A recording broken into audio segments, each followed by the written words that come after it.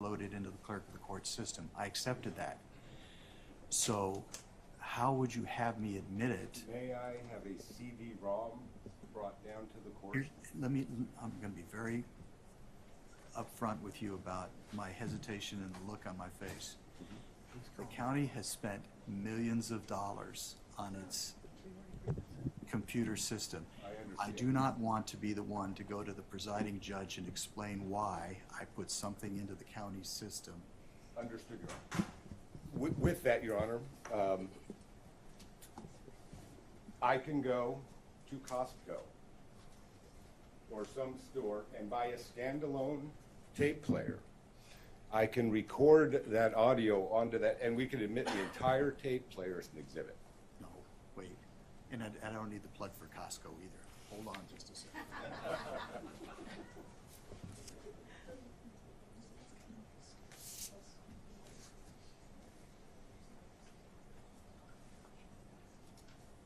But a USB port, if they can show you the container, just have them take it. Okay, I've got a resolution for you. Here's the way it works, according to the clerk's office. You can do, I don't care where you buy your player. You can play the recording in open court. To mark it and have it part of the record, you're going to have to, I'm told, submit it as a physical exhibit that's actually played. In other words, if you have the recording, and I'm a little hesitant here because the clerk of the court is a separate entity from me. And so I'm trying to meld these two. As long as there's something that shows that it's, if you're an officer of the court, if you give me the package that shows this is where this came from, in other words, I bought a clean, new thumb drive, and you're avowing to me I downloaded this from some type of media that has viral, antivirus software protection on it, I will take that as the physical exhibit. Yes.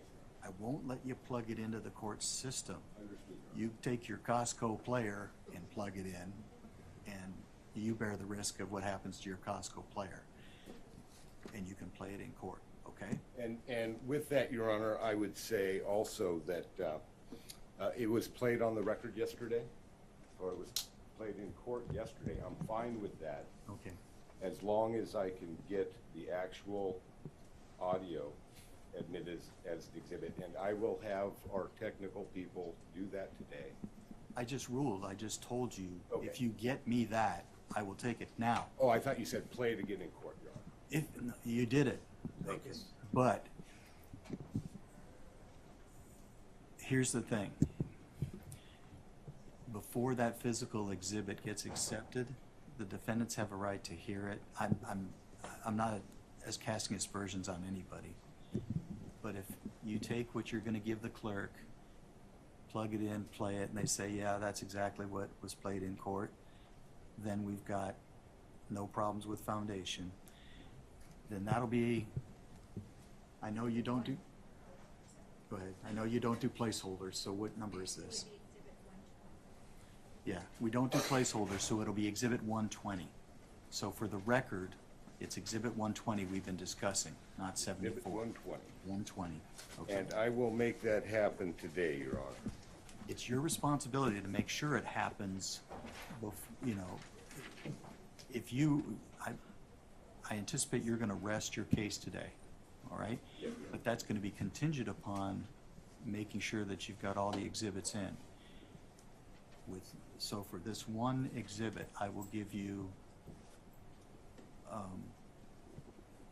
until we adjourn the hearing beyond when you rest, because I know you have to jump through these hoops that I just told you, okay? But you have responsibility to make sure this happens in case I forget, in case something else happens, okay? This will happen, Your Honor. And the second question I have is, we spent a lot of time discussing Betty yesterday. Okay. And this exhibit, this specific exhibit, okay? and this is an email from me, Your Honor. I avow this is an email from me. I'll take your word for that, And Mr. this is a... Just tell me. This is an email from me to, I believe, all of the defense counsel sitting up here, in which I, again, on behalf of both my client, who submitted the Public Records Act request, and my witness who was on the stand yesterday talking about those documents that she needed, that the county will not produce. This email, Your Honor, specifically talks about Betty. It says Betty Gallanter. How much time are you asking for? I'm asking for at least 15 minutes, Your Honor, that were spent debating about this issue. And, you know, with leave of court, I would also like to move to admit this email as an exhibit. This email is highly relevant, Your Honor, because it does discuss the chain of custody documents that were discussed yesterday, and those very documents, Your Honor, that Maricopa County says they have, but will not give to anybody, or have not given to anybody. Now we're beyond the scope of the exhibit that you're talking about. If you're talking about, you want time back focused on the discussion we had about chain of custody and how to do it, without arguing, I think we have some additional time. I've made time. This time we're doing right now, this is time that I made by making you come in earlier. Okay, I didn't take this into account. So this is on me, okay? So I have no problem giving you 15 minutes. Thank you, Your Honor. Okay? And I'm not going to admit the email and go into all of that. I'm giving you the 15 minutes because I think the email goes well beyond this, and I think I'm going to invest more than 15 minutes of my time straightening out what's relevant and what's not relevant. So I'm going to give you the 15 minutes and not go into that. Much appreciated, Your Honor. Thank you. Okay? Defendants, if you Well, want Your to... Honor, go you ahead. just saved me and you saved the court some time because I'm not going to argue for the 9 minutes and 22 seconds that should be allocated, so I'm not going to mention that. But what I will mention, and we can check the record, is that the question was asked about a Betty who works in the Maricopa County Public Records Department. And there is no Betty who works in the Maricopa County Public Records Department. That's the avowal that I made. That goes directly to my integrity, Your Honor, so I have to put that on the record. And secondly, avowals were made by counsel that his client knew Betty personally. And then he changed and said, no, his witness knew Betty personally, and then she testified that no, she didn't. I just want that on the record, Your Honor. Thank you. Thank you. Let me just explain something to you. I listened carefully to that testimony, and I understood that Mr. Blum's distracted. Some of the things Mr. Blum told me weren't true. Some of the things Mr. Liddy told me weren't, you know, exactly what Mr. Blum said. I'm not saying you didn't say what you said isn't true. I'm saying that in terms of the representations that went back and forth, I didn't take this as being, there was trying to be instructive to me to have an idea or focus of what the exhibit would actually say. I didn't make my rulings based on your reputation, Mr. Liddy, nor Mr. Blum and his representations. I listened to the evidence, and during the testimony, Mr. Blum realized that some of the things he had said were not in line with what the witness said, and so he may not have come out on the record, but I saw it, and he acknowledged by body language. Let me just digress just a second here. I've tried to be respectful, fair, and impartial to both sides throughout all of this, and I have the highest regard for the attorneys involved in the case on both sides in the presentation of the evidence, and I feel it's been very professional and it's been very well done. So I just encourage you, I know this is hotly contested and it hasn't, well, I'll leave it at that. I think I rely on your professionalism and dignity. And I don't take things to be personal attacks. I've already given you my view of each of you, all right? So let's leave this and proceed. I think you've got 15 minutes back, Mr. Glenn. I didn't go into anything further. I think that should cover everything. And I just want to be clear on it. You, twice in court, it was played, the tape. A woman named Betty who works for Maricopa County said, we'll get the documents to you when we get them. wait. I don't want you to rehash the testimony. Okay. Okay. Fair enough, because I've tried to take very good notes and I've paid attention. Thank you, Your Honor. So, thank you. Okay. Plaintiff, do you have a witness that you'd like to call? Yes, Your Honor. We call Rich Barris. All right.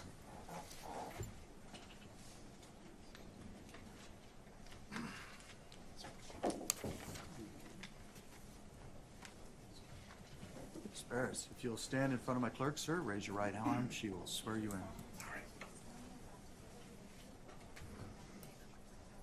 I do. Thank you, Mr. Barris. If you'll just have a seat at the witness stand, please, sir. All right, you may begin when you're ready. Mr. Olson. Good morning, Mr. Barris. Would you please state your full name for the record? Good morning, Mr. Olson. Richard D. Barris. And Danny. where do you work currently? For about over 6 years, I'm the director of Big Data Poll. Before that, I worked in election forecasting. Modeled the election forecast model for People's Pundit Daily. Did that from 2014 till 2018. Can you briefly go through your qualifications and experience in conducting exit polling? Yeah. And yeah, describe what exit polling is as well. Yeah, I studied political science, but since 2014, I've been conducting exit polling and studying. There's no secret that the industry's had problems, so I largely focused on response biases. And the exit poll that we conducted in Arizona, for instance, is modeled very much off of the VoteCast, which is done by the Associated Press now. Okay. How long have you been doing exit polling? Exit polling particularly is for about a little over 6 years. Okay. And did you always do that with respect to the company called the People's Pundit? We do pre-election polling as well. We do what we call electorate mapping. We forecast turnout models. We come up with different ranges of modeling, and we also have a decision desk for election night where we set thresholds for candidates, whether they can win or lose an election, for instance. Okay. Do you do any type of a survey work for other companies outside of exit polling in elections? Yeah, absolutely. We conduct voir dire research for clients, for legal firms, to determine juries, the profiles of jurors that may be favorable or unfavorable to a particular client. We do market research. We do branding. It's a wide scope, but there's no doubt. I would say the vast majority of our work is in politics. Okay.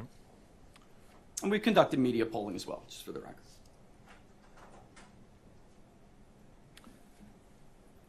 What type of methodology do you employ in conducting an exit poll for an election? So the methodology that we employ now, because exit polling has changed over the years, is the methodology that is now used by the Associated Press, which has broken away from traditional exit polling in recent years, and it will be the future. Okay. What is the difference between a turnout model and exit polling? So turnout modeling, and that's a great question. Turnout modeling, we only have certain variables that we could look at with turnout modeling. For instance, historical turnout, population increases, but that is limited. So the difference between exit polling and just turnout modeling in general is that we're able to talk to people to see whether or not there's something that would have changed. For instance, in regular turnout modeling that I would looked at in the Maricopa County 2022 election plan, they gave two different variants. There's always variances to models, but they gave two different plans. If they would have used those plans in 2018, they likely would have understated turnout because there would have been no historical basis for turnout to have been as high as it was in the 2018 midterm election. When you say they gave two different, what are you referring to? So if you look at, I believe, page 11 in the election 2022 Maricopa election plan, you'll see that they are providing two different turnout models. One is a lower turnout model, the other is a higher turnout model. And they're using various variables that they're putting into this. Turnout rates, they're averaging certain cycles over the last several decades. But again, I'd applaud them for that work. They did a good job, but it's limited because the turnout was very, very low in some of those elections. So you would never see a high turnout election coming if you didn't have long-term interviews with voters on the ground. For the record, I believe you're referring to Exhibit 2, It is Exhibit 2, exactly, yes. and that's Defendant's Exhibit 2. What are the factors that you take into account with respect to turnout modeling?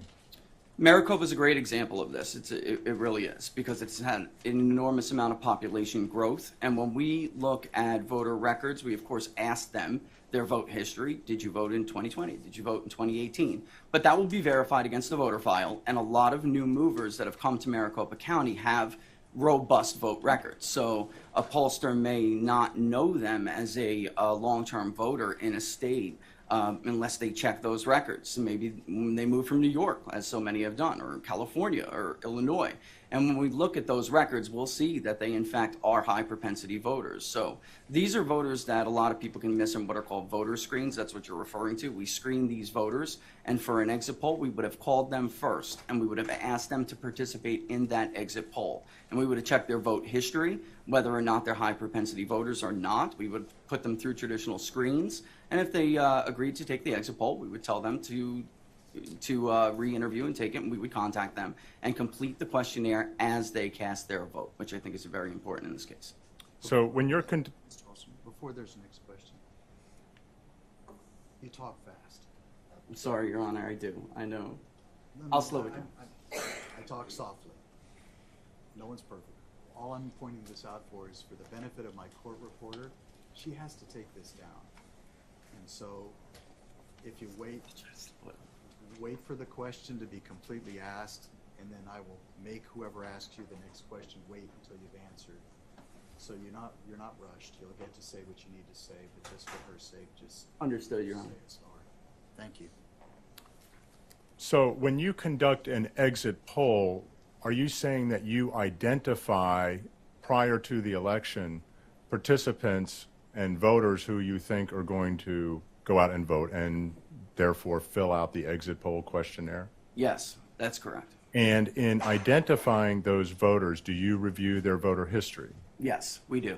And do you interview those voters or survey them? Yes, we do. And we'll also check to see, sometimes people just don't tell the truth. So we will check those voter records, what they're self-reporting to us against what is on their voter file. And were you hired by the plaintiff prior to the election? In fact, we were not hired by the plaintiff to conduct this exit poll. Okay. So you created this exit poll based on a turnout model that included going through and identifying voters through their voter history and other factors? Yes, that's correct. Absolutely. Well, let me just leave it there for now. Okay. So, and you created a turnout model prior to the election, correct? Yes. And then in terms of the exit polling, those voters who agreed to participate, and they were part of your turnout model, would fill out a questionnaire. Yes. And what kinds of questions would that questionnaire ask? So, and some of them did this over a duration of time. So an interview may not be complete immediately. There are different ways in Maricopa County and Arizona, as there are in many states, to vote. So we will identify after screening them and qualifying them as a likely voter. We will identify what method they intend to vote by. Do they intend to cast a vote by mail and mail it in early? Do they intend to drop it off at a drop box? Do they intend to vote in person?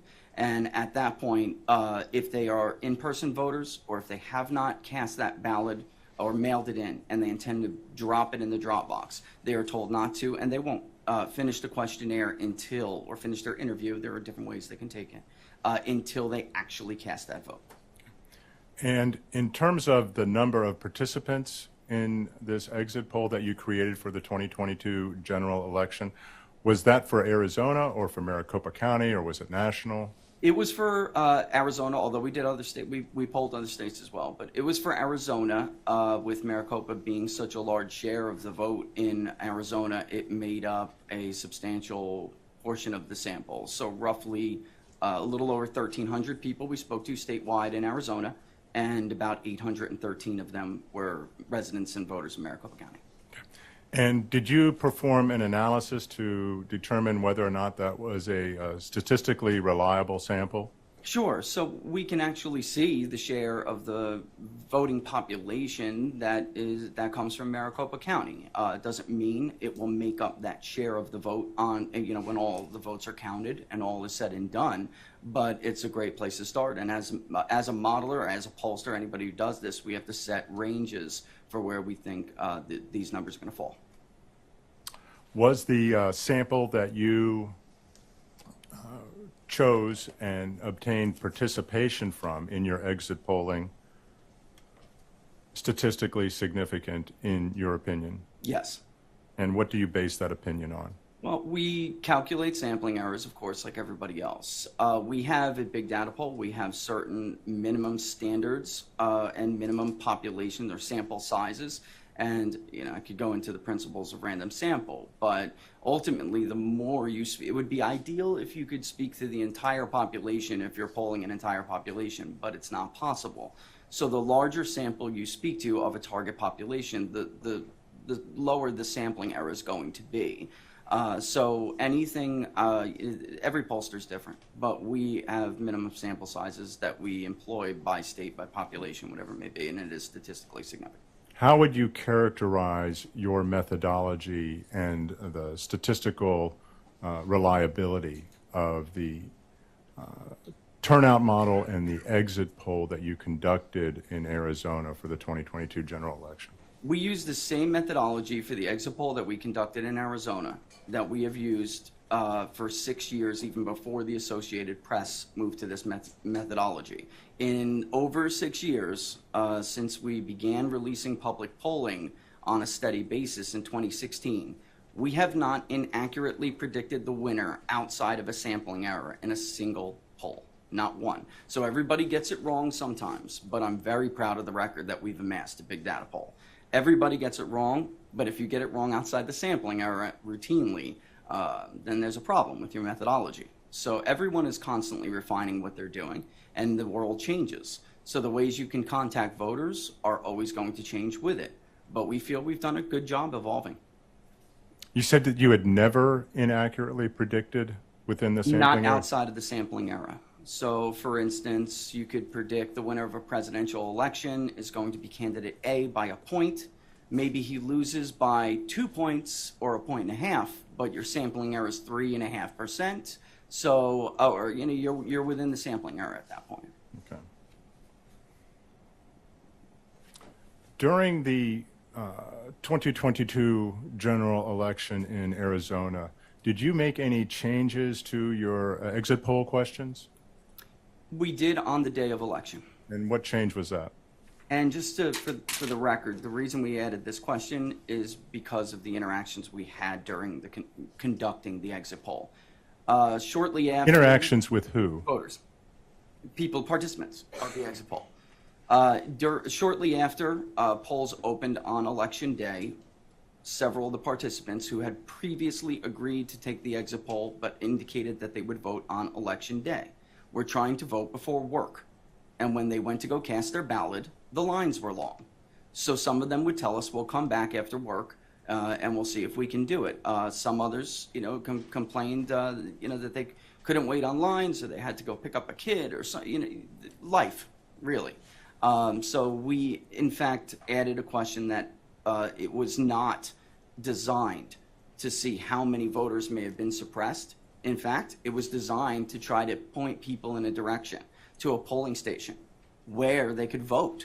So we added a question that basically said, did you have any issues or run into any complications while attempting to vote, such as tabulators rejecting ballots or running out of paper when at the polling station? And we took this from issues that voters were telling us. We didn't make this up. We took this from issues that we heard directly from them. And was this change in terms of the questions, to add this question, was that done in connection with any anticipated litigation No. that might arise out of this election? The goal was to attempt to tell the participants where they could go vote, and we were taking lists of polling places. Those who were able to successfully cast a ballot, where were they able to do so? Okay. Now, you did a report for use in this election challenge, correct? We did. And what was your conclusion as to the number of likely voters that were suppressed from turnout as a result of the chaos on Election Day?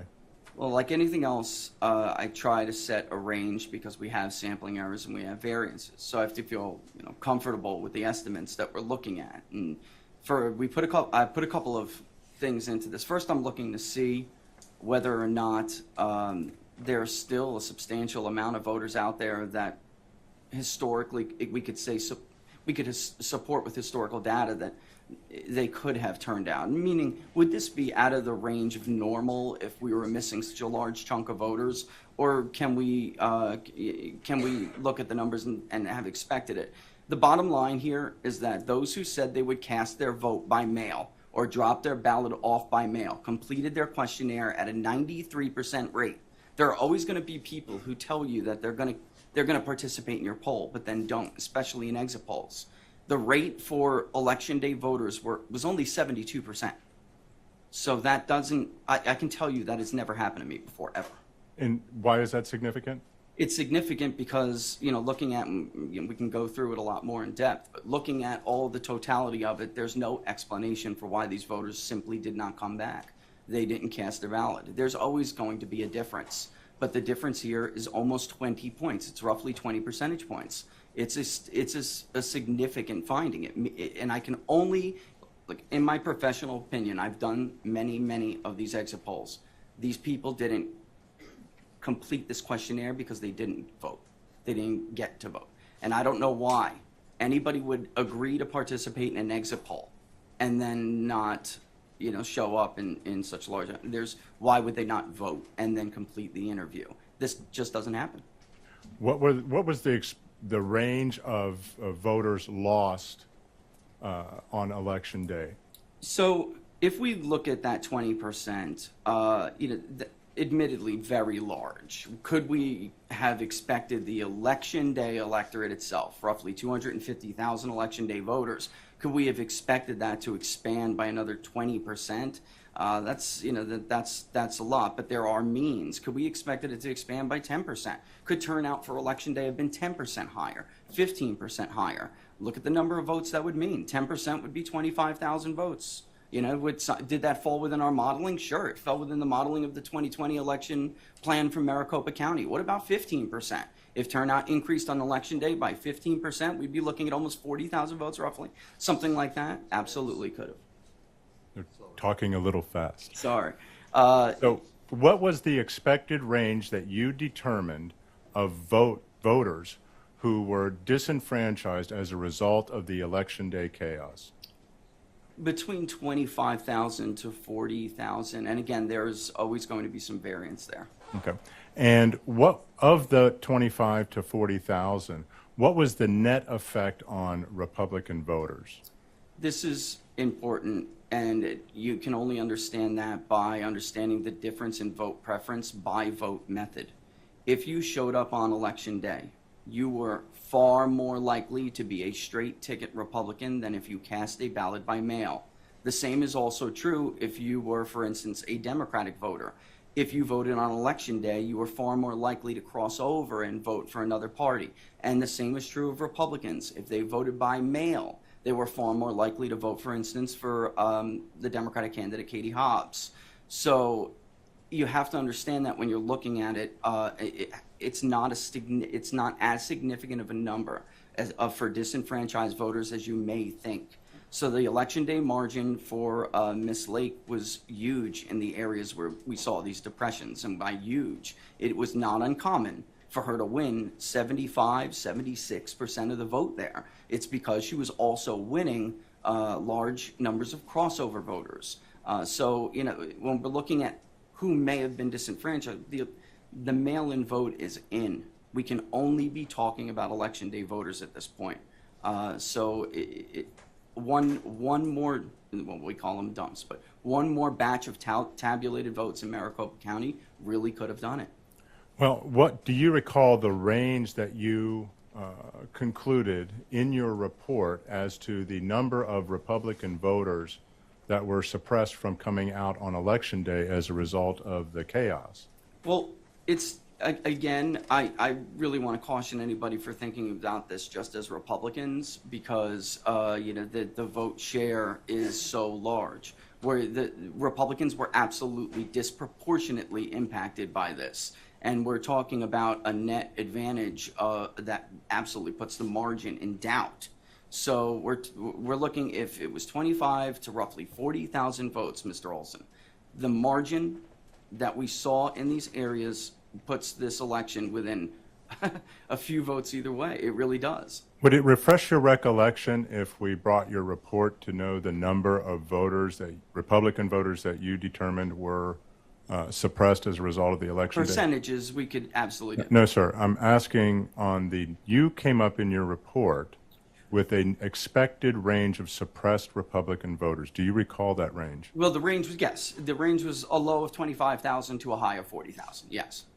Was that overall voters or Republican voters? That's just that's overall votes that would have netted. What I did in the report, Mr. Olson, was explain how the net change in the vote would have been impacted. What was that figure? Well, that figure was between 2,000. It would have ranged between 2,000 hold for the current leader to roughly 4,000 for Miss Lake. Do you recall a range of 15,000 to 29,000 in your report? Oh, Mr. well, Barris? yes. That's Objection, the Your net, Honor. I have an though. objection to that question. I understand, though, what he's saying. Sure. Thank you. Counsel is leading the witness in testifying. It is leading.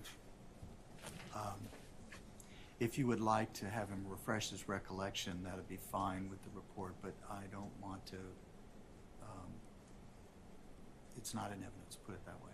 Yes, Your Honor. Call up exhibit.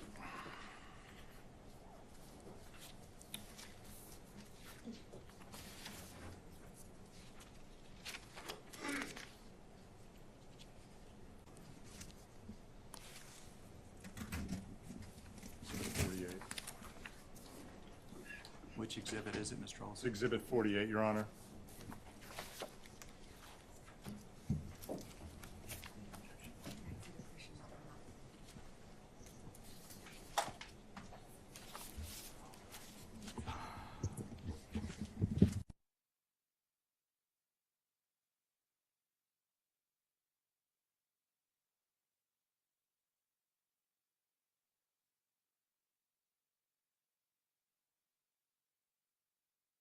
So if she wants you to ask him the question if it would refresh his recollection or not before he's allowed to refer to his report. Sorry, Your Honor, may I clarify what I was saying? He actually testified to the numbers, so he doesn't need his recollection refreshed. I think I'm entitled to ask the question, Your Honor. You may. Yeah. Would it refresh your recollection in terms of some of these numbers to look at your report? No, I think this is a matter of nomenclature. We're just talking in different terms, where you're saying Republican votes, and I'm referring to it as the net change. So I'm not thinking about this as the registration of that voter. I'm thinking about how it would impact the margin of the governor's race. So the net gain for the Republican candidate, what would the net gain be, is the margin, is the number you're referring to. So yes, it would be significant enough to change the leader of the race. It would. And you're basing that on the net difference between the candidates of 17,000 Yes. plus votes? That's correct, sir. Yes. So in your opinion, the suppression of Republican voters that you saw on Election Day, based on your exit polling and survey exceeded or would have exceeded the margin between the two candidates of 17,000 Wait, plus just a votes? second. When the lawyers stand up, it usually means there's an objection coming. Yes, Your Honor. Objection, Your Honor. Counsel is again leading the witness and mischaracterized his testimony about voter suppression. Okay. Let's stick with leading. It was leading. You can ask him for his opinion. Mr. Barris, what is your opinion with respect to the effect of the voter suppression as a result of Election Day chaos, based on your survey, exit polling, and experience, in connection with this race where the margin between the two candidates is a little over 17,000 votes? Mr. Olson, in my professional opinion, and some of this is not opinion, we know the vote totals in these areas that we're talking about. We know what the margins were. In my opinion, in my professional opinion, this did have an impact on the outcome. It definitely impacted the outcome. The only question for me is whether it had the potential to change the result. And in my opinion, in my professional opinion, I believe it did have that. It was substantial enough to change the leaderboard. It was. When you say change the leaderboard, do you mean that it would That have Miss Lake changed would be the ahead outcome? right now. Miss Lake would be ahead. Yes. Another rule. One person talks at a time because she can only take down one person at a time. So I cut into your answer and broke my own rule to try and get you to not speak at the same time. Okay, Your Honor. So Mr. Your court. Barris, can you repeat your answer so my court reporter can get it clearly? In my professional opinion, the amount of Election Day voters that we're talking about here, with the margin, would have changed the outcome of the race. And the number is substantial enough to have changed who the overall winner was in this race. And are you saying that plaintiff Kari Lake would have won this race but for the Election Day chaos? I have no doubt. I believe it that strongly. It's my opinion that strongly, yes. Thank you, Mr. Barris.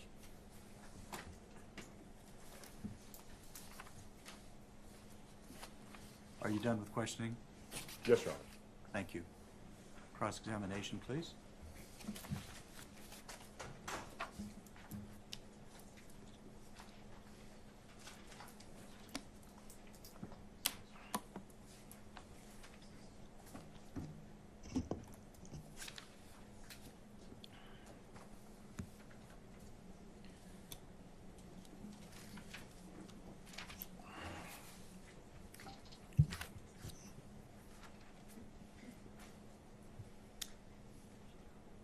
Good morning, Mr. Barris. Thank you for being here. Good morning, thank you. My name's Lally Maduri, and I represent Governor-elect Hobbs, and I'm going to ask you a few questions.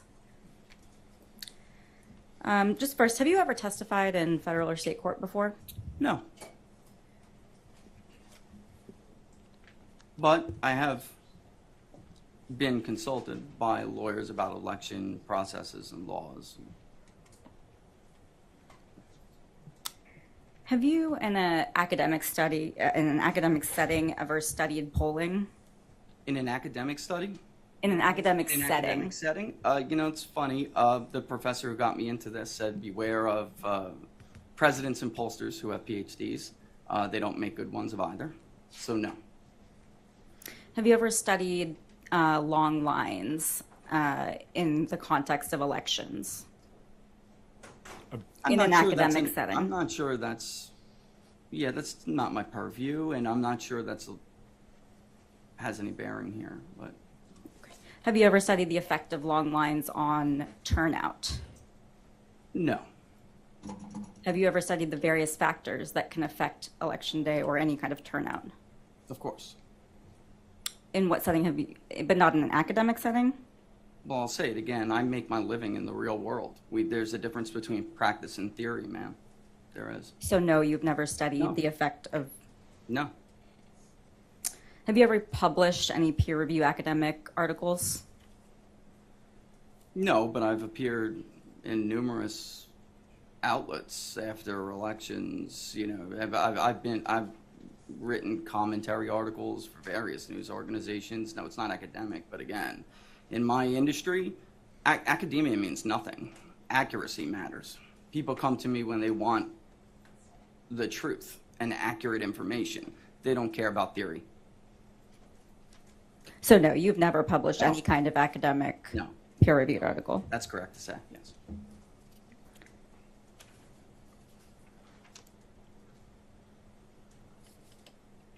Are you familiar with the New York Times? Yes. Are you familiar with 538? Unfortunately, yes. Okay. Are you aware that 538 aggregates more than 450 different polls for its analyses? I'm a long-standing critic of 538. Yes, I'm very aware of that, our adversarial relationship. So you're aware that they look I'm a at... competitor to 538. I released my election I'm sorry, I just law. want to remind you Yeah. what the judge said about, Sure. we Oh, sure. can't talk over each other because our court reporter is taking everything down. So Sorry about that. I'll be sure not to speak over you if you could do the same. Stop. Please, just calm down, because even when you're both trying to correct this, you're talking over each other. Okay? So take a deep breath. What I'll do is, I will give you the chance to answer the question once she's finished it. But don't answer the question until you've actually heard it, even if you think you know where it's going. On the other hand, let him answer before you ask the next question, and we'll be just fine. Okay, so I apologize for the testy nature of what I'm telling you, but I'm looking down at my court reporter, and she has to take this down, and it's a mess, and that's not a technical legal term. Just one person talking at a time. Thank you. Thank you, Your Honor. So, Mr. Barris, are you aware that 538 aggregates more than 450 polls for its analyses? Yes. Your polling organization, Big Data Poll, is excluded from 538's aggregated polls. Is that right? That is true, yes. And Big Data Poll received a grade of F as in a failing grade from 538. Is that right? It is. And can I just elaborate? Okay, I'll just let it go. Be more examination after she's done. Briefly.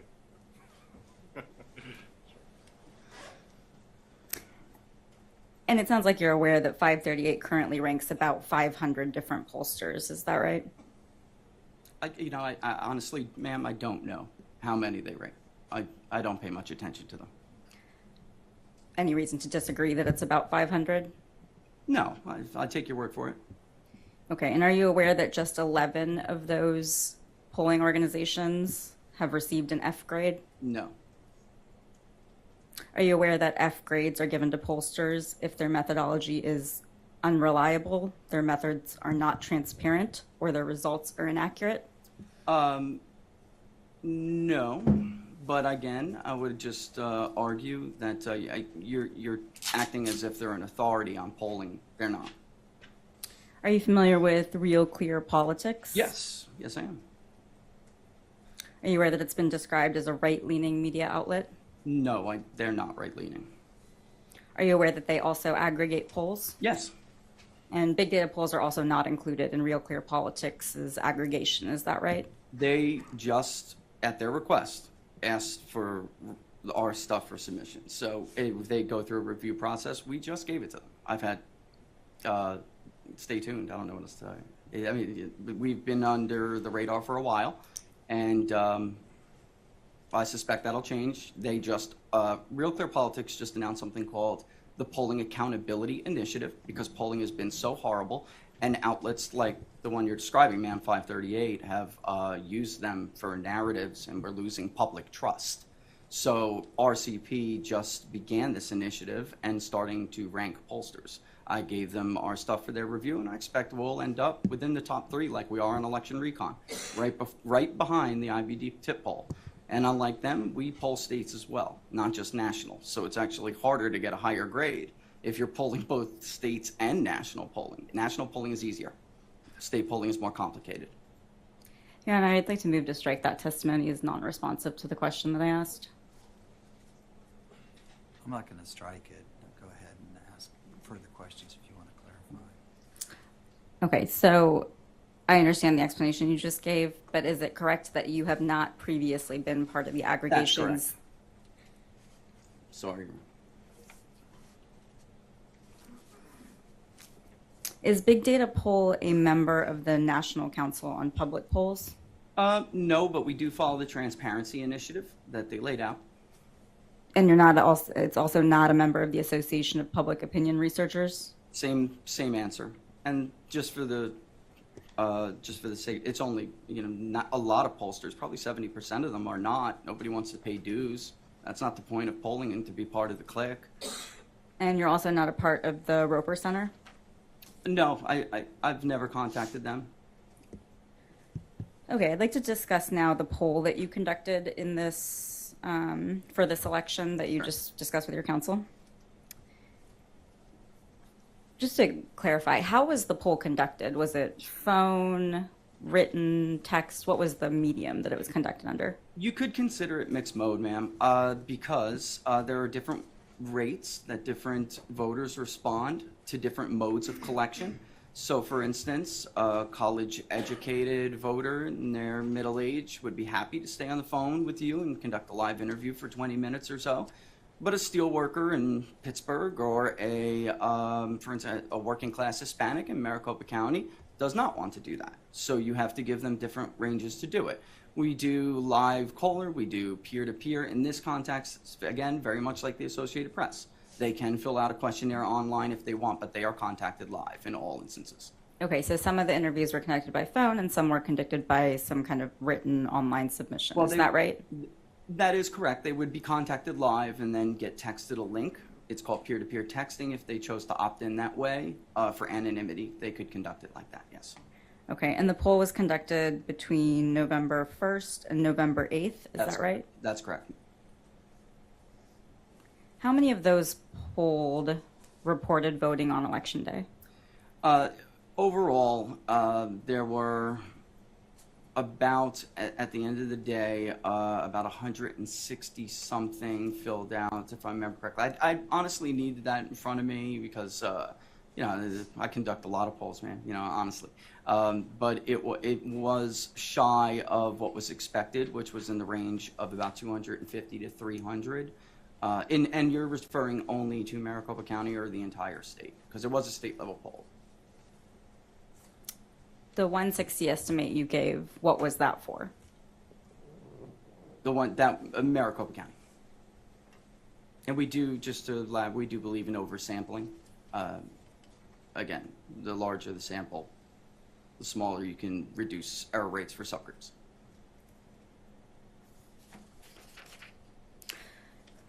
Of those who responded from Maricopa, who voted on Election Day, were there respondents from all of the congressional districts that Maricopa covers? That's a great question, yes.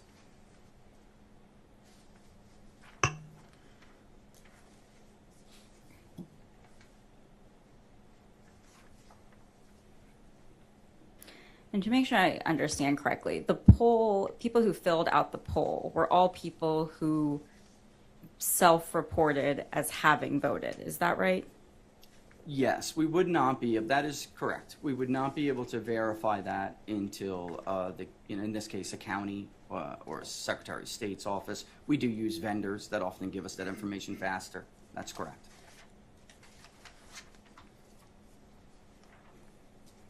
Okay, so I think you answered this, but then you didn't do anything to verify whether they had voted or not. At this point, there is, there's just the tools there are not at our disposal.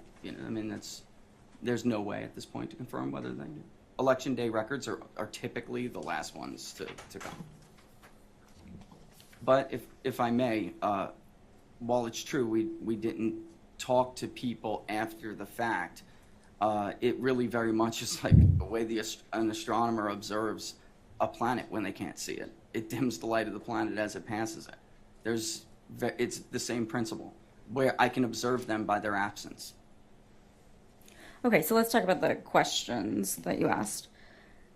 So I think sort of the key question that's at play here, you asked Election Day self-reported voters quote, did you have any issues or complications when trying to vote in person, such as tabulators rejecting the ballot or voting locations running out of ballots? Is that right? That's correct, ma'am.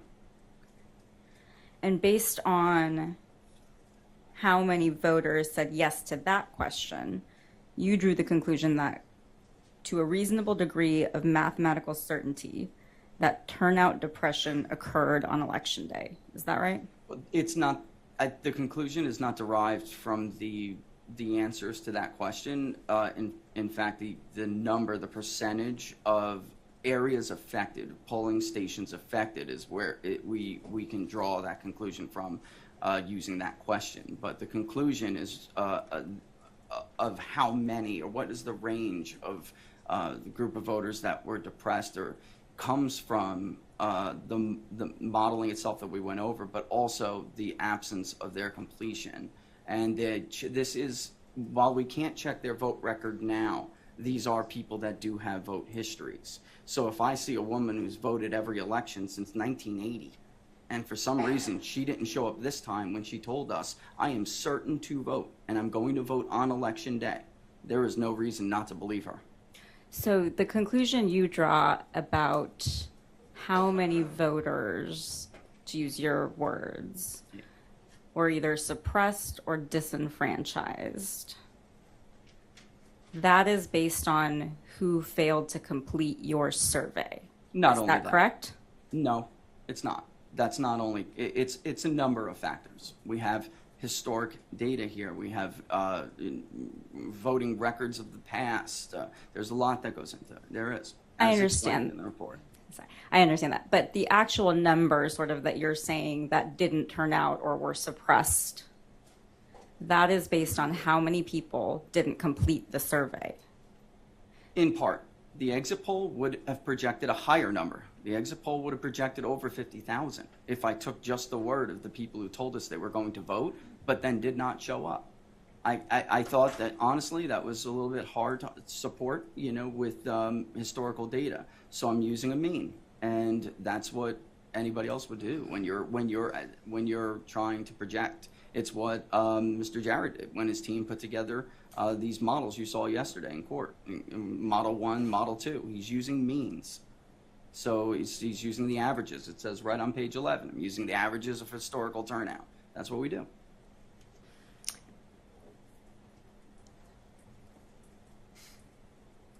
In your projection about how many people would vote, was that based on any sort of interview with a person?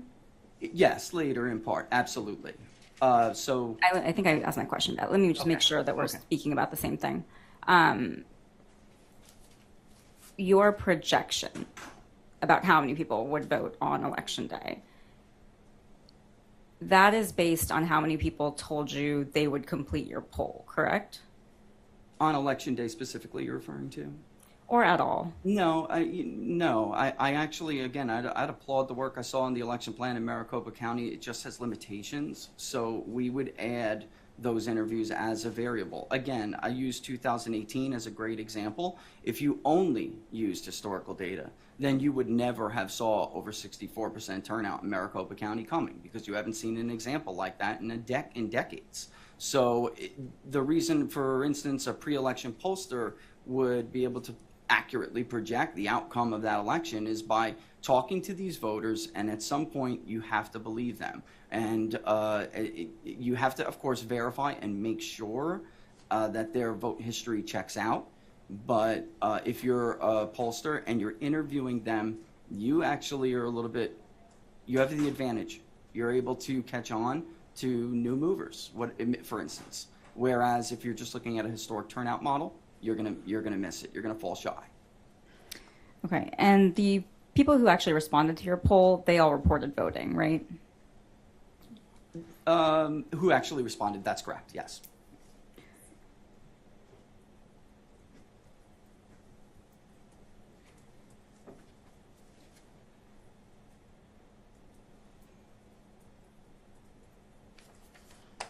Okay, let's dig into that question just a little bit more. So for voters who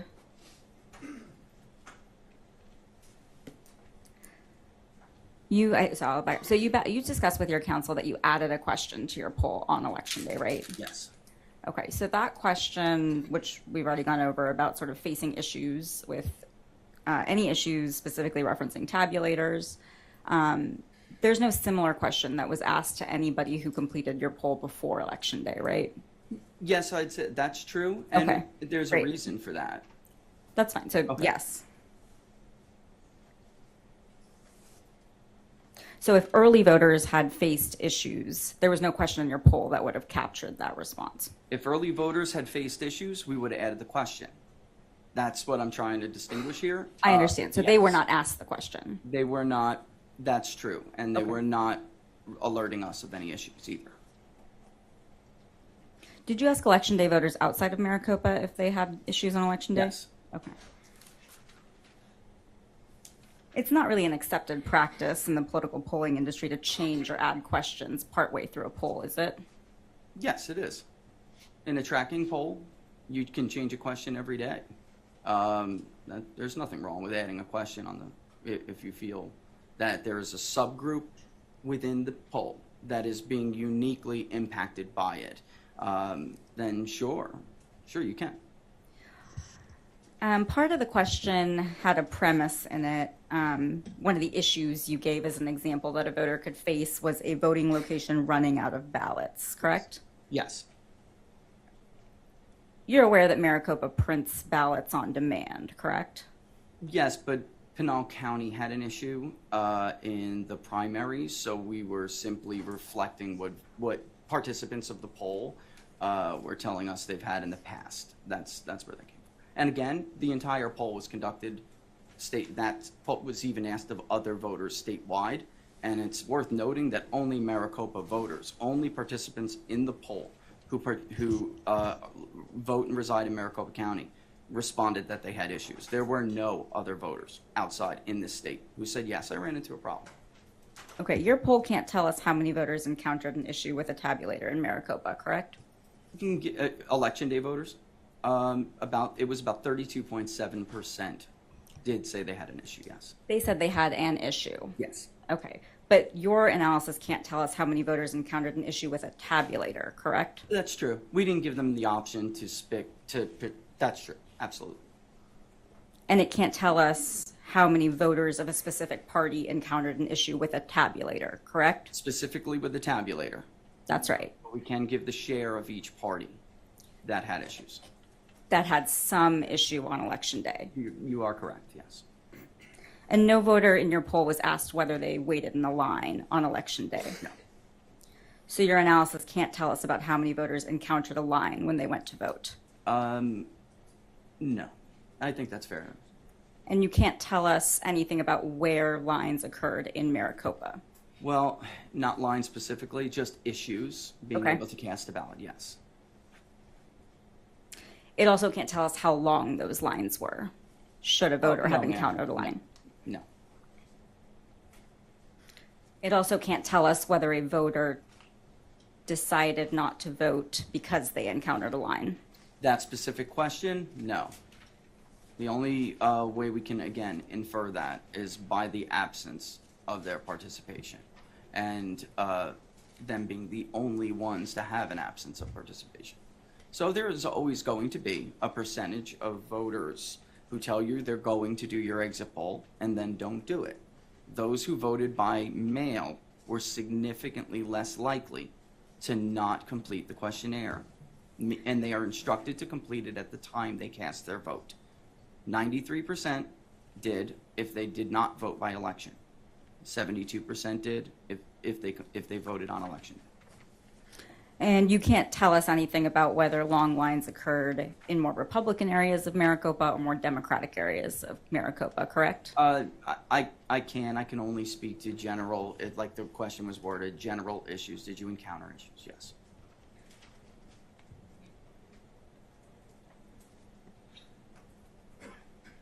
So again, the question you had asked was, did you have any issues or complications when trying to vote in person, right? Yes. Okay, so this question doesn't allow us to distinguish between voters who encountered a significant issue versus a voter who had some kind of trivial issue, right?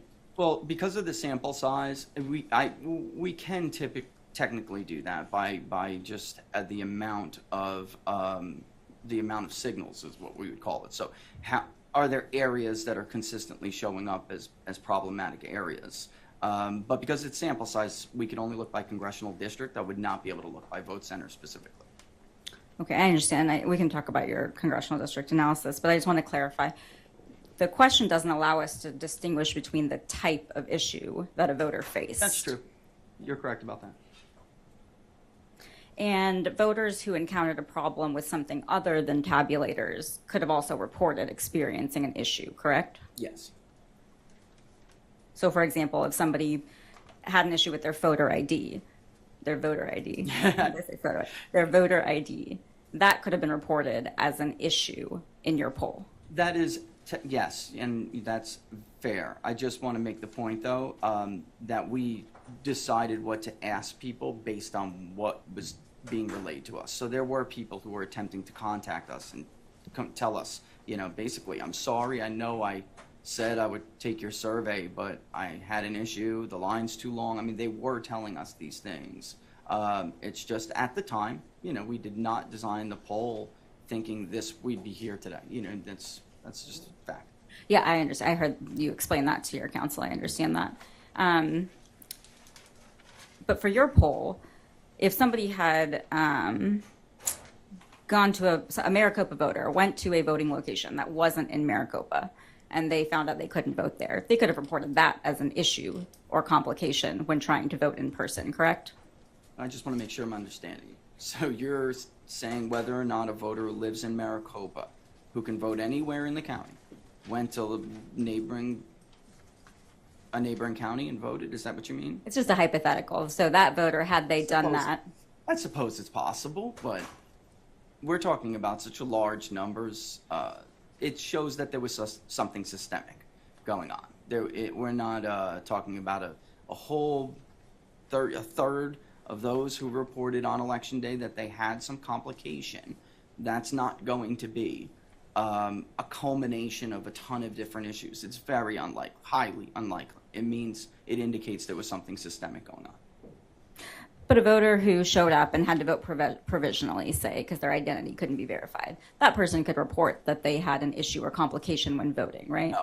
No, they would have voted. If they cast a ballot, provisional or not, they would have completed been instructed to complete the survey. Let me clear. I think maybe my question didn't come across. The question I was trying to ask you is a person who went to a voting center, expected to vote, and then found out that they could only vote provisionally. They might report that as an issue or complication when they voted. Yes, ma'am. Yes. Now that I understand your question better, yes.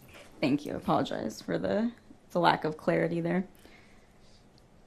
So just a couple more of these sort of hypos. So a voter who, say, had to spoil their ballot and then vote a new ballot, they could have reported that as an issue or complication when voting on election day, right? I think that's unlikely. We did actually speak to several people who asked us whether they were looking for instruction. They got a ballot in the mail, and then they wanted to vote on election day. So they told us they went down to the polling station. Their mail ballot they were told their mail ballot would be spoiled, but they wanted, and I know this just has to do with how voters are feeling right now, but they wanted an election day ballot, and they wanted it to go through the tabulator and count that day. There was just a group of people who were diehard about this. So if they received an absentee ballot, they were telling us that they were instructed it would be spoiled, and then we told them complete the survey. You voted, and it will be counted.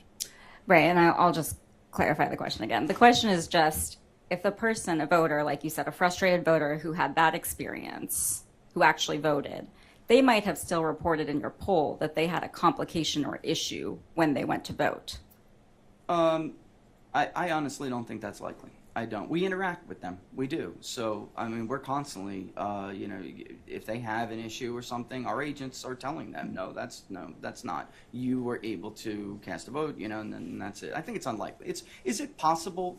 Sure, I guess. But if somebody didn't say anything out loud to us, but we are constantly interacting with them. We're very hands-on. We try to be. We really do. But again, we've done so many of these, I really have to point out, We've done so many of these, and these issues are not new, a lot of these issues you're bringing up, so it doesn't explain why out of nowhere we're seeing such huge positive responses. We would see this elsewhere. Okay. I'm just going to clarify. We're on a very limited clock. So if you can just answer my question, and then your counsel will have an opportunity to ask you any clarifying questions and elicit more testimony. I'll do my best. Thank you. I appreciate that. So kind of wrap this up here. So your poll doesn't give us any specific numbers about how many voters had issues that related to tabulators, That's correct? That's correct. And it doesn't give us any information about what number of voters had issues that related to long lines, That's correct? true. Correct.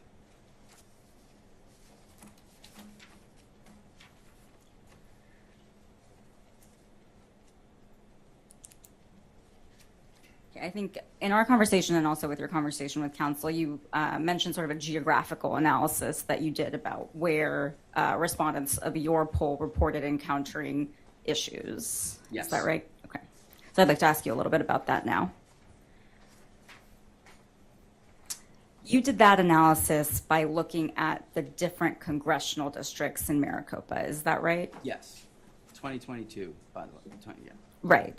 All of my questions, just to be clear, pertain to the 2022 general election. Redistricting, I'm just wondering, yeah. I understand what you're saying. The districts changed between Yes. 2020 and 2022.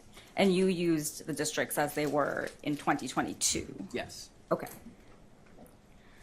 How did you determine where a poll respondent resided? How did you determine which congressional district they voted in? So we do know it's a little scary, but you know a lot about a voter from the voter file.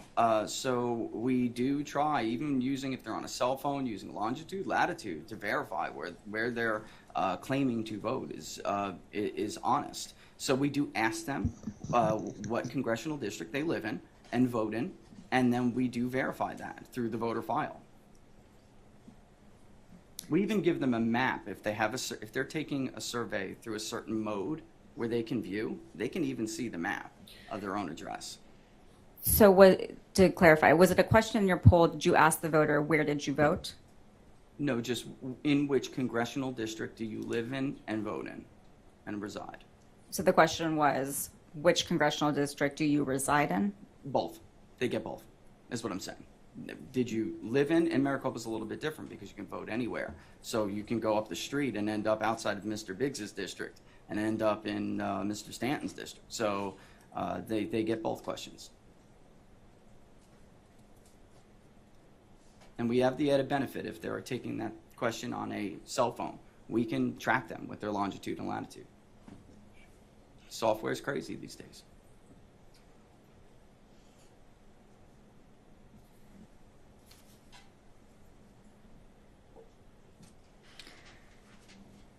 Okay, and I think your general testimony was, and please clarify if I'm mischaracterizing, but something along the lines of that congressional districts that ultimately elected either a Republican or Democratic candidate, that's the basis for which you said this is a Democratic area or a Republican area, is that right? That's part of it, I would say. We did show whether or not it was prior to the election represented by either a Republican or a Democrat, whether that congressional district changed hands, but also as well judging by, again, it's hard to really look when you're looking at samples this size. It's hard to look by centers. So there are parts of congressional districts we know support more Democratic candidates than Republican candidates and vice versa. But that is part of it. Yeah, we tried to provide both.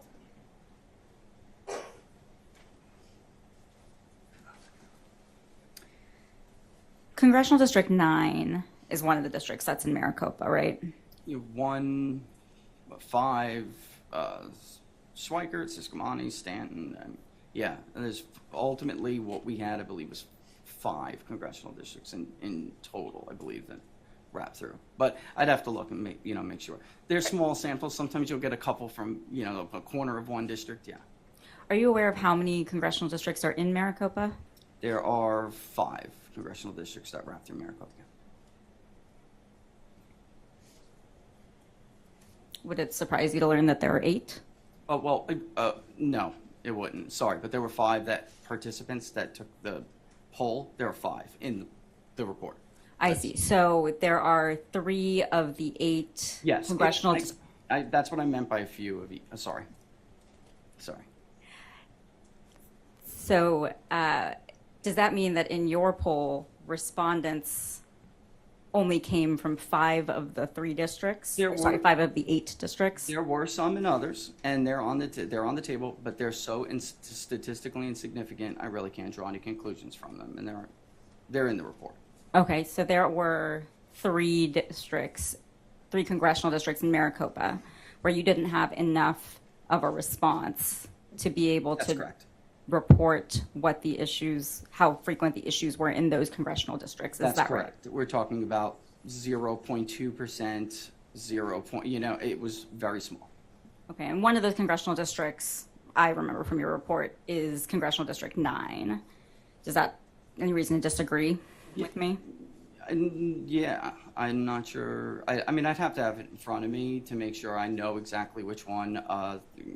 8, I know the percentage for 8, first. To feel comfortable if you're about to ask me about percentages, I'd need to, honestly refer to it.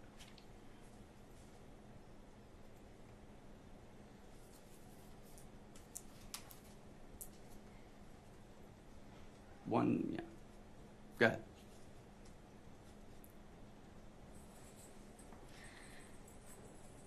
So you analyzed for each congressional district what percentage of the people who reported problems or complications resided in a specific district. Is that right?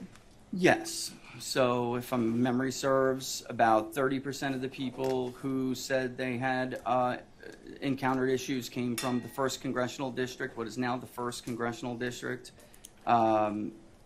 And the 8th Congressional District, if I remember correctly, was about 14%, I believe. There's the 5th as well. I mean, again, I'd have to have it, right in front of me, but go ahead. I thought you were going to ask me something. Sorry. So you just reported some percentages, and it's fine if they're exact or not. I'm not asking you to. It's not a memory test to report what the percentages were. What I wanted to know about is when you reported that percentage, I think you just said around 14% for CD8. Did you consider how much of the voter population resides in CD8? Sure. And that's why we chose to show it as it is, first of all, that weighting, if it was necessary, would have taken care of that as a share of the overall population in Maricopa. So it's not necessary. Because each district is representative as far as how many came from that district in the overall sample. Basically, it's the principle of randomization. It wouldn't matter if there were 30% more in David Schweikert's district versus a much less populated district like Andy Biggs's district, or more populated like former Congressman Stanton's district. It wouldn't matter. They still have the same probability of being asked being asked a question. So they're basically going to. We have to look at this by vote by party and I don't want to get ahead of myself, but they still have the same probability. So it doesn't really matter that the one district is smaller than the other. It doesn't. So just to back up and make sure I understood then. So the congressional districts that you excluded from this analysis, I think we determined it was 3 of the 8. Does that mean that there weren't sufficient voters from those 3 districts who reported having problems, and that's why they're not included? No, the size was so small, that's why they weren't included. The sample size from that district. And maybe I'm misunderstanding you, but yeah. Yes, the sample size. Okay. So for an excluded district, you didn't have a large enough sample size to say whether or not voters had problems in that district. That's right. That's right. So for the 3 of 8, there wasn't enough voters to determine whether there were problems in that district. That's fair to say, yeah. Okay.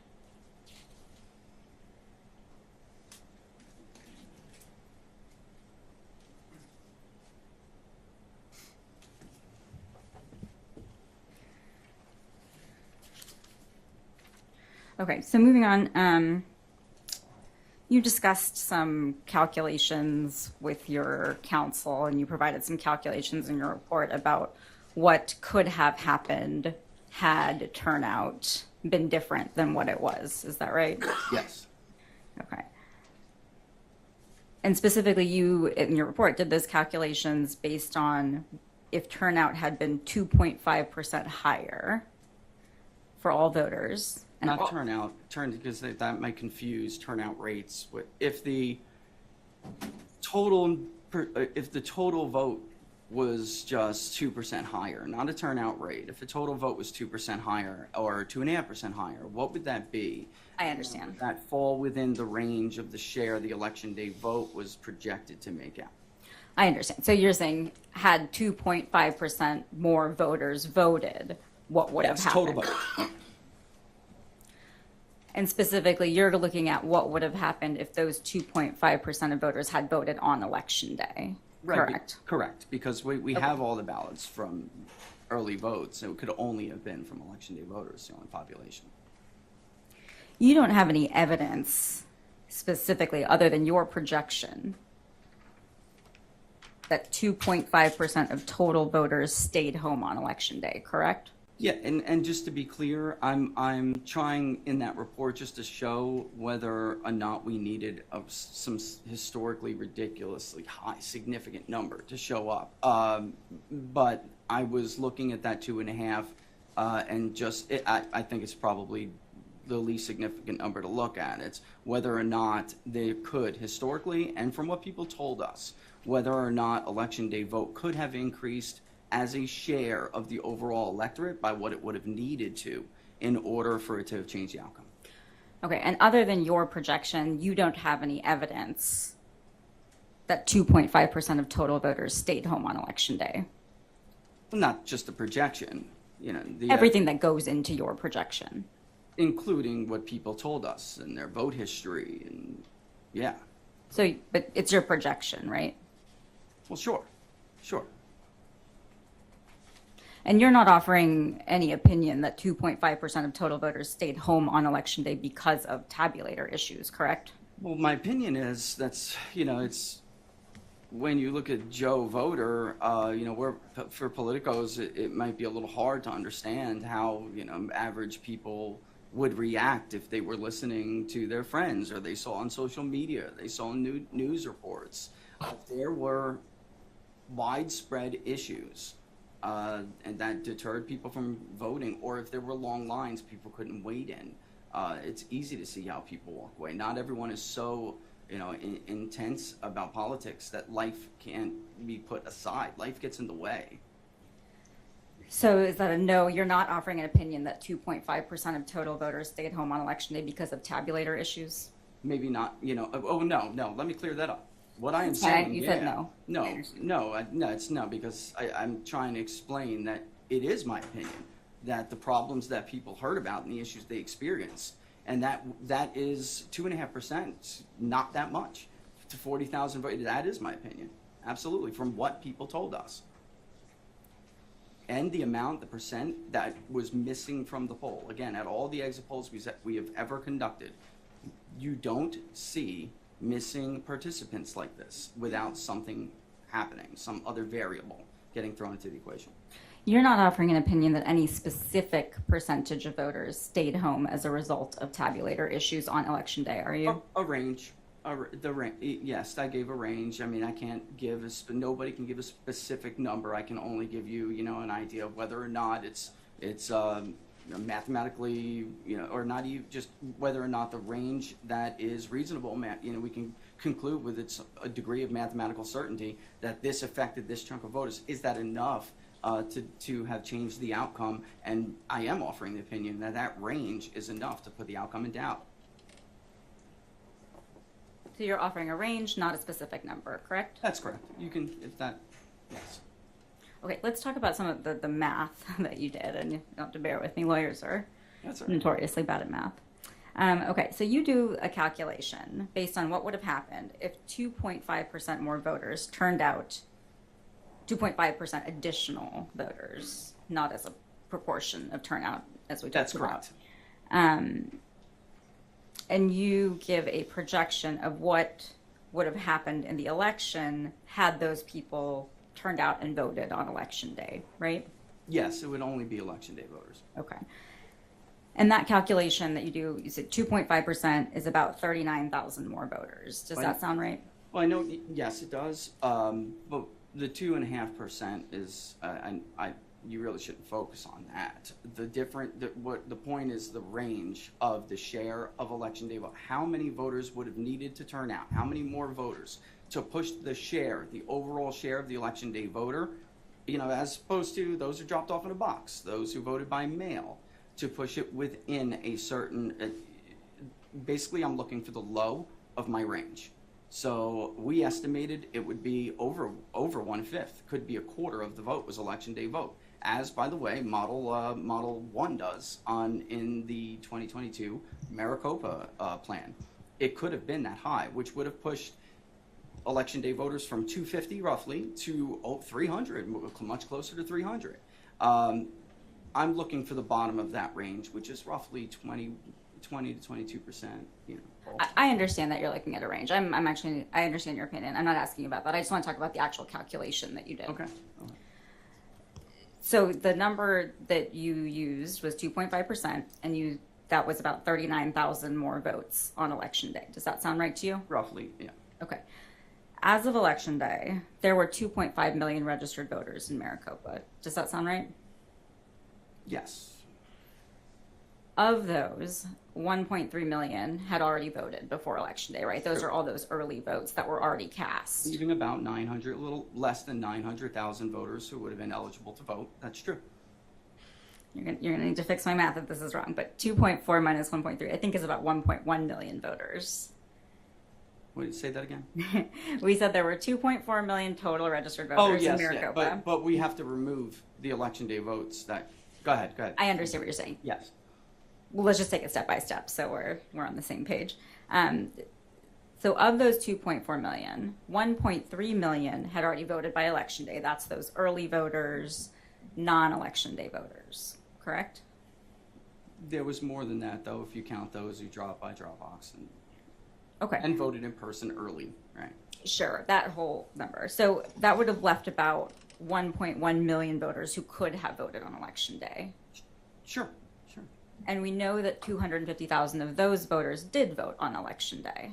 But nobody has a perfect voter file, so you can't get to 100% turnout. So when the difference between your 1.1 and where I'm going with it's less, is that there are voters who just aren't going to show. These are not high propensity voters. I can't justify that they could have showed up. They don't have the vote history to show up. I understand. I'm not asking you about that. Okay. So I think you said a 900,000 number. Is that what you mentioned just now? Just now? No. Okay. So we'll just back. So 250,000 people voted on election day. Does that sound right? In Maricopa? Roughly, yeah. Okay. And taking out the number of people who had already voted before election day, so adding that group up with the people who actually did turn out on election day, that leaves about 900,000 voters in Maricopa who ultimately didn't vote in the election. Does that sound right? Yeah, ballpark, yeah. Okay. Now, 2.5% of those voters, that's not 39,000, right? No. That's about 22,000. Yeah, I mean, I'll take your word for it. I used a calculator. Yeah. So we have a ballpark of 22,000 votes. Yeah. Using your 2.5%. Yeah. Okay. And you say that the vote splits on election day, you give a range, but you say, about 70% broke for Miss Lake and about 30% voted for Governor-elect Hobbs is one of the ranges that you use. Is that right? It's not a... I'm sorry, not a range. It's a specific number. Yeah, yes, there are specific numbers. I was being actually conservative with those numbers. The first, the first tabulated batch from Maricopa was a much higher margin. And just to be clear on the math before, it did 2.5% of what had been voted already just to show whether it was plausible. It's not a matter of what's left. We know what's left out there as far as who is still eligible to vote. So I wasn't using that 2.5% as that, I see what you were saying, but that's not the relevant math. The relevant math is whether or not there is enough voters to push the overall share of the election day vote. The 2.5% you're focusing on a lot.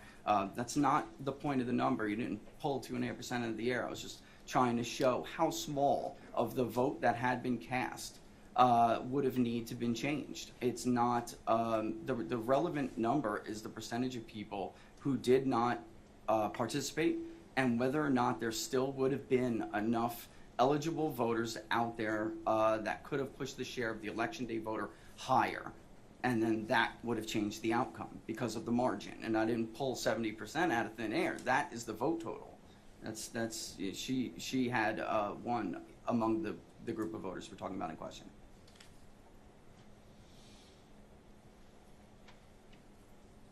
Okay, but taking your number, this is the number you reported, and that's the reason I'm using it. I understand that you're saying that there could have been a range, but the number you used was 2.5%. So I just want to make sure we're understanding what that 2.5% actually means. So that's what these questions are about. I understand. Okay, so taking your number, the 2.5%, of the voters who could have been left to vote on election day, that's actually about 22,000, not 39,000. I'm talking about the entire electorate with that too, and that you're again, the math is still the math.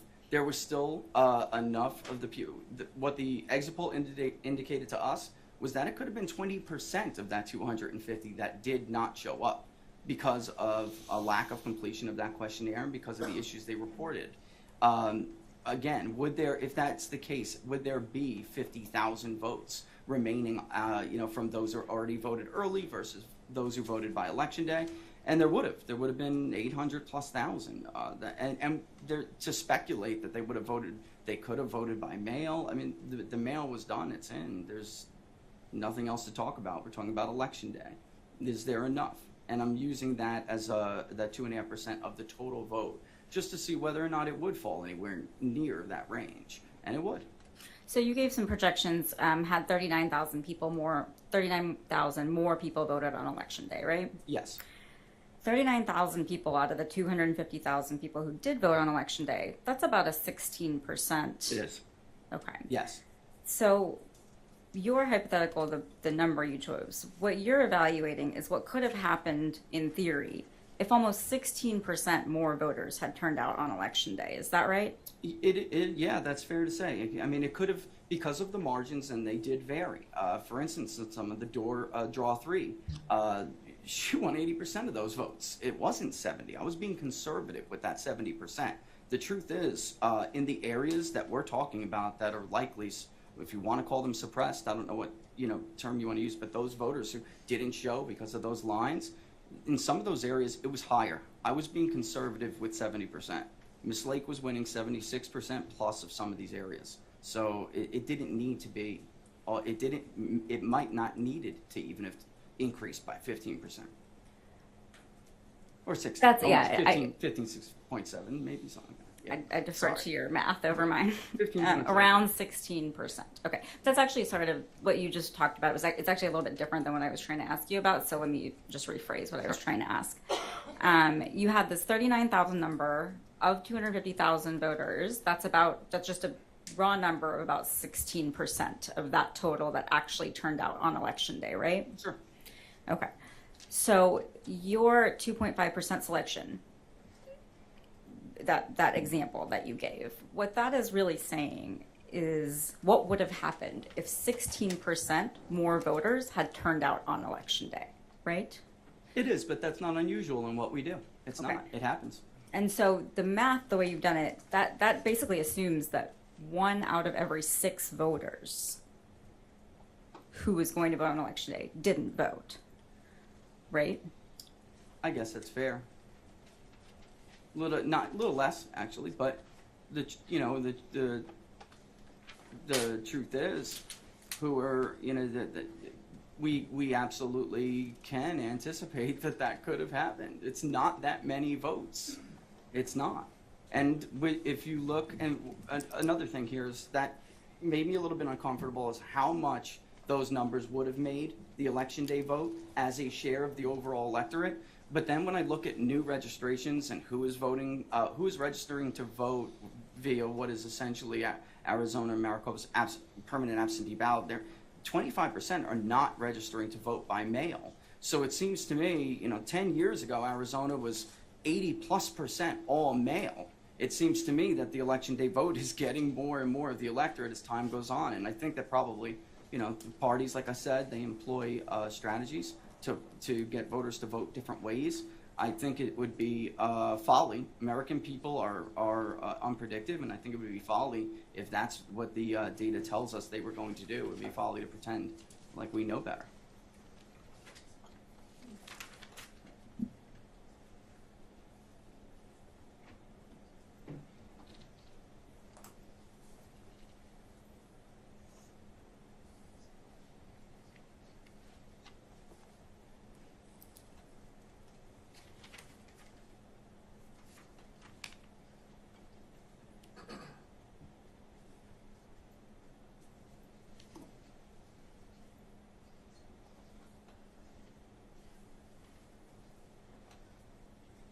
In your direct testimony, you used the term disenfranchised. What did you mean by that term? I think if governments can't do everything in their power, there are always problems on election day. There's always going to be something that turns up. But if this was normal, then I would see this in every exit poll I do. This was not normal. This is the first time this has ever happened to me. The first time. So I can only assume these people, I mean, when you hear the frustrations in their voice like we did, there's no other word for it. Okay, so by disenfranchised, you mean the people who chose not to vote. I would argue they didn't choose not to vote. Again, they may have chose not to vote early, but that's their right. They chose to vote on election day, and they were not provided ample opportunity to do so. This one gentleman's going to stick in my head forever. He showed up, it was 7:13 in the morning, and he said, I'll vote after work if I can. I don't know if he did or not, and that to be fair, but he didn't take the exit poll. And I think just one last question for you. You have no knowledge that anyone from Maricopa County or otherwise intentionally tampered with the printers or tabulators, correct? Not my purview, ma'am, no, correct. Although I will say this, when you look at it by congressional I'm sorry, district. you said. Oh, no, yeah, you're right.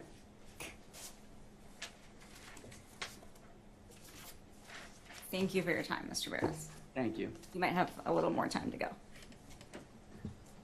Oh, I'm sorry.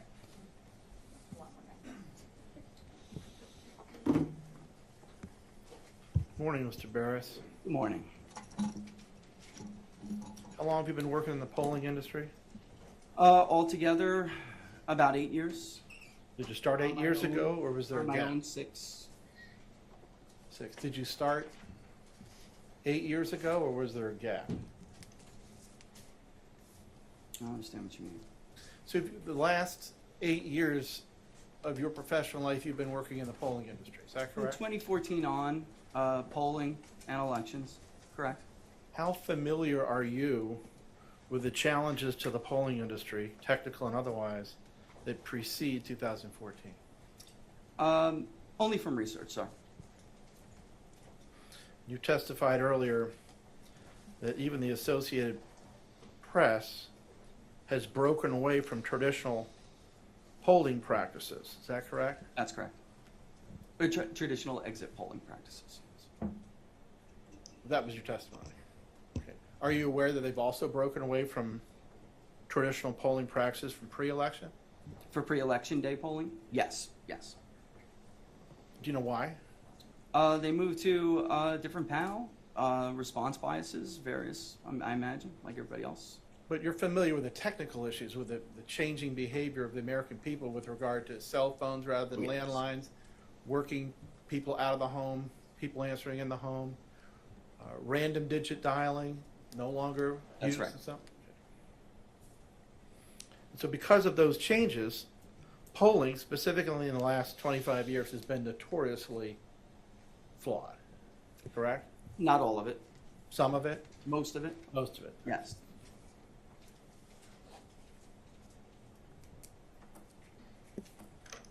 Now, as a pollster, you're familiar with the term random sample. Yes. And my understanding from your report is that you sampled or attempted to sample 813 voters in the state of Arizona? No, 813 just in Maricopa. 813 just in Maricopa. It was a statewide survey.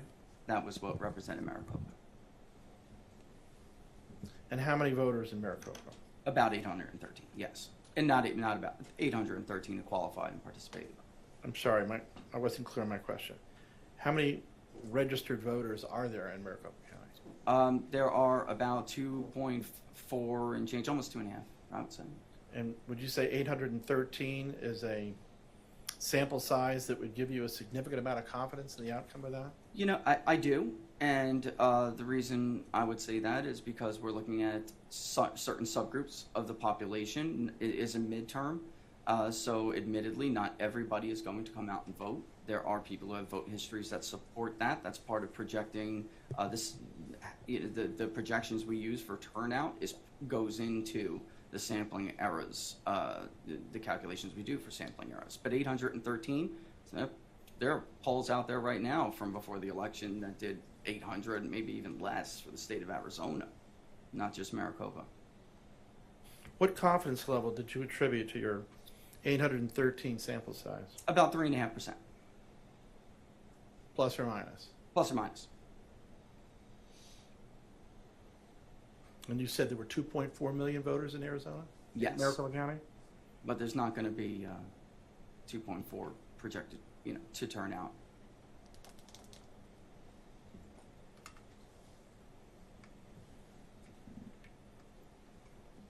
What steps did you take in order to ensure that those 813 were selected randomly? That's a great question. We use a vendor, a national voter file database, and in this case, it is national, but we obviously just stuck to Arizona, and they draw a random sample off of the voter file, and from there, when we contact them, it is randomly selected. So I understand from your testimony that you did not select the random sample, is that correct? Well, of course I did. I mean, it's every Just vendor. testified that a vendor did, is that correct? No, the Your vendor Honor, is I the would data ask that source. the, It is randomly selected. Okay, so Your Honor, may I object? I would just ask that counsel allow the witness to finish responding before he interrupts him. Here's the way it has to work, okay? Your attorneys on the other side are gonna have the chance to ask better questions. So, like I said before, wait until the question's completely asked. And there may be an objection. So if you see somebody stand up, it's a clue, an objection's coming. Give me a chance to reply before you Yes, answer. Your Honor. Then, I'm gonna let Mr. Liddy give him a chance to answer before you ask the next question. But, if you're asked a question and you can answer it yes or no, you should answer it yes or no in the law. And then other questioning later will maybe clarify further the answer, okay? So, next question. Mr. Barris, I apologize if I misunderstood your response. I now understand your response to be that you got the universe of registered voters from a vendor, but it was you yourself that did the random sampling. The software does the random sampling for everybody, counsel. Everybody. For everybody. All the pollsters, let me rephrase that. All the pollsters I know rely on software to draw random samples from the database. I'm not sure. Now, when you collect a random sampling, you're going to assume that some of those people that were randomly sampled are not going to participate in the poll, correct? Absolutely. So in your original universe, it exceeded 813?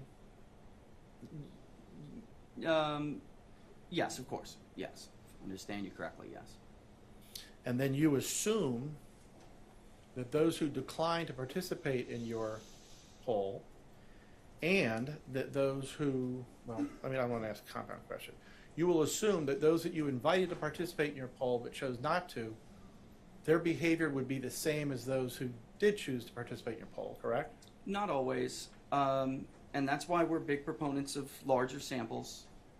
because people are different, and for instance, a more educated voter of the same party would be much more likely to participate than somebody who's non-college educated, even though it's the same party and they may appear to be the same kind of voter. That's a no?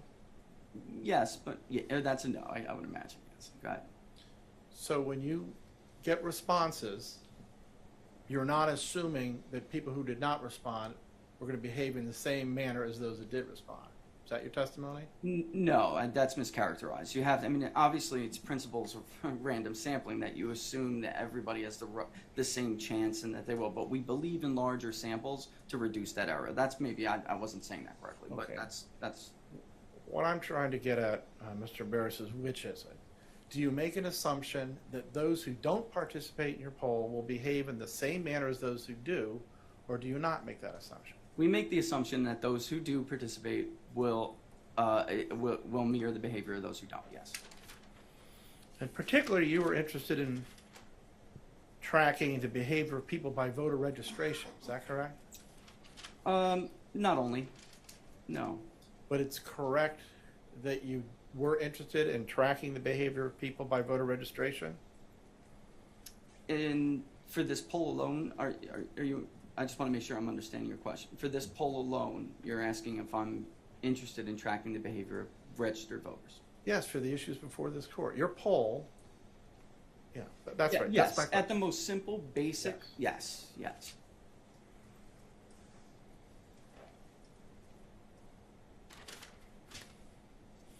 I think you testified that in addition to party registration, there are many different variables that can impact the behavior of a voter, correct? Correct. Did you test for those in this poll? Give me an example. Well, let's say that in a previous election, there was a candidate for statewide office who was registered a Republican prior to 2022. And then in 2022, there was a candidate for statewide office who, upon winning the primary, feigned to have a dagger and slaughter the supporters of that other Republican.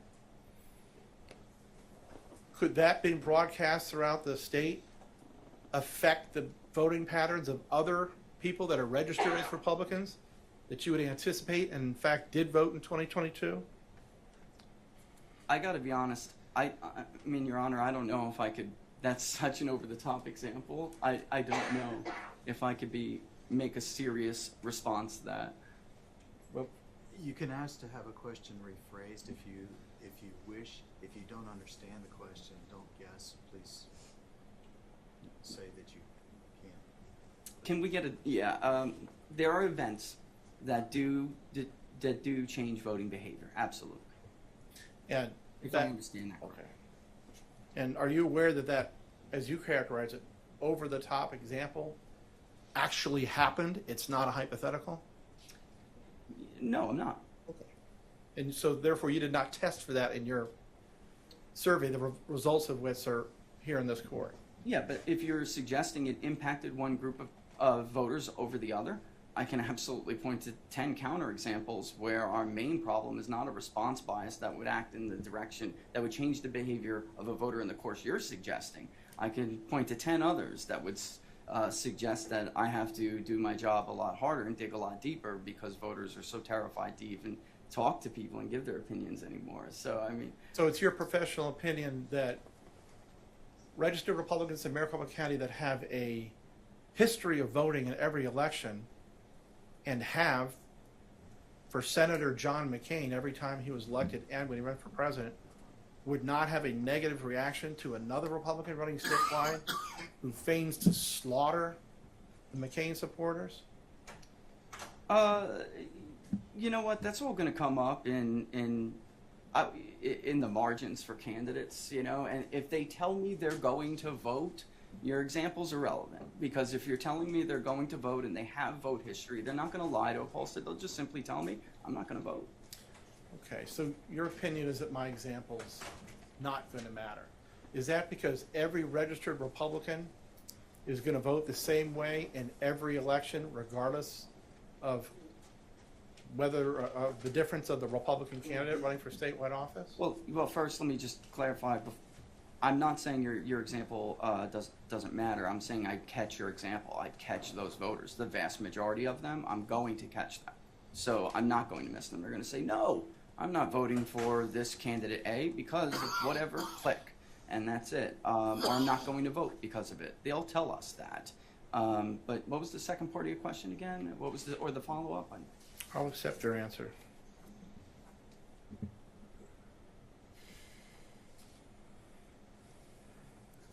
Your general conclusion is that fewer Republicans voted on Election Day than otherwise would have, but for the problems of the printers and perceived problems of the tabulators. Is that correct? I would say general issues that led to long wait lines. That's what we heard from the voters. No, I can't, just nail down one. That's not my, that's not my purview. And I believe you testified that your research is based upon your study of the behavior of these registered voters in previous elections in Maricopa County? Yes, it's fair to say. And did you track as a variable in your survey the wait lines of other midterm elections, such as 2018 to 2014, Sure. 2012? Sure, and compared them to presidential election turnouts as well. Well, what was the wait time of this Oh, I thought data you looked at 2012? when you're saying wait, I thought you meant how much weight is given to turnout for different, when you're modeling. Wait lines, you're being specific to wait times. That's correct. No, I did not study the impact of wait lines in prior elections. I'll see that. So it's difficult for you to examine your own data from 2022 with regard to registered Republicans voting on Election Day and 2022 general election because of wait times based on previous behavior of Republicans who voted on Election Day when you did not look at the wait times in those previous elections. Well, correct? and in fact, actually, in truth, I did look at some wait lines from the presidential election and 18. I didn't look, in great depth, but I do understand that the wait lines in some areas, reported wait lines, were actually longer in 2020. But I think we have to be clear here that your wait time estimate is not the estimate for people who are waiting online. You're looking at site check to the time that they get a ballot. You're not looking at estimates of people who are wrapped around the corner in a shopping center, a mile long. The county wait estimate is not the true estimate. And the 3-minute estimate is greatly exaggerated by adding Election Day drop-off ballots into that equation. Thank you. So is it your testimony that you did not account for the wait times in the midterm elections of 2012, 14, and 18? I would just say anything beyond a 4-cycle rolling 4-cycle average, which is what we do, I would not have looked at now. And if I may, there's a reason. No, it's for okay. that. You already answered the question. I have another one. Is it your understanding that Republican vote out on 22 was low? Republican vote in 22 was low? No, it was In high. Maricopa County. It was still high. It was. Turnout was very strong for Republicans in Maricopa. And to what do you attribute your opinion that it was very strong? The turnout rates versus the Democratic Party, for instance, Republicans absolutely outvoted Democrats as a turnout rate, 80+%, 80 probably. I haven't looked at the latest because the numbers have changed, but probably I wouldn't be surprised to hear if it hit mid-80s, while Democrats were much lower. Mid-70s. Mid-70s? Okay. Democrats very, very, very high. 69.9. Would you be surprised to hear that? No. Now, you've said that you base your opinions in part on the previous voting behavior of the subjects of your survey, correct? Correct. And I believe your early testimony was that you have perceived a difference in voting behavior of people who vote from the early voting list who vote by mail and people who vote election day. Is that correct? That's correct. And you base that on examining their voting behavior in previous election cycles? It's starting now to become a trend, but I base it on the actual vote totals that we're seeing come in, and that's part also on election day. We do get real-time results at my company, so I can actually see, as Maricopa tabulates, what those election results are. So when I'm going to compare that to our work on the exit poll to see how accurate we were. So, for instance, in Maricopa or statewide, what was Ms. Hobbs's margin when all of the early vote was reported, and we'll go and we'll see how close we are in the exit poll, for instance. So you've based your opinion in part on the previous voting behavior of people who have voted early in Maricopa County as opposed to people who voted on election day. Is that correct? That's correct, and I would. And that's Yeah. the answer. And did you account for a political party or a political campaign urging voters who already are on the permanent early voting list and have their ballots to not turn them in and vote on election day? I did. I did did account try. I mean, we definitely looked at that. And I- did you make the assumption that the behavior of voters on the permanent early voting list who have a history of voting early were going to change their behavior in 2022 because now they were going to vote on election day? A great deal of them told us that. Yes. So then your assumption that people's behavior tends to be the same whether they vote early 2 or 3 or 4 cycles back versus 1 year is non-valid, correct? No, I think you're misinterpreting. I mean, if they're going to vote at all, they're going to vote based on prior behavior. How they vote by method changes a great deal as time goes on. I would say from 2020 on, we're really experiencing a very drastic change in how people, certain groups, are deciding to vote. And I think you testified that in Arizona or Maricopa County, I don't think you were clear, but according to your results, that vote by mail is getting less and less and less popular. Well, I don't know if we can call that a trend yet, but it does appear from the last 2 cycles that it will be, yes, that's true, just to be, Would it surprise you? not with that- everybody. Would it surprise you that early voting popularity has exploded in Arizona? I don't know, what are you basing that on?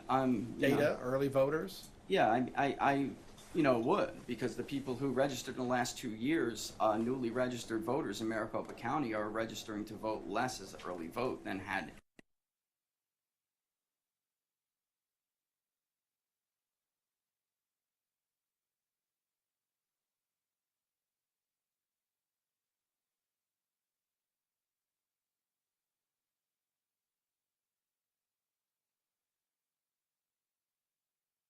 The people that registered for the early vote went from 75% to 77%?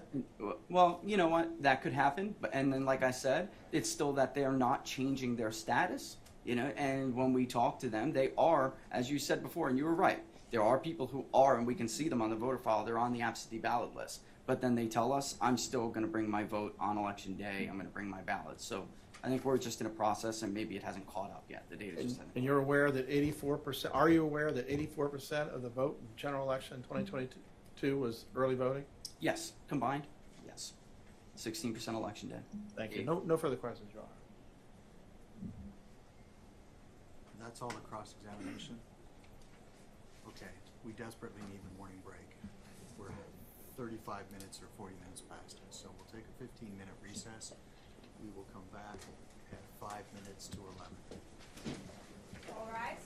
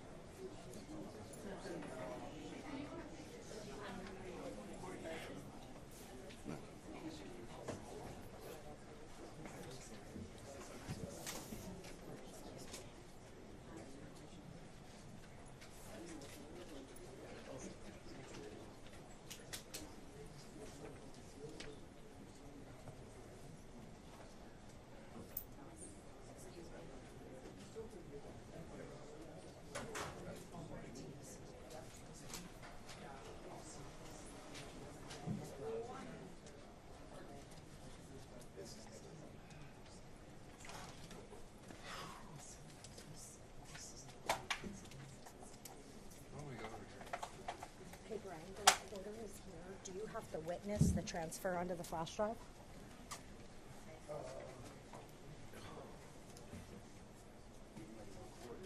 What's that? They're sitting down there just standing up the whole time. You guys want water? No, I'm good, thank you.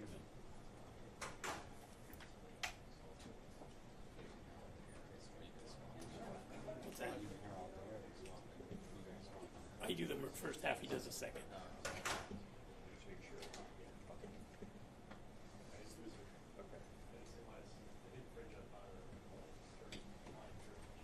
Is there any issue with keeping the screen going on your end? The only thing is I have to swap batteries. Like, my batteries unfortunately last like so I gotta swap out. So I'm just I wish thinking. I had better batteries. Yeah. But like, I'm just thinking for because we're streaming the whole thing, yeah. but it's fine if not. We'll just run commercials through it. I'm trying to like fast as possible. But like, No worries. So you're still keeping it up today because yesterday we turned it off camera on the break. I'm just gonna keep up on the seal. Oh, perfect. Gym Okay, breaks. yeah. Oh, that's all I needed. Yeah. I'm not making much. Awesome. Yeah. I thought you meant like. No. Yeah, no. You got to do the battery. This won't shut off unless it's off for like cameras. Yeah, off I'm for, gonna like, constantly be charging and everything. Okay. So. Awesome.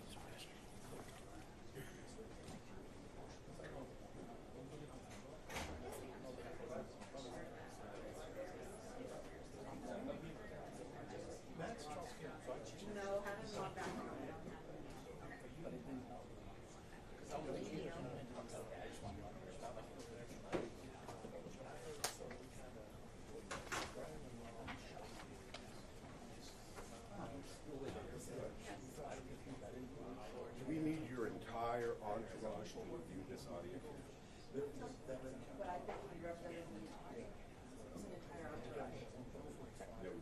We have 3 defendants.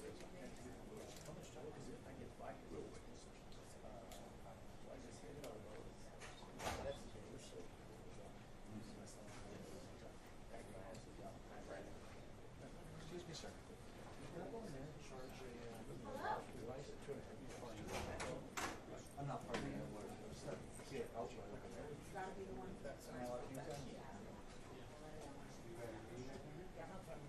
Yeah, I mean that would be. That's the lawyer. Yeah, it'd be a question for the attorneys. I don't know what to say yet. All right. Yeah, there's one right here, Brand. Oh. They're all along the front wall.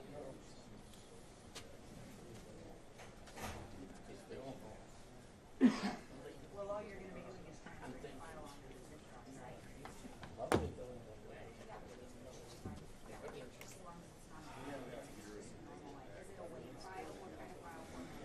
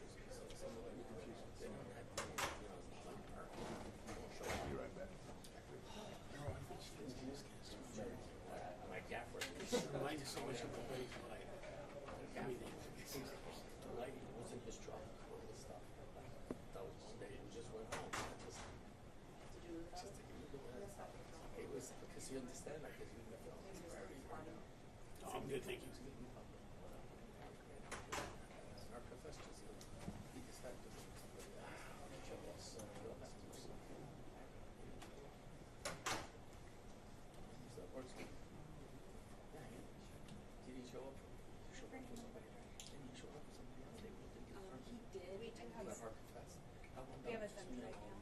Yeah, we'll do Okay. count. You're looking at me like you're not.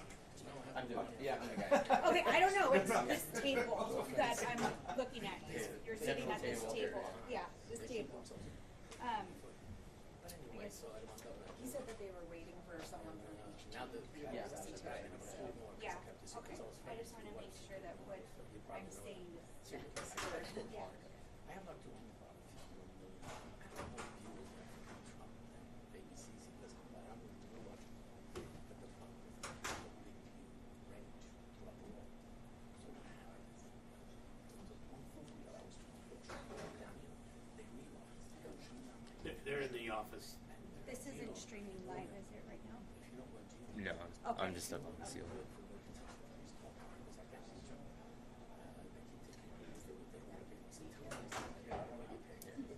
This is, that's me, I just wanted to make sure it wasn't being live streamed, 'cause this isn't. I'm not filming on you guys, no. caught up as nobody. I got them. $20,000. This cost me like I'm gonna tell you. I'm gonna copy. they're all trying to use the, oh, you've been shot. I want them to hear the radio.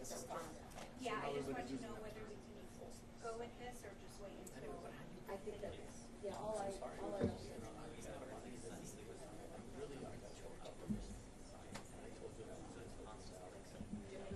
Even now, I don't know.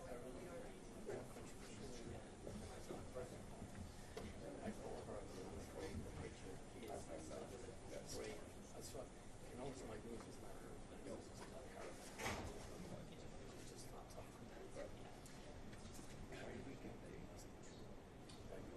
Everybody's expecting it to find out.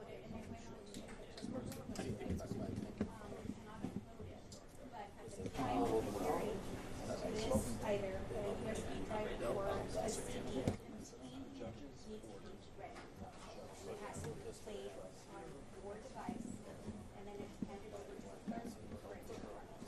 Does that make sense? So if, yeah, they'll play it and then transfer to this.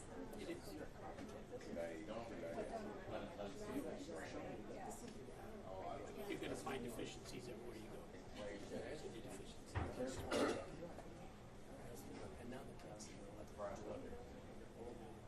I never tell nobody because I don't want to take my money. Now that it's over. That's what they feel like. Is they pointed out deficiencies.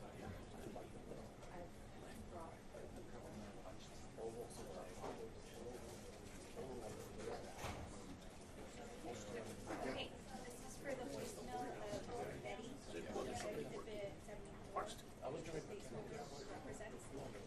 Council has brand new USB drive. We're gonna transfer the voicemail from their computer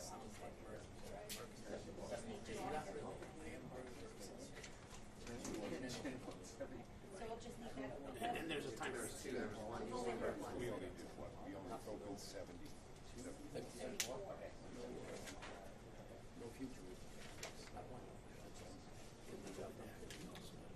So I'm right here.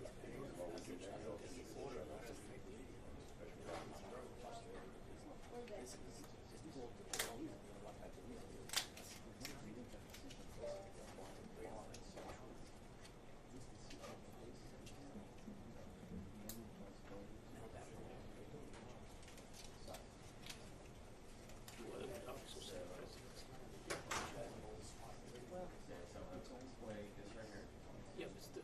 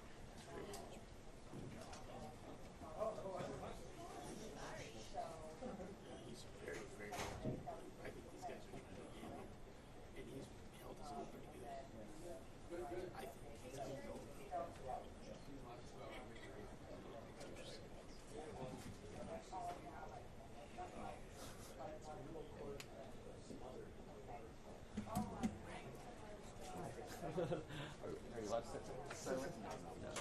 I'm gonna stand here again. So. Oh, so I was looking for you. Yeah, yesterday, you know what you saved me? You saved my life yesterday with that. Oh, really? Oh, I got here on time.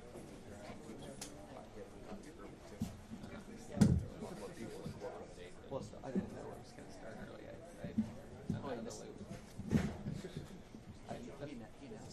Oh, did he? Oh, okay. Right. And so I know, I didn't do it. I felt so terrible. I heard you were there, and I felt really bad. I wasn't there, you know, but it was a good time. It was really good. Yeah. A few people were there. Sophie did the prayer, right? I got 7. Okay.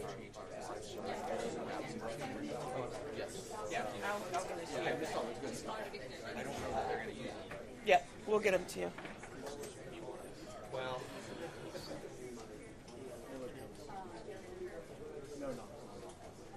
Jordan did, yeah. Right. So pretty much politics.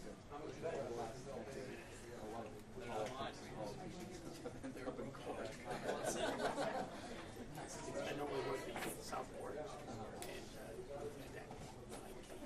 that ice station, Linda Williams and some other stuff.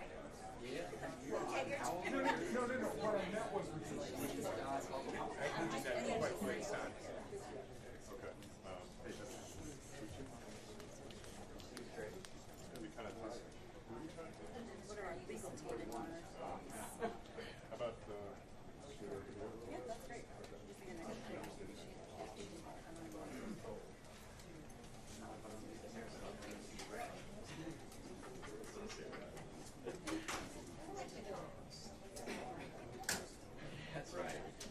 Sit down.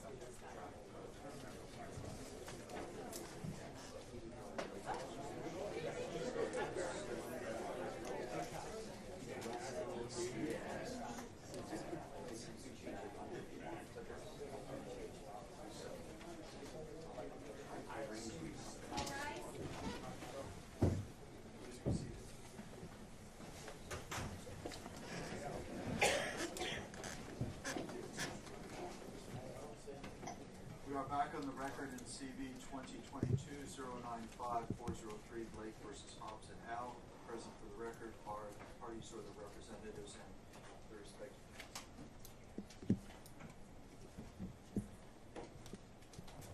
Apparently absent this month.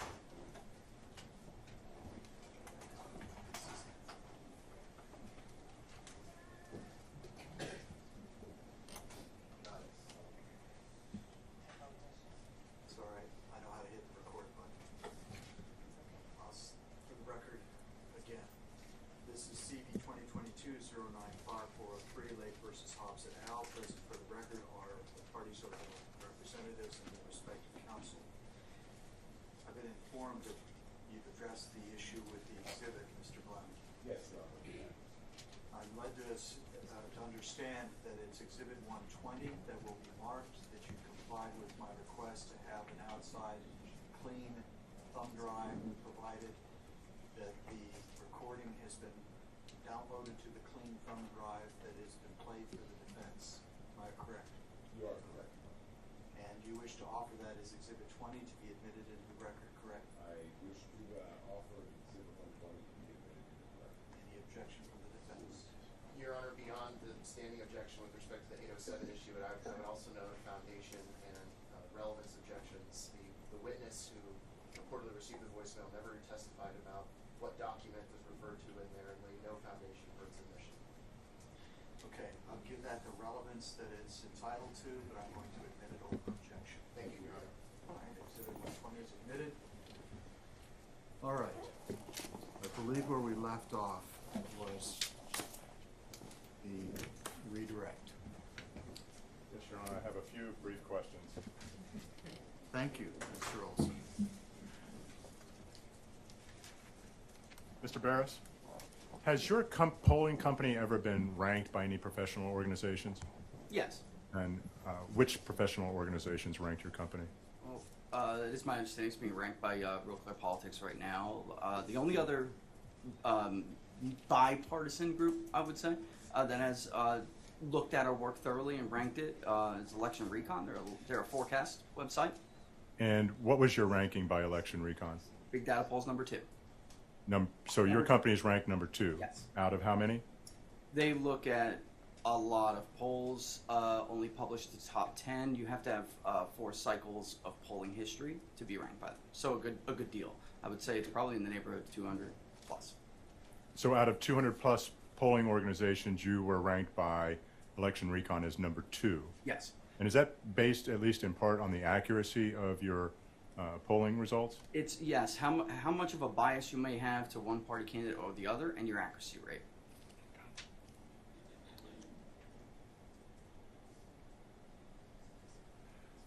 In your cross-examination, counsel asked you a number of questions about hypothetical issues that might have arose on election day that could have affected turnout. Based on your conversations with the participants in your survey, do you have an opinion as to what the primary issues that those participants were telling you about? Absolutely. And what is that? Objection, Your Honor. It calls for speculation and mischaracterizes the prior testimony and discussion. Okay. We could cure the second half of the objection by simply asking us a straight question and not basing it upon any statement of prior testimony or answers.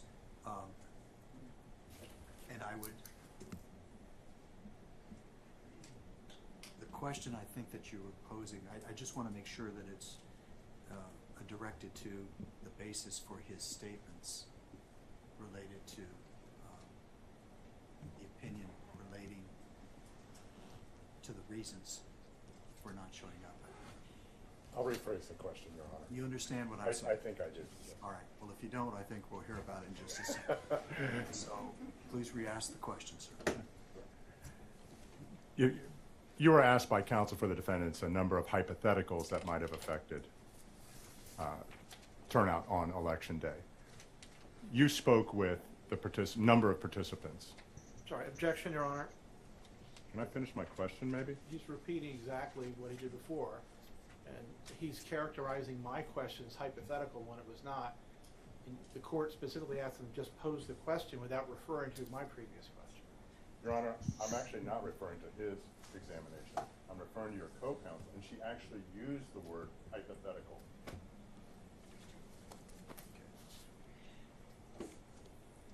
I'll overrule it, let you re-ask the question along the lines that you're asking. Just restate the question, Mr. Ross. Yes, Your Honor. Mr. Barris, you were asked a number of questions by counsel for the defendants as what possibly could have caused voter concerns on election day. Do you recall that? Yes. In your conversations with those voters, what do you believe was the main concern expressed by those voters? Long wait times and the ballots not reading properly generally is what they express. You were also asked by Mr. Liddy about certain events. I think he used the word, if somebody talked about a knife and some kind of gory details as possibly affecting voters. Yeah, I recall. If I told you that any comments like that were made several months before the election, would any impact, any comments such as that be included in your data? Yes, as I said before, Mr. Olson, people would tell us they're simply not voting or they're voting for somebody else. It would have been included. It's after the fact. So I believe you said that you have never experienced a drop-off rate on exit polling that you experienced in November 2022 before? That's correct. And what was that drop-off rate again? The drop-off rate is normally anywhere between 5 to 8%. So for mail-in balloting, those who chose to vote by mail, the drop-off to 93% completion rate, meaning of those who said, yes, I will take your exit poll, 93% did, in fact, complete the exit poll. It was 72% for election day voters, which we don't see the differences like that. They're not that stark. Never have. So that was approximately a 19% drop-off rate in comparison? Approximately, yes. Out of how many polls have you conducted in your experience? Over 6 years, I think it's fair to say hundreds. Have you ever seen that much of a drop-off rate in the several hundred polls that you've conducted in your 6 years? No, I have not. Have you ever experienced anything even remotely close to that drop-off rate? And not on an exit poll, no.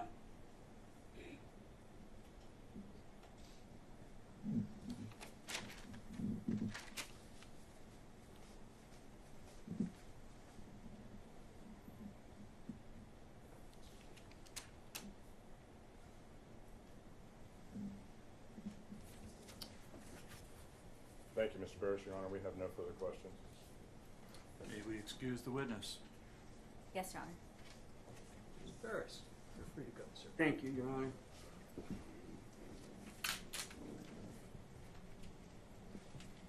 Okay. Counsel, have we attended to all the exhibits that the plaintiff intended to offer? Yes, Your Honor.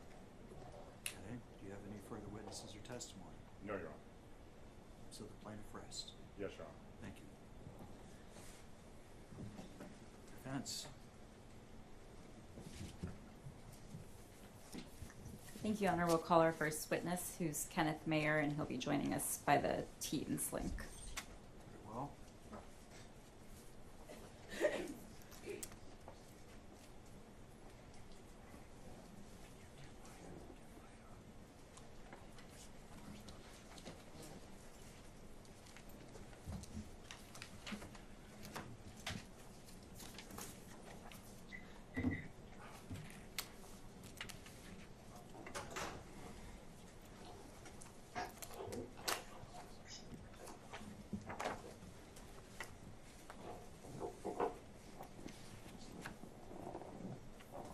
Mr. Mayor, can you hear me? I can, Your Honor. I'm going to have you sworn in, sir. If you'll raise your right hand, my clerk is going to swear you in. You do solemnly swear the testimony you're about to give will be the truth, the whole truth, and nothing but the truth, so help you God? I do. Very well. Dory, you may proceed when you're ready. Thank you, Your Honor. Good morning, Dr. Mayer, and thank you for being here. I'd like to just begin by discussing your background. So first, will you please briefly describe your education? I have a PhD in political science from Yale University that I received in 1988 in political science. I received a bachelor's in political science with a minor in applied mathematics from UC San Diego in 1982. Next, will you describe what position you currently hold? I am currently a professor of political science at the University of Wisconsin-Madison and an affiliate faculty at the La Follette School of Public Affairs, also at UW-Madison. Now, can you briefly describe some of your scholarly work and the publications in which it appears? Most of my recent scholarly work has been in the area of election administration, everything from voter turnout to wait time and non-voting, voting rights, redistricting, and also academic studies of the presidency.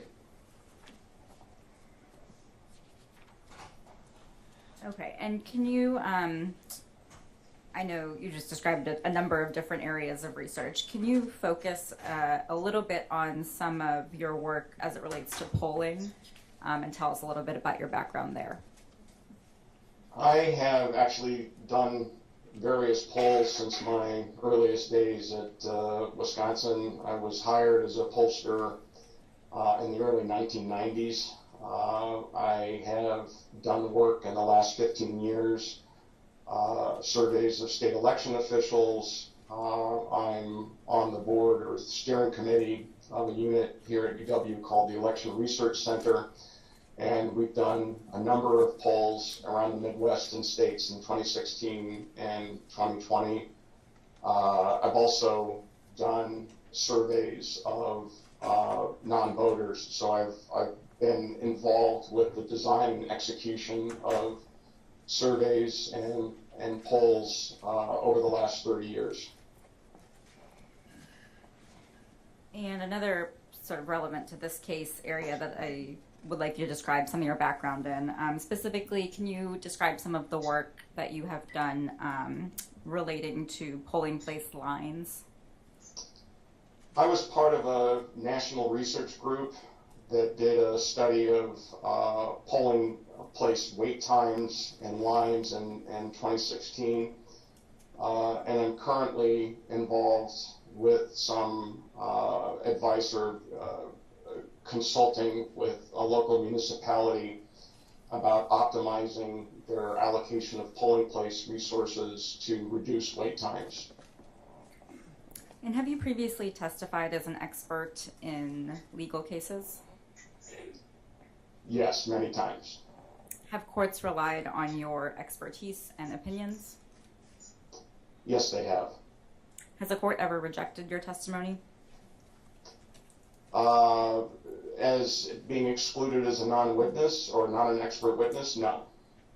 Have you served as an expert witness for both plaintiffs and defendants in the cases that you've been involved in? Yes. And have you worked on behalf of both Republicans and Democrats? Yes. Now, turning to this case and your work in this case, as it relates to printing and tabulator issues, what were you asked to do? I was asked to evaluate claims that issues at voting centers caused long wait times or had resulted in voters basically walking off or not being able to vote. My analysis was focused on the available data. Did you review the complaint that was filed in this case? Yes, I did. What about any of the attachments to that complaint? I reviewed the attachment with respect to a number of the affidavits that or declarations that voters had filed, and also reviewed the report of Mr. Barris. Have you watched any of the testimony that's been given in this case yesterday and today? Yes. Have you watched all of it? Yes. So as it relates to the question that you analyze, what is sort of your high-level opinion? My high-level opinion is that all of the claims that were made in the complaint about the effects of voter wait times, the claims of disenfranchisement, claims of a disproportionate effect on Republicans and Lake voters, that they are all based on pure speculation, that there's simply no data to support any of those claims, and actually quite a bit of data that suggests that those things actually did not happen. Okay, let's now discuss sort of the specifics of what you base your opinion on. Are you familiar with reconciliation and provisional vote data? Yes. Just generally, what is that? So in this context, reconciliation data typically refers to comparing data on the number of voters who check in at a polling place and the number of ballots that are cast. Provisional vote data, there are a number of circumstances in which people will present at a polling place, and for one reason or another, there are questions about their eligibility, and rather than turn them away, after the Help America Vote Act in 2002, polling places are required to let them vote provisionally. They cast a ballot, and then after Election Day, election officials try to figure out whether or not they were eligible. And if they're eligible, if they find out or conclude that those voters are eligible, the ballots are counted. Otherwise, they're rejected. And what about reconciliation data? What is that? Well, that's the comparison of check-ins and ballots, which will provide information if there are people who check in at a polling place. When they check in, they show their ID, they identify themselves, and the number of ballots that are cast, and those numbers should line up or be close. And did you examine reconciliation and provisional vote data in this case? I examined the summary data reported by Maricopa County. And what did that data show? It showed that there were, I think the numbers are, there were 170 voter difference between the number of people who checked in and the number of people who cast a ballot, and we don't have information about why they were not, or they did not cast a ballot, either a ballot that wasn't counted or a potential walk-off. So that gives us an idea of the number of people who, for example, might have presented at a polling place and because of trouble with the ballot or trouble with the tabulator, simply left without putting their ballot into door 3. I've also looked at the provisional vote data, the summary data produced by the county, which shows the number of provisional ballots that were cast in the county. And what about, did you look at any data about voters who perhaps checked in at one voting location but then didn't ultimately vote there and voted somewhere else? Yes, so there is a process that voters who check in at a voting center and for one reason or another have trouble turning in their ballot, or there was a tabulator issue, they didn't want to use the door 3. They had the opportunity to actually check out of a vote station and go to or vote center and go to another vote center.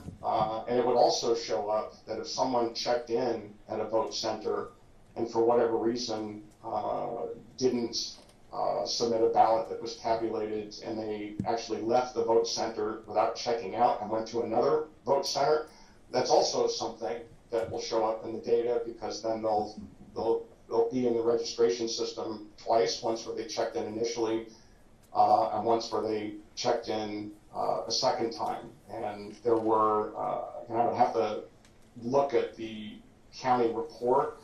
I think there were 84 people, 94 people who checked out and then checked back in and voted. There were another 120 or so people who checked in and then left without checking out and then cast a ballot at a second vote center. And I think all but 13 of those ballots, or all but 13 of those voters, were able to successfully cast a ballot that was counted. Okay, so in your opinion, is there any reason to believe that large numbers of voters abandon their efforts to vote after encountering difficulties with tabulators? Not only is there no evidence that that happened, the evidence that exists suggests strongly that that did not happen.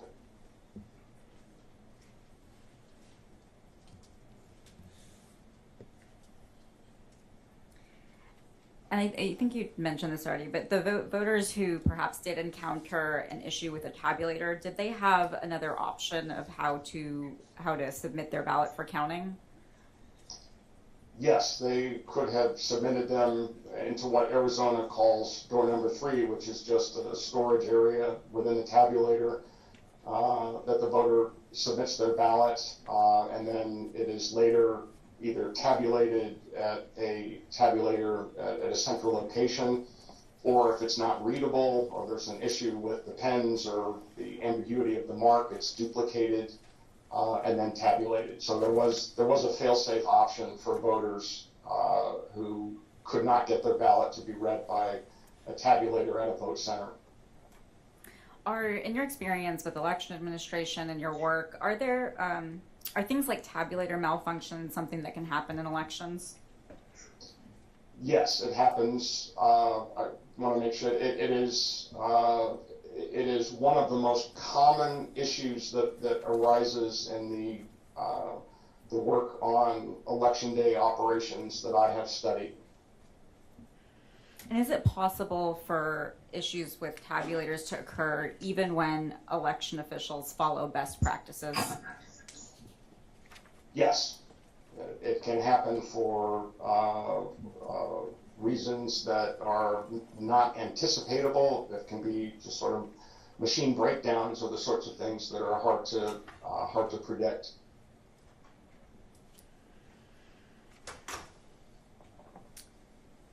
When tabulators do break down, is that a reason to suspect that the integrity of the election results are somehow compromised? No, it's not. Are you familiar with the Cybersecurity and Infrastructure Security Agency? Yes, I am. What is that? It is a unit within the Department of Homeland Security that was created to address critical infrastructure problems and cybersecurity problems, and I believe it was in 2017 when election infrastructure was declared a critical infrastructure. It became part of the purview of that unit within DHS. Has that agency put out any information or guidance on sort of how to think about tabulator malfunctioning and whether that has any effect on election integrity? Yes, they have. They put out information that provides their conclusion that when you have a paper ballot, that's a physical record, and that's universally agreed to be the best way to secure the integrity of elections, because you have a physical representation of the vote. And they put out information to combat misinformation that says that the fact that there's a paper ballot means that tabulator malfunctions actually don't undermine the integrity of elections, because even if one tabulator is not able to count a ballot, the ballot is still there. It can be counted. So in the view of CISA, a tabulator problem does not compromise the integrity of an election when you have a paper ballot. Okay, so to kind of wrap up this part of what we've been discussing, did you find any evidence that large numbers or any specific number of voters were disenfranchised because of the tabulator issues that occurred in Maricopa County? No, and I'll restate this as about what I said earlier. Not only is there no evidence that that occurred, the evidence that we have and things that we can directly observe suggest conclusively that that did not happen. Okay, let's next discuss the lines at voting centers in Maricopa. What does the data show about wait times in the 2022 general election in Maricopa? Working with the data that the county produced, it does indicate that there were long wait times, sometimes exceeding an hour and a half or 2 hours at some vote centers. Do you recall roughly how many vote centers had that sort of a wait time? I would have to look at the report. I think it may have been 7%. So, but I don't recall specifically sitting here. Okay. Can we pull up what's been marked as Defendant's Exhibit 2? I'm sorry, Exhibit 1.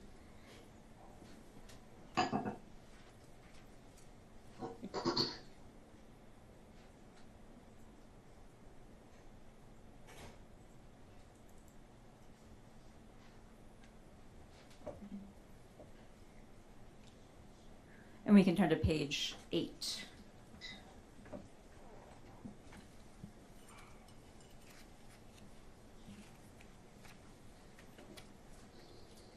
And we can focus in on the paragraph that starts in 2022.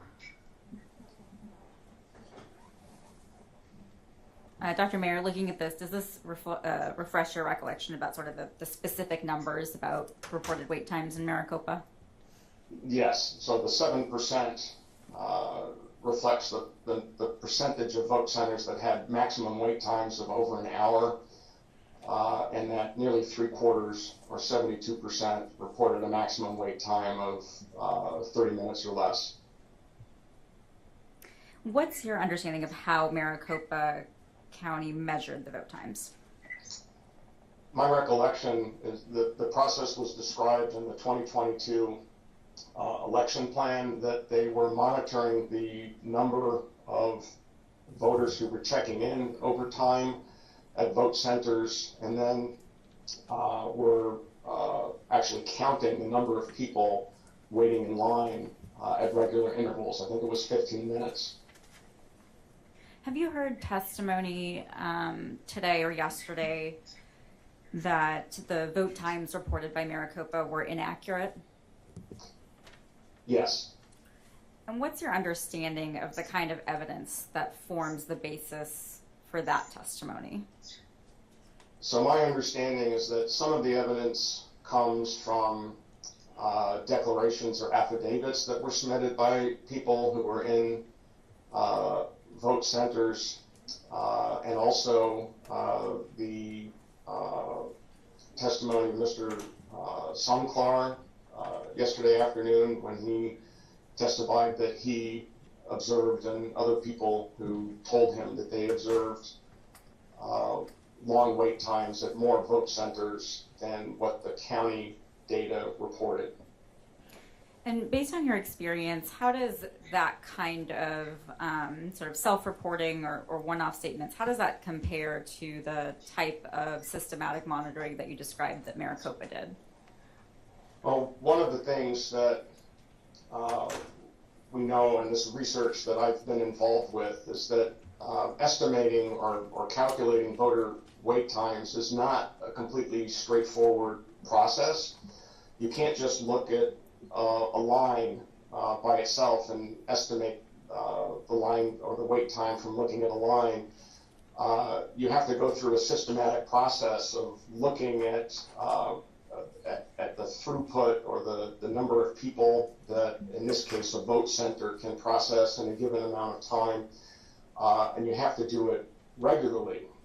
In the research that I was involved with in 2016, we had people observing polling places at precincts and locations all over the country, and we trained the observers that the way that you estimate the vote time and processing time is that you have to systematically pick every fourth, every eighth, some regular number of voters. You have to count the number of people waiting in line. You have to time it with a stopwatch or a digital timer on a phone or a watch. It's not something that you can estimate by just kind of eyeballing it. It needs to be systematic. And my conclusion from comparing the way that the county estimated vote times in those self-reports, that my conclusion is that the county method is likely to have been more reliable than the self-reports. Are there any issues with self-reporting specifically that can affect how reliable those sorts of estimates are? Yes, there's actually a long literature, not just on line length and wait time for elections, but this is something that businesses are concerned about. One of the things that research shows is that even someone's perception of how long they have been waiting in line is frequently not accurate, and it can be affected by their frustration and expectations. Someone may feel or report that they've been waiting in line longer than they actually have when it conflicts with what they think ought to have happened. So there are a lot of ways in which non-systematic or impressionistic reports of wait times can be less accurate than systematic evaluation or estimation or calculation of wait times.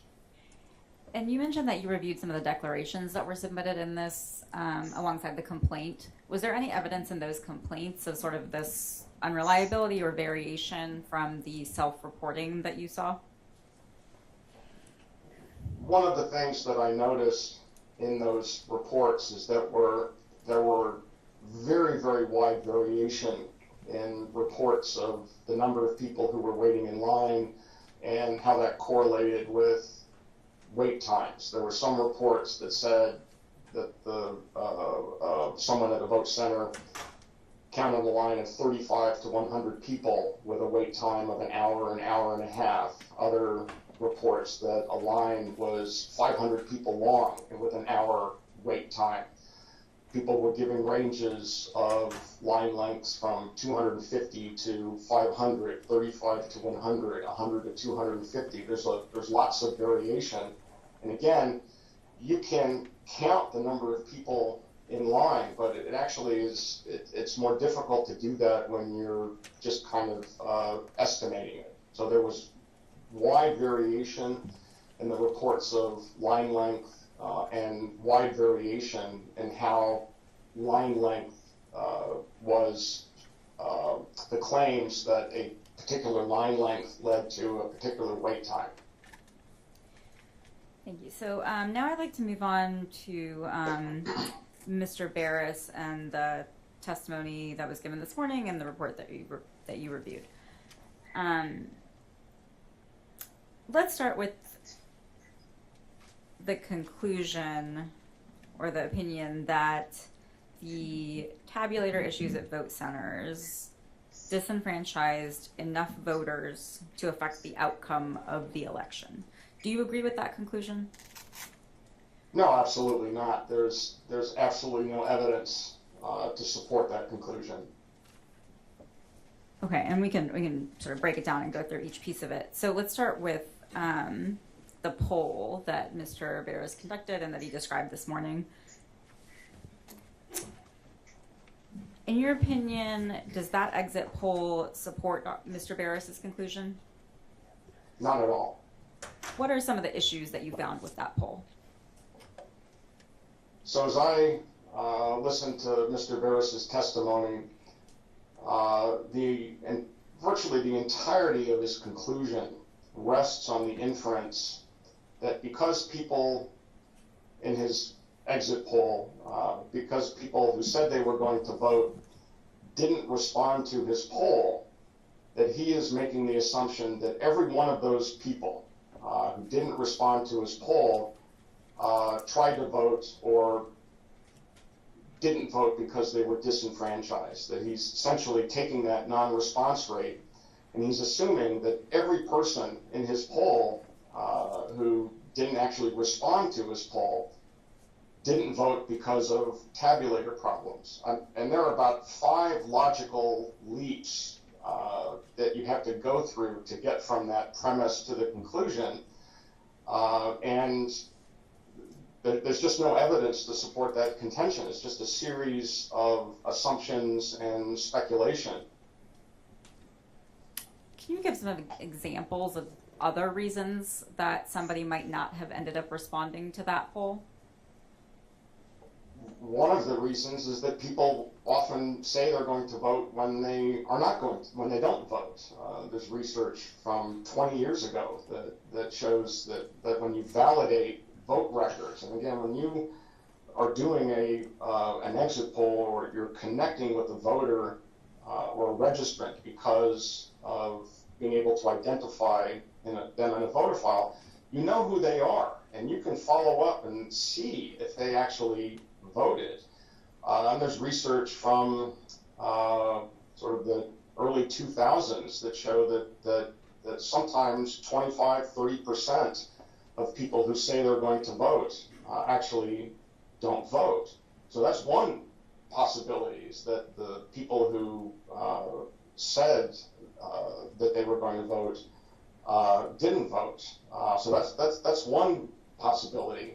Another is that the people who fall into that category say that they're going to vote and then don't vote. There are all kinds of reasons why the effects might be different for different types of voters. You might have someone who votes absentee be more likely to respond positively and vote as opposed to someone who is telling you what they might do 2 or 3 weeks in the future. There can be a proximity effect where someone who was just asked to participate in the poll and agreed to it, and they complete the poll in a couple of days or a week, they might be more likely to eventually respond to the poll and participate when they just voted, as opposed to if they're going to vote on election day and that act might be 2 or 3 days, a week, 2 weeks, 3 weeks in the future.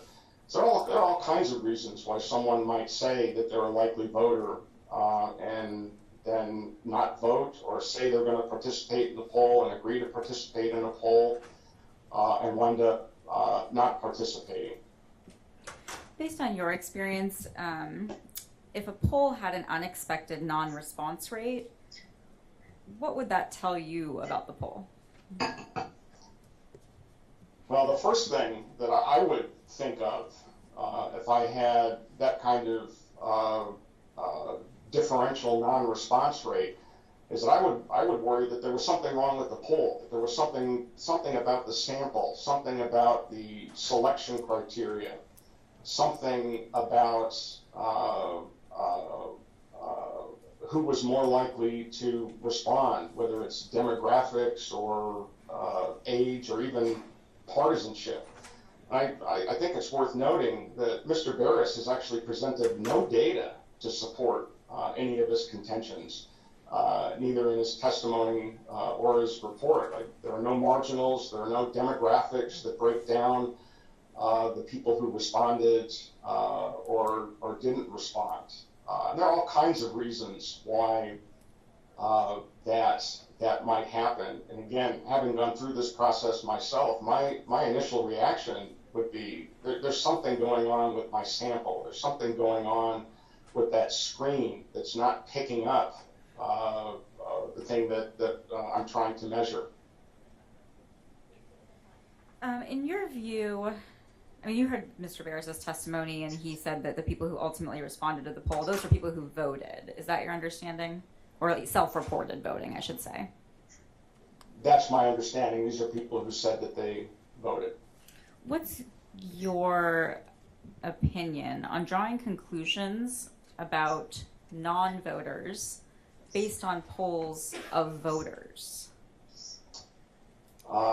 My conclusion is that you shouldn't do it. When there are polls, there are surveys, large-scale surveys. Some of them are done by the Census Bureau. Some of them are done by academic centers that actually go into the details of who voted and who didn't vote. And those polls actually have a battery of items for people who say they didn't vote, about why they didn't vote. And the one that I refer to is called the Survey on the Performance of American Elections. It actually has a 13-item battery that goes into why people didn't vote, that they weren't interested, they weren't registered, the lines were too long, it was raining, they had lacked transportation. There are all kinds of reasons, but I don't think, in my view, it's decidedly improper or wrong to make inferences about why people didn't vote by asking questions of people who did vote. Let's shift gears a little bit and talk about some of the specific calculations that Mr. Barris did. Mr. Barris gave some testimony about what would happen if overall turnout had been 2.5% higher, or some range, some, I guess, undefined range higher. In your opinion, is there any reasonable basis for Mr. Barris' selection of 2.5%, or any range?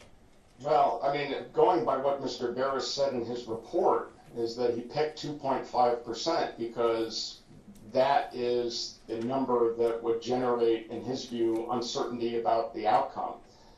There's just no basis for that. He's picking that number out of the air.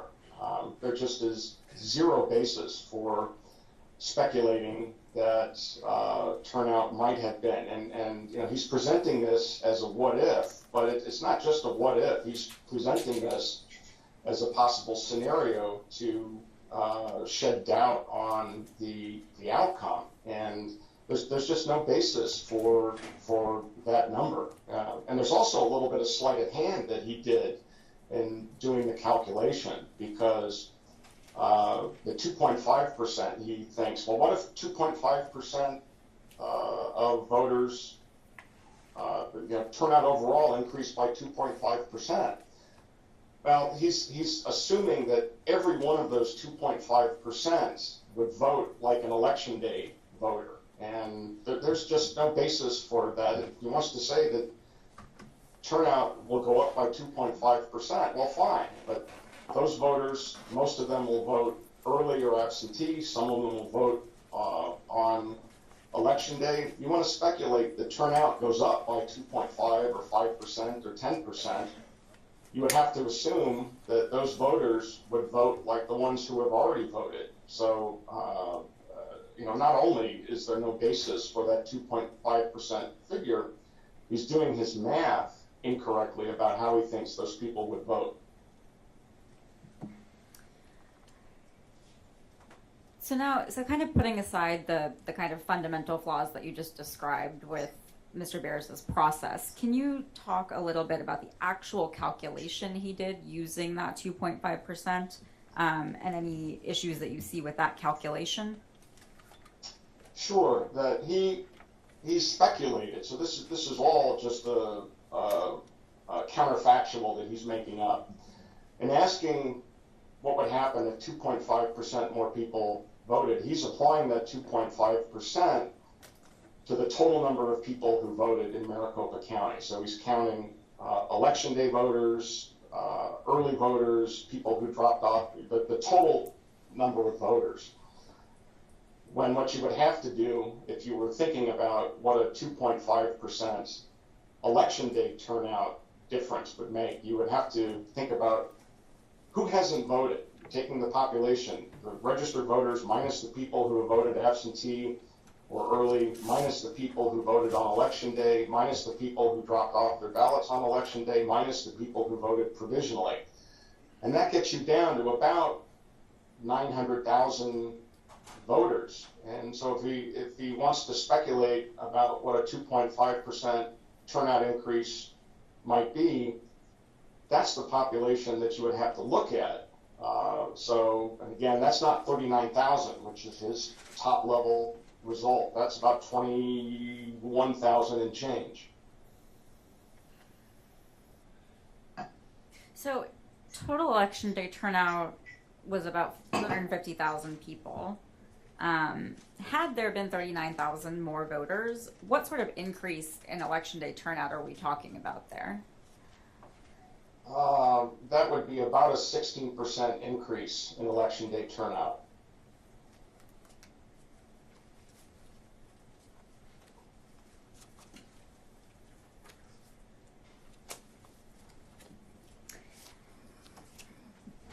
What, just briefly, Mr. Barris, I think, used terms like a reasonable degree of mathematical certainty or other phrases like that. What are your thoughts on those sorts of qualifications or modifiers, I guess? Well, reasonable degree of mathematical certainty is actually a term that has no meaning. It's not something that is used in academic work. It's something that the National Institutes of Standards and Technology, the federal agency, says you shouldn't use because it doesn't convey any actual meaning. And I think what Mr. Barris is doing is he's relying on jargon to give a veneer of scientific precision to his calculations, again, that there's no basis for. So it's a phrase that doesn't have any real meaning. And getting close to the end here, are you familiar with big data poll?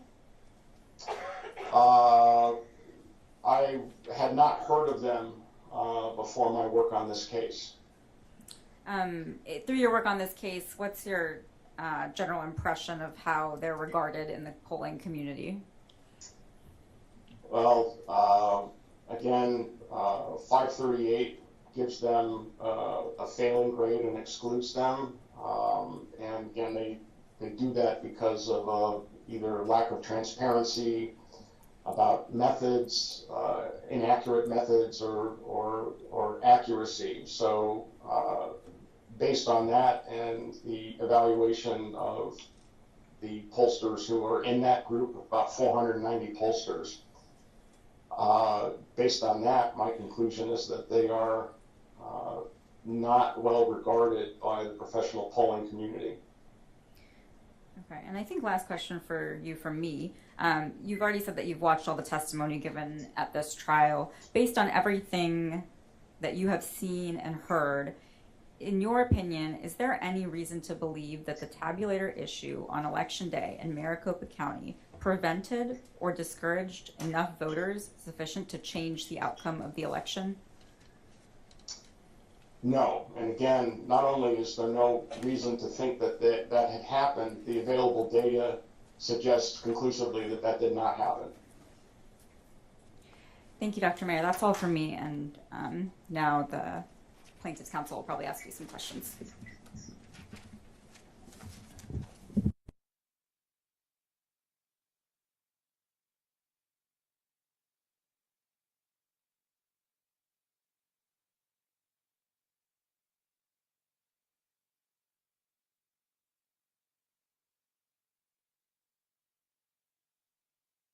Which is Defendant's Exhibit number 1, I believe.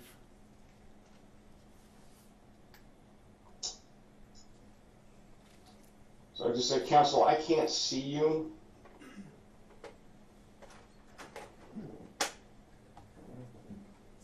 Can you see the exhibit, Mr. Mayor? Dr. Mayor, please. I'm sorry. I apologize. Dr. Mayor, can you see the exhibit, sir? No, Your Honor, I can't. I don't have an iPad. Oh, that. Can you turn that on or something?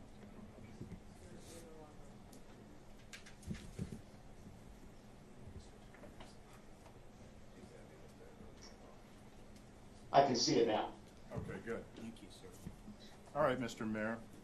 Let me read you the first paragraph of your report. You state, and you drafted this report before the court sustained the certain claims in this complaint, correct? I'm sorry, I don't understand the question.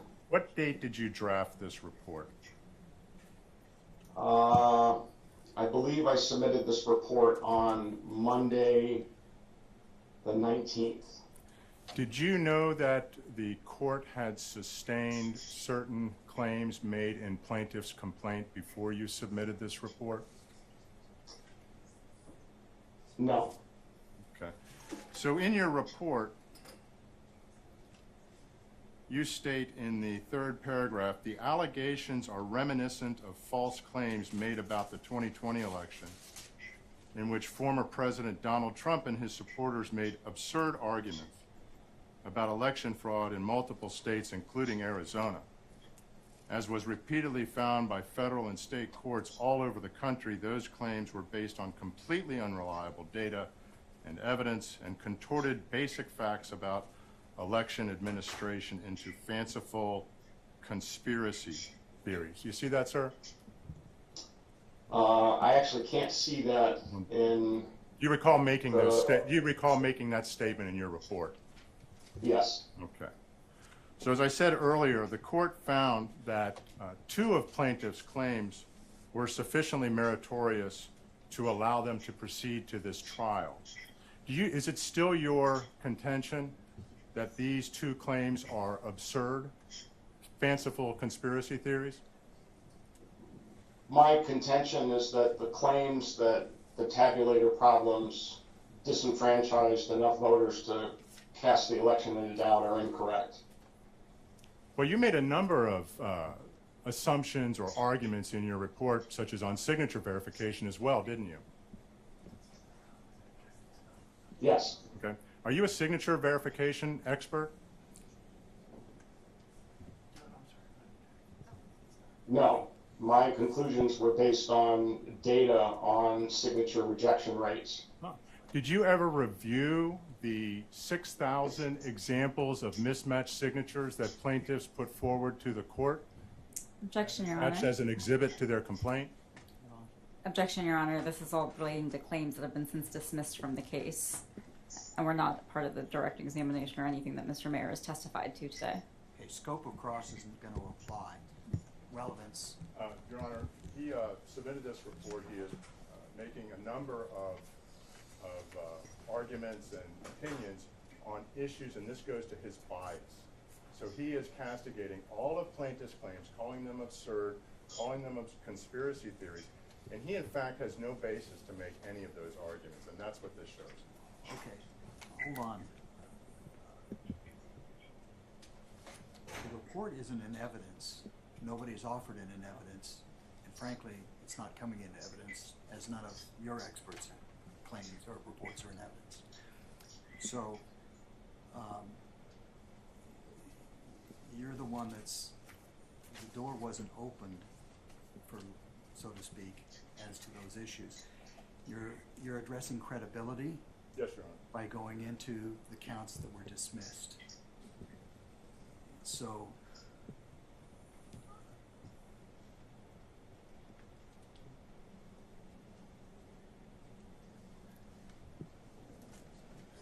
I can give you some leeway in terms of addressing his opinions as they relate to a baseline for who he is and where he draws his experience from for rendering opinions, but we're not getting into the weeds related to the minute details of why certain right. claims were dismissed or not. Fair enough? That's right. Okay. Thank you, Your Honor. All right, Mr. Mayor, you claim to be an expert in a number of things. I'm curious, as an expert, is it important to rely on relevant data before you render an opinion? Yes. And in terms of signature verification, plaintiffs submitted over 5,000 examples of mismatched signatures. Did you review any of that data before you criticized plaintiffs' claims regarding signature verification? My claim was based on the data on signature matching rejection rates in Arizona and in jurisdictions around the country that engage in signature matching. So you didn't, so the answer is no, you did not review that data, correct? That's correct. Did you review any of the sworn testimony of the actual signature reviewers who were reviewing signatures for Maricopa County in the 2022 general election? Objection, Your Yes. Honor. Relevance, the data he's referring to is from the 2020 election, which is not before this court. No, Your Honor, I'm referring to the sworn testimony of signature verifiers for the 2022 general election. And, go ahead. I'd moved on from the 5,000 examples. I'm puzzled. I have this look on my face because I read the affidavits and I must have missed those thousands of signatures. The declarations that we submitted, the 3 from the signature verifiers, testified under oath as to rejection rates that they were performing for 2022 signature verification. Okay. Now, granted, now with that explanation, I understand what you're asking, but that wasn't what you asked. I'll rephrase, With Your all Honor. respect, I think if you were talking about did he review the affidavits of people who reviewed signatures in the 2022 election, you can proceed. Yeah. Thank you, sir. Mr. Mayor, did you review the declarations of the 3 signature verifiers for the 2022 process in Maricopa County? I believe I did. And do you recall those witnesses testifying to rejection rates that they were performing and observed between 20 and, say, 40%? That's what I recall. Okay. Do you think they're lying about that? My conclusion was based on those rejection rates were hundreds of times higher than the actual rejection rates in Maricopa County, Arizona, and jurisdictions around the country that use signature verification. I'm not making a claim about whether or not they're telling the truth or lying. I'm saying that those reported signature verification rates are wildly higher than rates that have occurred historically in jurisdictions around the country. Okay. But you've never personally inspected signatures in Maricopa County? That's correct. Are you an expert in anything related to cyber? I'm not offering a conclusion about anything related to cybersecurity other than the sources that I cite in my report. Did you examine any of the ballots that were used in the 2022 election? No. Are you aware that plaintiff's cyber expert examined ballots used in the 2022 election? That's what he testified to. So you are aware of it? Yes.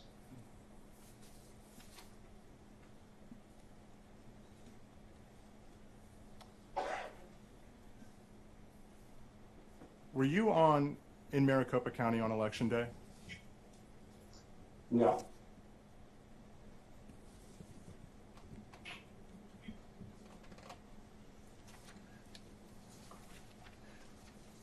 So you didn't observe any of the events that occurred on election day? That's correct. You gave some testimony on the reported wait times of Maricopa County. Do you recall that? Yes. What did you do to verify the accuracy of Maricopa County's data? I relied on the data that was reported by the county. So you did nothing to verify the accuracy of that data, correct? That's correct.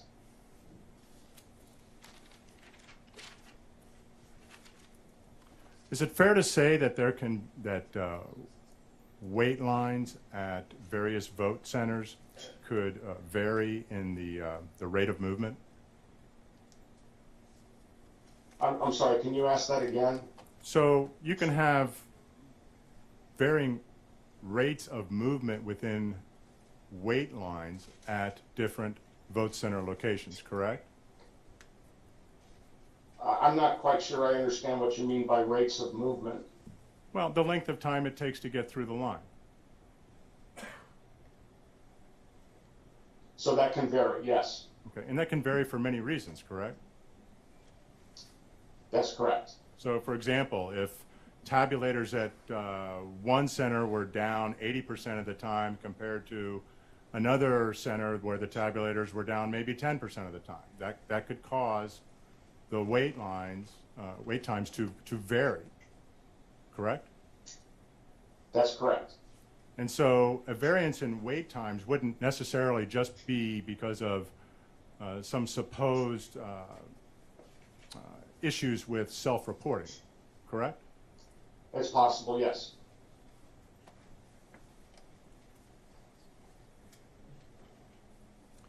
You had asked some questions about the 2.5% that Mr. Barris referred to in terms of the projected increase in overall turnout. Do you recall that?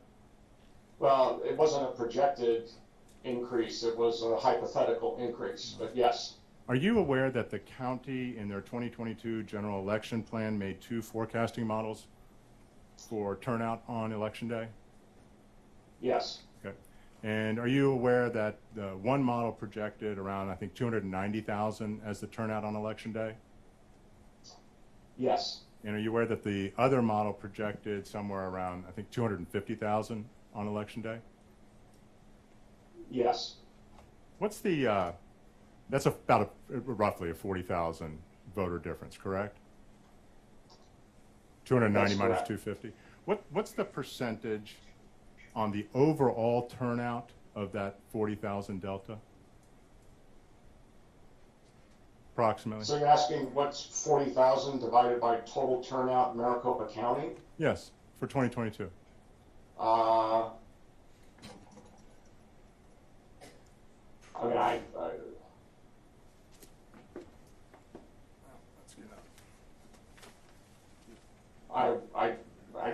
trying to do the math in my head. It's looks like it's about 3%, maybe a little bit less than 3%. Okay, so Maricopa's own projections showed a delta of approximately 40,000 voters as having about 2.5–3% impact on overall turnout, correct? Well, you're talking about 2 probabilistic forecasts, but yes, the difference is about 40,000 between those 2 forecasts.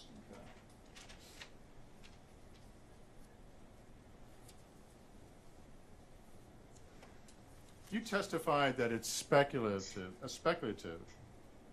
to think that Republicans would be disproportionately affected by increased wait times and what even Supervisor Gates referred to as chaos on Election Day.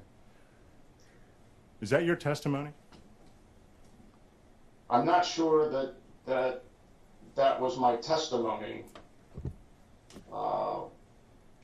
I don't think I said that when I was testifying. Well, did you testify that it was speculative that Republican turnout on Election Day would be affected disproportionately by issues arising on Election Day? With respect to turnout, yes, that's speculative. Okay.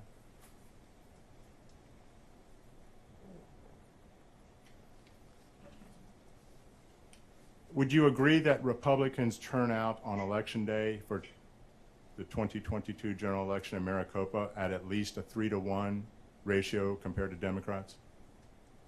Well, I would phrase it differently, that of those who turn out on election day, those are more likely to be Republicans. I'm not sure if the breakdown in their vote was 3-to-1. So you don't know what the ratio is? Well, you could look at it with what the vote actually was. Do you know what the vote actually was? The ratio between Republicans and Democrats on election day? Specifically with regard to election day turnout, Yes. I think it was in the range of 70%, but I'm not certain what the precise figure is. So 70% favoring Republicans to Democrats? Well, in terms of the vote.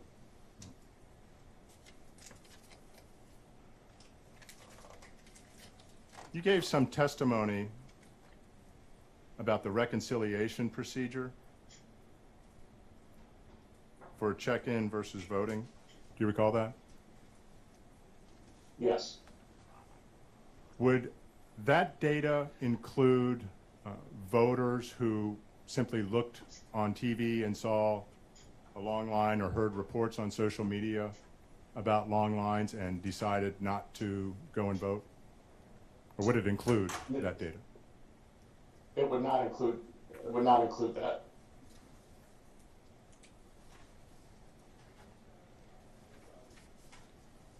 Thank you. I have no further questions. No redirect, Your Honor. Okay. Can we excuse the witness then? Yes, Your Honor. Thank you. Thank you, Dr. Mayer. That'll conclude your participation. Your excuse, sir. Thank you, Your Honor.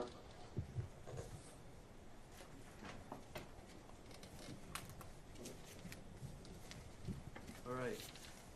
We'll take the noon recess until 1 o'clock. We'll resume at that time. All right.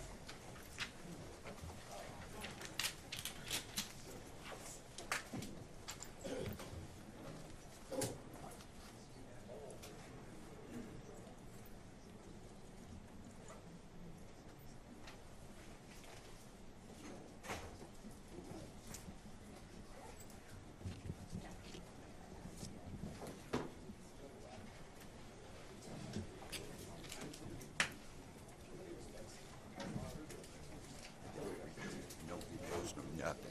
And the way you said it.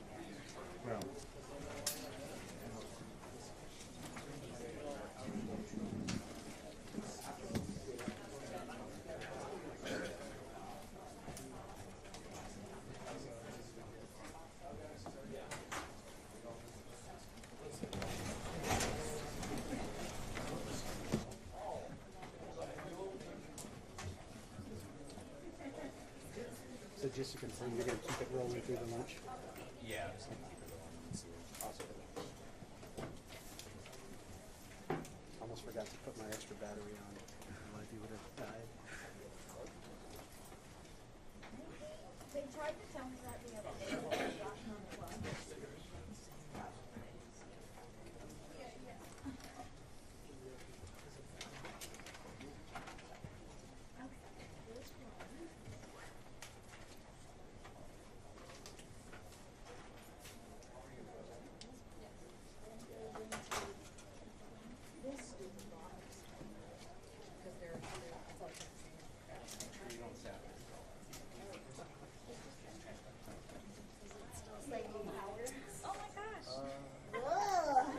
Well, I need a quarter.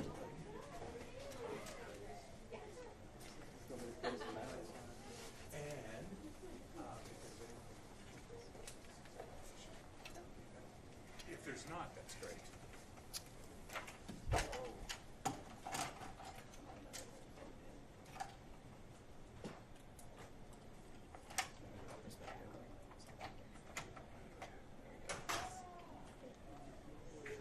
Yes, I sure can. Yes. Oh, I heard it go boom.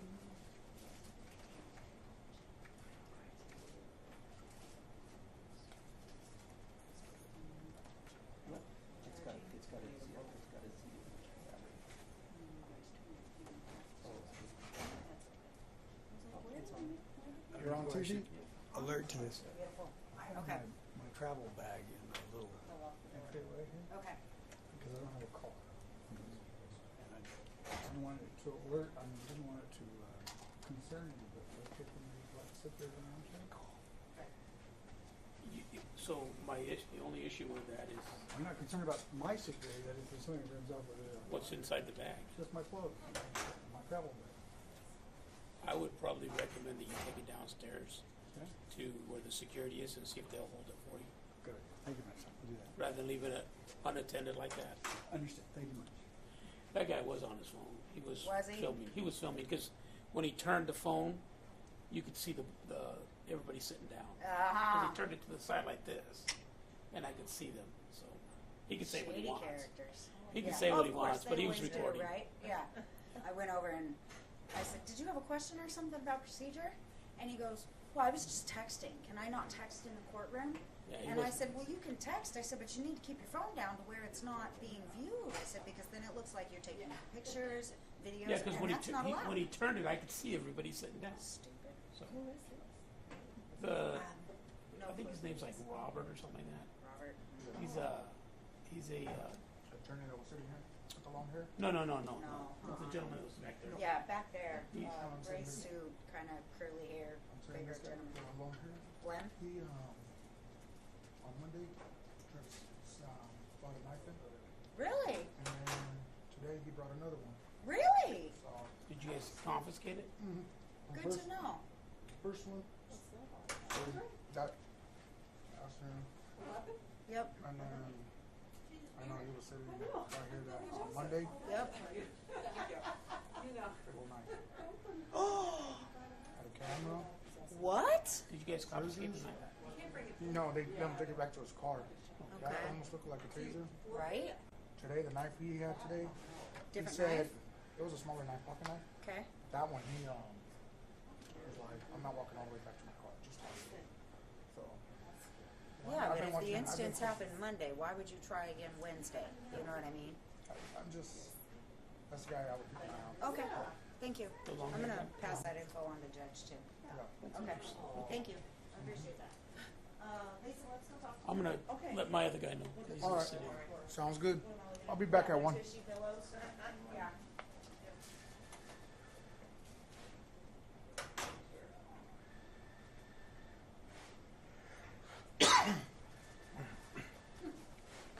Just another exciting day, huh? All right, well, I'll see you guys right now in an hour.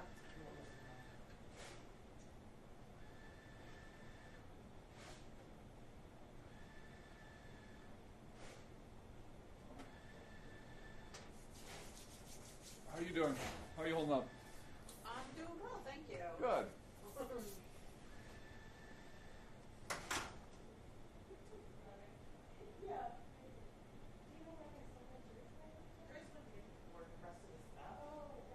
Did Danielle get sorted?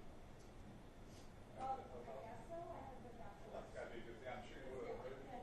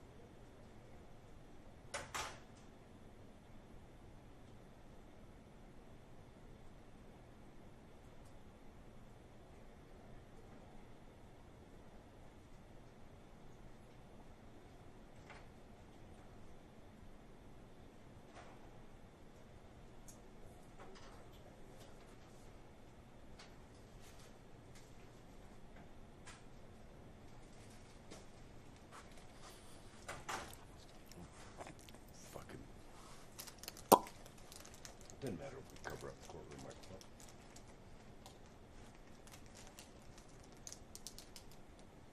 All right.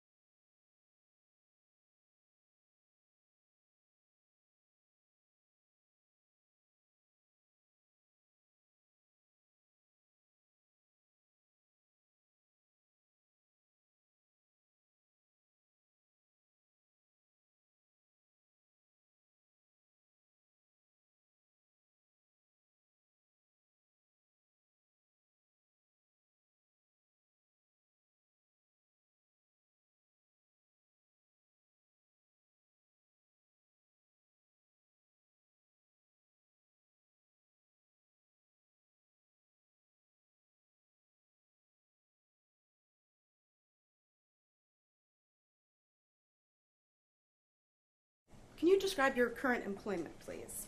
I am the co-elections director of Maricopa County Elections Department, overseeing early voting and election services.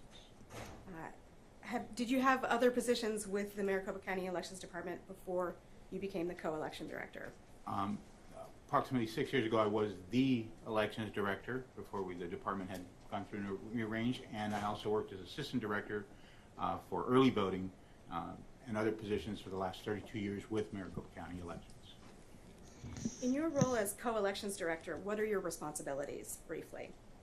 Overseeing primarily the early voting process, all of its departments as far as special election boards, mail-out balloting, and so on, and also candidate filing and campaign filing. Do you hold any professional certifications?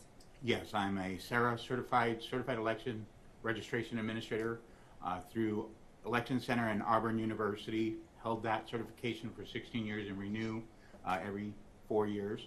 I'm also a certified election officer through the Arizona Secretary of State, and I've held that certification for 30 years, and it's renewed every 2 years.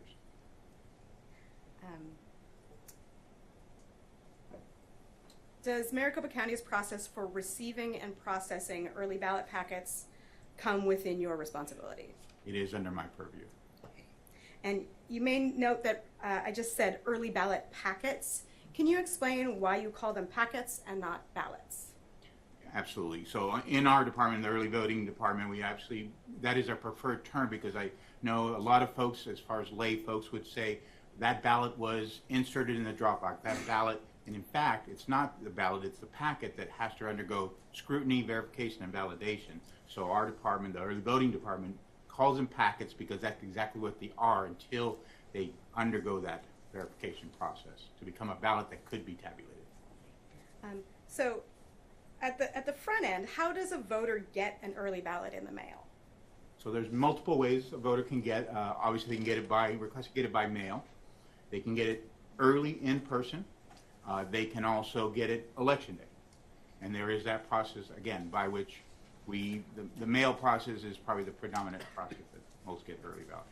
And when a voter receives a ballot by mail, how do you know that that's going to a registered voter? Well, early voting is reliant on the voter registration. Voter registration is a vetted process where the registered voter is verified through multiple statewide database that says that we check it against motor vehicles, we check it against INS, we check it against SSN, vital statistics, all of those things to come back. Once that voter's put on the registration rolls, we verify their address through sending them a return service requested registration card. But why I mention that is because then that vetted voter is put and eligible for a early ballot, which is then created utilizing that record and a specific unique piece ID that is created for every election for that particular voter for that early ballot pack. And does that piece ID appear on the affidavit envelope in which a person would return an early ballot to the county? It does. And what are the different ways that the county gets early ballots from voters? So ballot packets. Ballot packets, yes. So the ballot packet itself can be dropped off at one of our drop-off locations, whether it's a standalone drop box, which we have two, one here in Mesa, one in our McTech facility, can drop it off on election day or in person at any time during the early voting in-person period, or can return it by mail. Before you ask the next question, I just noticed you speak quickly, Mr. Valenzuela. That may be a little bit difficult for the court reporter to follow. If you could just slow down slightly, sir. Yes, sir. Mr. Valenzuela, you just mentioned one of the ways that voters can return early ballot packets is by delivering them to vote centers or drop boxes. How do those ballots that have been delivered to a drop box or vote center during early voting, how does the county get those back to the central count facility? So we do have a courier process by which we assign two individuals of bipartisan differing parties, a DEM and a REP is it specifically, and those individuals will visit the site, whether it be a standalone drop box, a city clerk that is assigned to be a drop box only, and or an early voting in-person site, and those couriers would present themselves. They would, those bipartisan couriers, to the clerk, city town clerk, or the inspector at the polling place or vote center, and that they would begin that process of emptying that sealed blue box that is present for collection of those ballots or packets. Okay, and you said, when you say emptying those boxes, that's emptying them at the site where, the early voting site, or at the, or the drop box?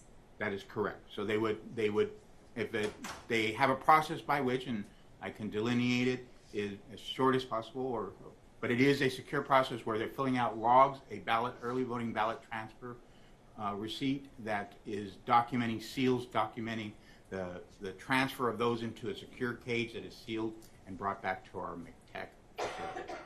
And if we could bring up Exhibit 20?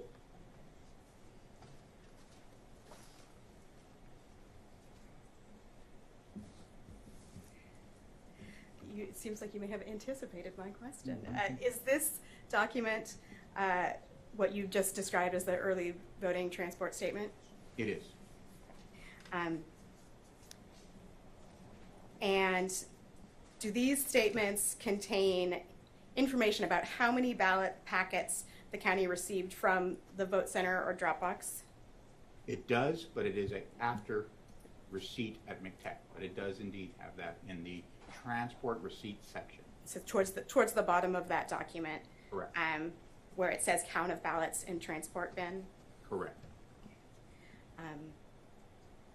At this time, Your Honor, I would move to admit Exhibit 20. Objection?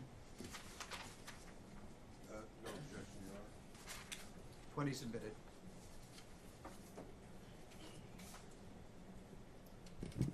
So I think we've gotten to the point where ballots, early ballots, come back to the central count facility at the county. Where do they go next? So they go, this top part of the receipt, and it actually very clear, is at location, is where they are basically just transferring those packets into a secure bin, sealing that, come to our McTech facility. Then we have two representatives, auditor boards, that are, again, made up of differing parties, a Dem and a Rep, that will take that and open that box and confirm and document on this bottom section, the transport receipt, all of the seals that were removed, that are brought back from the original blue box, the new seals or the red box seals, and also the new seals we put on the box that we just left. They also will begin a process, because they're a smaller quantity, we do have a counting machine that we can run those packets through, and we will then process those, and not shown here, but as an audit slip that we document how many of each packet we have received. There are 3 different types of packets: an in-person counter packet, which is a white envelope; a mail ballot, which an individual, we mailed it and they opted to deliver it, so it's a green envelope; and then we have voters that may have cast a provisional ballot. So there are 3 envelopes. They will take those bins, they will count those, they will document on their count of ballots and transform bin, and they will ready them to then be commingled with several other boxes brought in, and seal that for transport for an inbound scan process at Rumber. And just briefly, you mentioned the different colors of envelopes. On this form, next to the line where it says count of ballots, where it says 107G/31W, what does that mean? That would be the 107 green affidavits, which would indicate mail ballots returned, and the 31 white, which would mean in-person early voters that still, because there is no tabular there, still follow the envelope process or packet.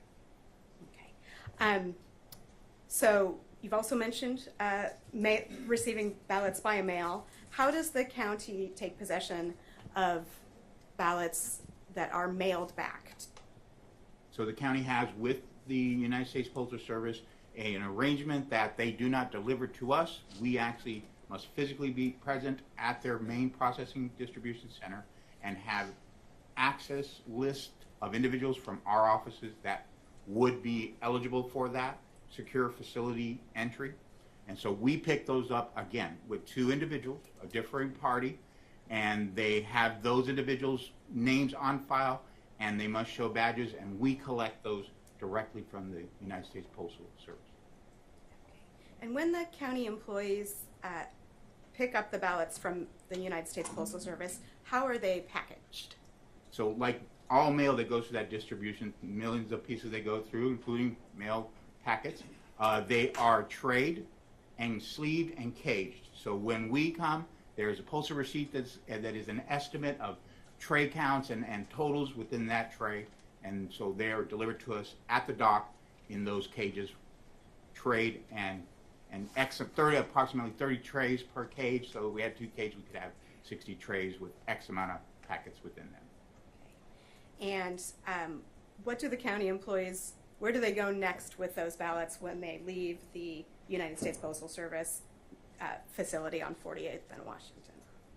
So those 2 couriers or pickup individuals will go straight to Runbeck with that particular day's mail, whether it's several trays or several cages, depending on the turnout on that given day.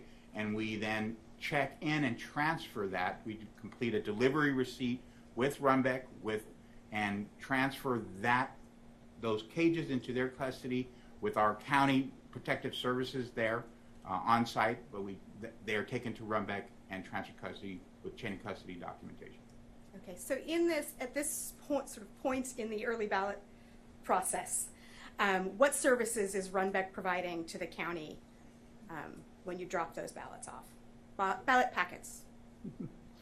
So those packets themselves, they undergo what is called an inbound scan.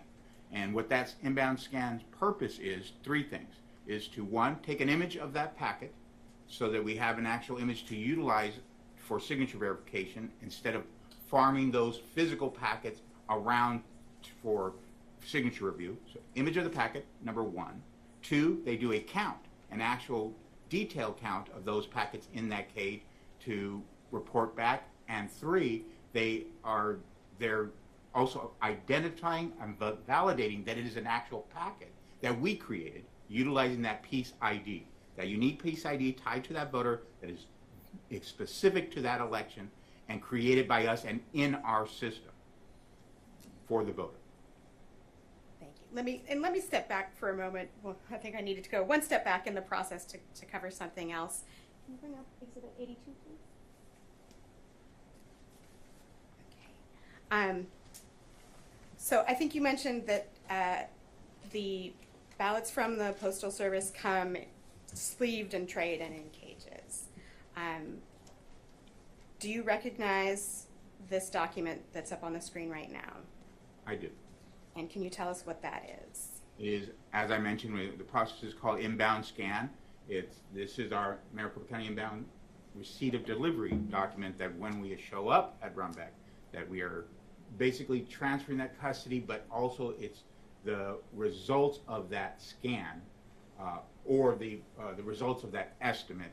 The example is showing here 84 trays at 600 per or 400 per tray, and so on. Then it tells you the quantity, the estimated quantity based on that receipt. In addition to, we may have regular MOBs, which is a mail-out ballot that we're bringing because we've adjudicated or we cured one, and so on. So for this particular day, we had 1 tray of 599 regular MOBs and 1 tray of 13 what we call need packets, and that's a disposition that, should we have reviewed it and we can't make an absolute final determination, we need the packet. Very simple. We're very creative, but just need the packet back so we can have the physical packet to do follow-up with the voter or on the packet itself.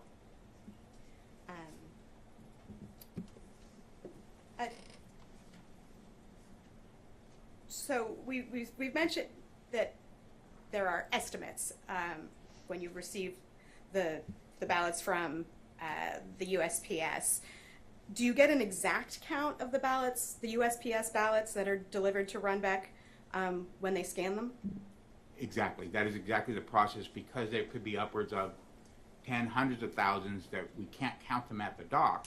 So we accept the tray count, the estimated weight count, as the post office provides to all vendors that pick up, and we then take it to that next detailed inbound scan count to get the exacting amount. Let's briefly talk about signature verification. I don't want to get into the details of the process, but why does the recorder do signature verification of early ballot affidavit envelopes? It is part of the process by which to prove identity. So obviously Arizona has a proof of identity. You go in person, you would provide photo ID. For a mail ballot, we don't request that you send your driver's license in, so that proof of identification is done through the signature verification on a signature exemplars on file, vetted signature exemplars, registration form, multiple registration forms that you may have on file. Also, past signature rosters. If maybe you're not an early voter, but you voted in person, we have all of those signature rosters and signatures, in addition to past EV affidavit, vetted EV affidavit signatures. As an example, I myself, in showing this, when we train, I have close to 32 different exemplars from all the times I voted and or registration forms. And just for the sake of clarity on the record, when you say EV affidavit, what does that mean? The EV affidavit is the packet that we speak of. It is the packet has the attestation, and it has that I am who I am, and it has our unique piece ID printed and the voter's information. And EV stands for? Early voting. And it's what the general public commonly knows as the envelope. The green envelope if they get it by mail. Does every early ballot that the county eventually tabulates go through the signature verification process? 100%. They cannot make it to the next phase. There's multiple bipartisan phases in between. They can't make it to the processing page made up of bipartisan boards who are auditing that tray report that says we've made these good, we've made these bad, we've made these need packet, whatever it may be, but the good six to get to tabulation must be signature verified. And I have a piece of housekeeping. I think I did not ask to move the admission of Exhibit 82. Your Honor, I would at this time move admission of that exhibit. No objection, Your Honor. 82 submitted. Has the county ever authorized Runbeck to allow its employees to deliver their own early ballot packets directly to Runbeck? No. And are you aware of Runbeck allowing its employees to do so in the past? No.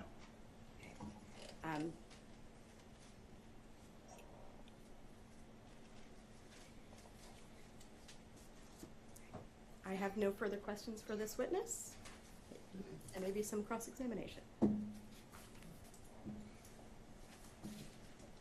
Will that be, Mr. Do you have anything to do? I was asking you who it would be. Oh. You've answered my question. Mr. Blunt. Sorry, Your Honor. Mr. Valenzuela, isn't it true that no Maricopa County employees operate Runbeck equipment? No, correct. Okay. So isn't it true then that you farm out the counting of ballots to Runbeck on Election Day? We do not. You They do do not? not count ballots. They count packets.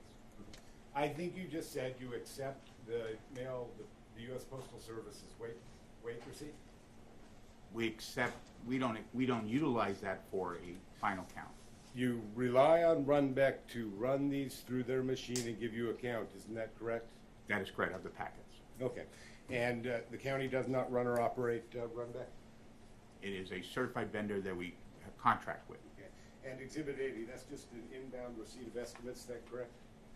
I'm sorry, you turn The inbound receipt of estimates, that's just an estimate, correct? for the Exhibit 80? USPS packets. Who created Exhibit 80? Hold on. Objection. I think Mr. Blum is citing the wrong exhibit number. Oh, I'm sorry. The inbound receipt, the last one that was received. The It's inbound 82. receipt, 82. 82. Who created that document? The format of the document, Who made the document? Who signs the document? signs the document, it's shared between Shared. Runbeck and a county employee that concurred. So it shows, does it not, that you are turning over ballots to Runbeck, correct? We're turning packets over. Packets. You have no idea exactly how many you're turning over, correct? We have an estimate, but we rely on that count, that certified vendor to do that. All right. kind of Why do we count. use chain of custody documents that show the details of how many ballots we have? Objection. When you count ballots, you put them on a chain of custody form, correct? Wait a During second. EVBPS process? Objection. Calling for speculation, lack of foundation. Speculation. Hold on, wait, let me rule. I'm just gonna ask a different question, Your Honor, because I'm. Okay, withdrawn? EVBTS documents that you testified about and we just admitted into evidence. Those contain counts, do they not? They do. Of the number of ballots that were brought back. Why do we do that? The number of ballots that are delivered and the number of estimated in some cases. Why do we do that? Why do we provide that? Yes. So that we have a basis to reconcile to some degree. Okay. Isn't it so that we know exactly how many ballots were injected into the system at each point in the process? It is not, because It we is don't not. have that at the post office level. We As you won't- sat here, you just testified. Hold on, wait a Mr. second. Bell- Just a second. Let him finish answering. We only have one person speaking at a time, please. Okay? Sure. For the sake of my court reporter, okay, the record will look, if you've ever read a transcript, it has a bunch of dashes when people talk over themselves or each other. So please. And so, Mr. Valenzuela, you had absolutely no idea that Runbeck employees were allowed to inject ballots into the system, isn't that correct? I do not. I did not. You had no idea. And isn't it true that you had no idea because you do not keep adequate documentation with regards to the number of ballots you receive on election day and give to Runbeck? Yes or no? It's a simple question. Objection, Your Honor. what objection to what? Foundation, Mr. Valenzuela has not testified to regarding Election Day. If he's able to answer the question, I'm gonna let him answer. If he doesn't understand it, I'll have Mr. Blum rephrase it. So Are you a- if you can answer the question, sir, do so. If you cannot, tell us. Repeat, if you will. You have no idea how many election day ballots are transported to Runbeck because you do not document exactly how many ballots are transported to Runbeck. Isn't that correct? For the United States Postal Service pickup, we do not receive a finite number, so we do not know that number when we deliver to Runbeck. Drop box ballots. Does the same apply? Does not. We do know that because it is small quantity where we have a counter that we can count 100 ballots, 1,000 ballots, but not 290 through this counter. You know the exact number? Exact number of. Ballots, ballot packets, drop box ballot packets. We do, part of our audit review is we do count the drop box ballot packets because they are outside of the purview, whereas a federal post office, they don't leave chain of custody from the federal post office once we pick them up, but the ballot boxes, we do make that count. On election day. On election day, no. Because we're not doing drop box courier process at that time. It's a different process for election day. Thank you, Your Honor. Oh, hold on. Would you by chance happen to know how many exact ballots were door 3 ballots? Was it 17,000? I wouldn't speak exactly to it. That would be under the purview. Do you know how many thousands of duplicated ballots there were? I don't have that number to speak definitively. You know how many spoiled ballots there were? I do not. Okay. You know how many ballots were rejected and not put in door 3, spoiled, duplicated, or otherwise? I have an estimate, but that's not under my purview as early votes. What's your estimate? For the, Okay, here's my question again very quickly, Mr. Valenzuela. How many ballots rejected and not put in door 3, spoiled, or duplicated? that I don't. I just know of the 17,000 number, which is a total of unread, not broken down. Thank you, Your Honor. No further questions. Thank you. Redirect. Briefly, Your Honor. Said I wasn't going to say that. Mr. Valenzuela, are election day operations and tabulation under your responsibility? They are not.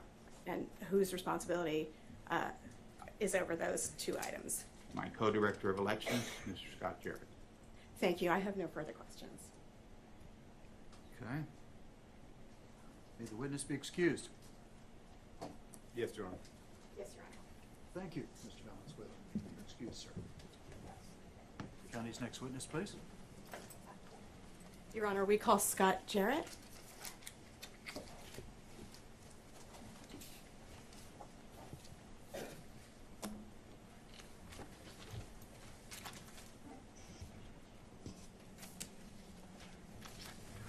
Take the stand.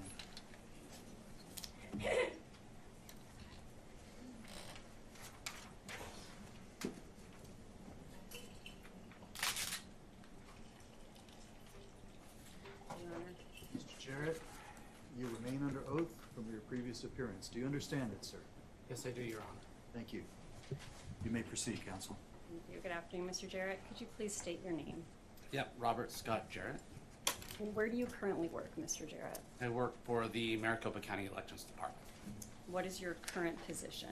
So I am the co-director of the Elections Department. I oversee in-person voting and tabulation operations. How long have you held this position? I was appointed by the Board of Supervisors in 2019. And could you just briefly describe your job duties in that position? Yes, so I oversee all in-person voting operations, so that includes early in-person voting that I report up to the Maricopa County Recorder for. That does include drop boxes. I also then oversee in-person voting on Election Day, as well as, so that would be all the recruiting and training of poll workers, recruiting of temporary staff that work at McTech, or the Maricopa County Elections and Tabulation Center.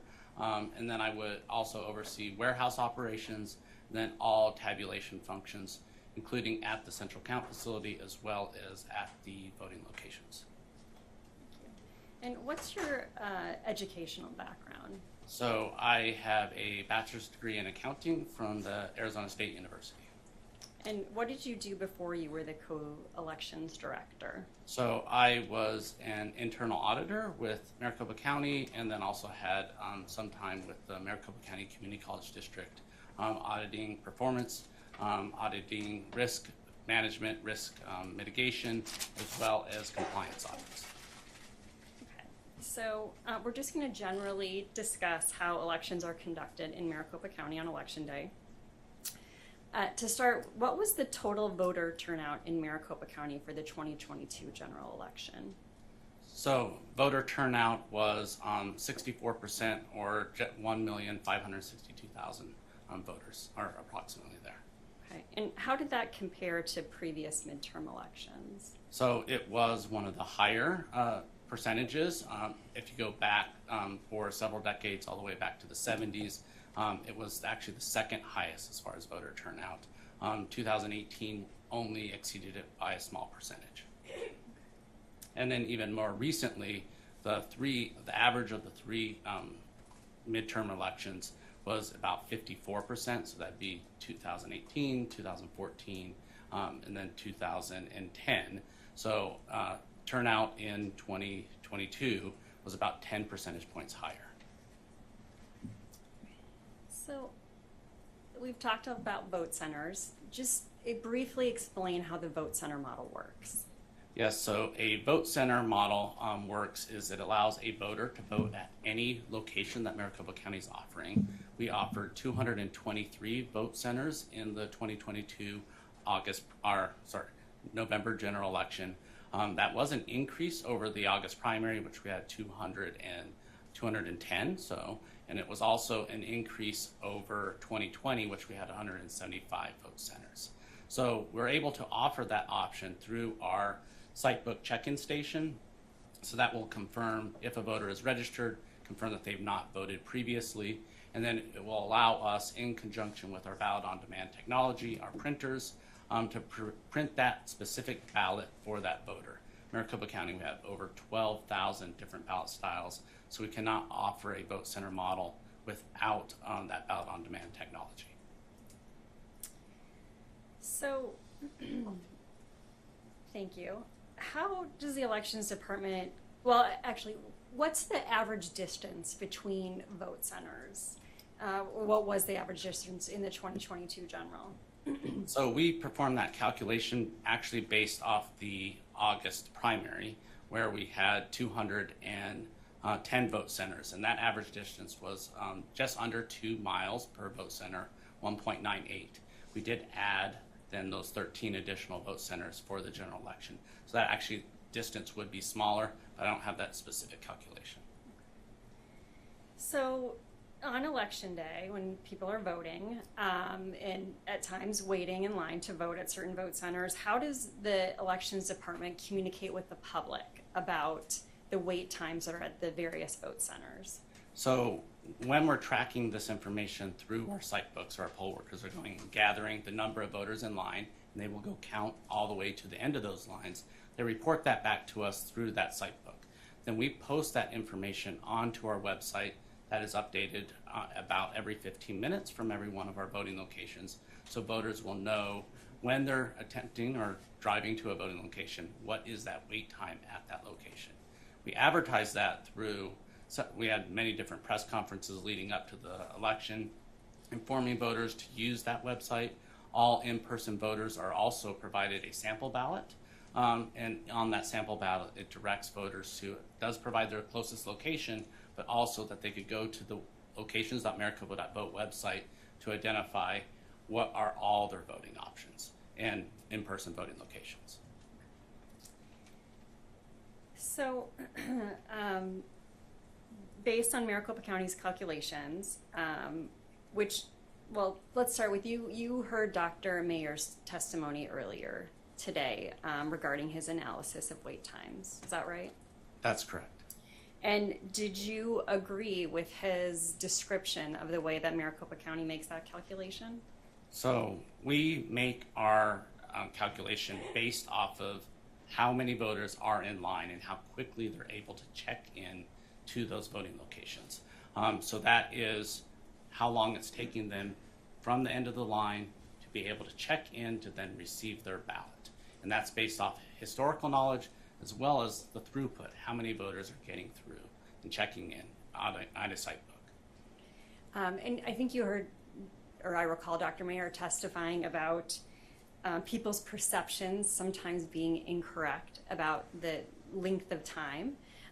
What are some of the things that you've observed or experienced impacting that perception or misperception, perhaps? Yeah, I think when someone's making an estimate about how long they've waited in line, they may be making that off of when they arrived, they parked at the voting location, right? Whether they've then stood in line, right, to be checked in at the voting location, how long it took them to get their ballot, but also then how long it would take them to actually vote their ballot. And that can vary greatly, right? So some voters, we had in Maricopa County one of the longest ballots ever, on average over 85 contests. So some voters come in very, very prepared, right? They may even bring a sample ballot with them, and that can help them expedite and fill out that ballot much more quickly. Some voters may come in and they'll see the contest and they only want to vote a few. So that might only take them a minute or fewer to even complete that ballot. But then some voters, and this is within, we allow this. We encourage voters to be able to do this. We want them to be informed. So they will go get a publicity pamphlet, and they may investigate and read all the different information about each individual contest and then make their decisions in that voting booth. For example, one day in early voting, we had a voter show up. Our voting location closed at 5. They showed up at about shortly before 4 p.m.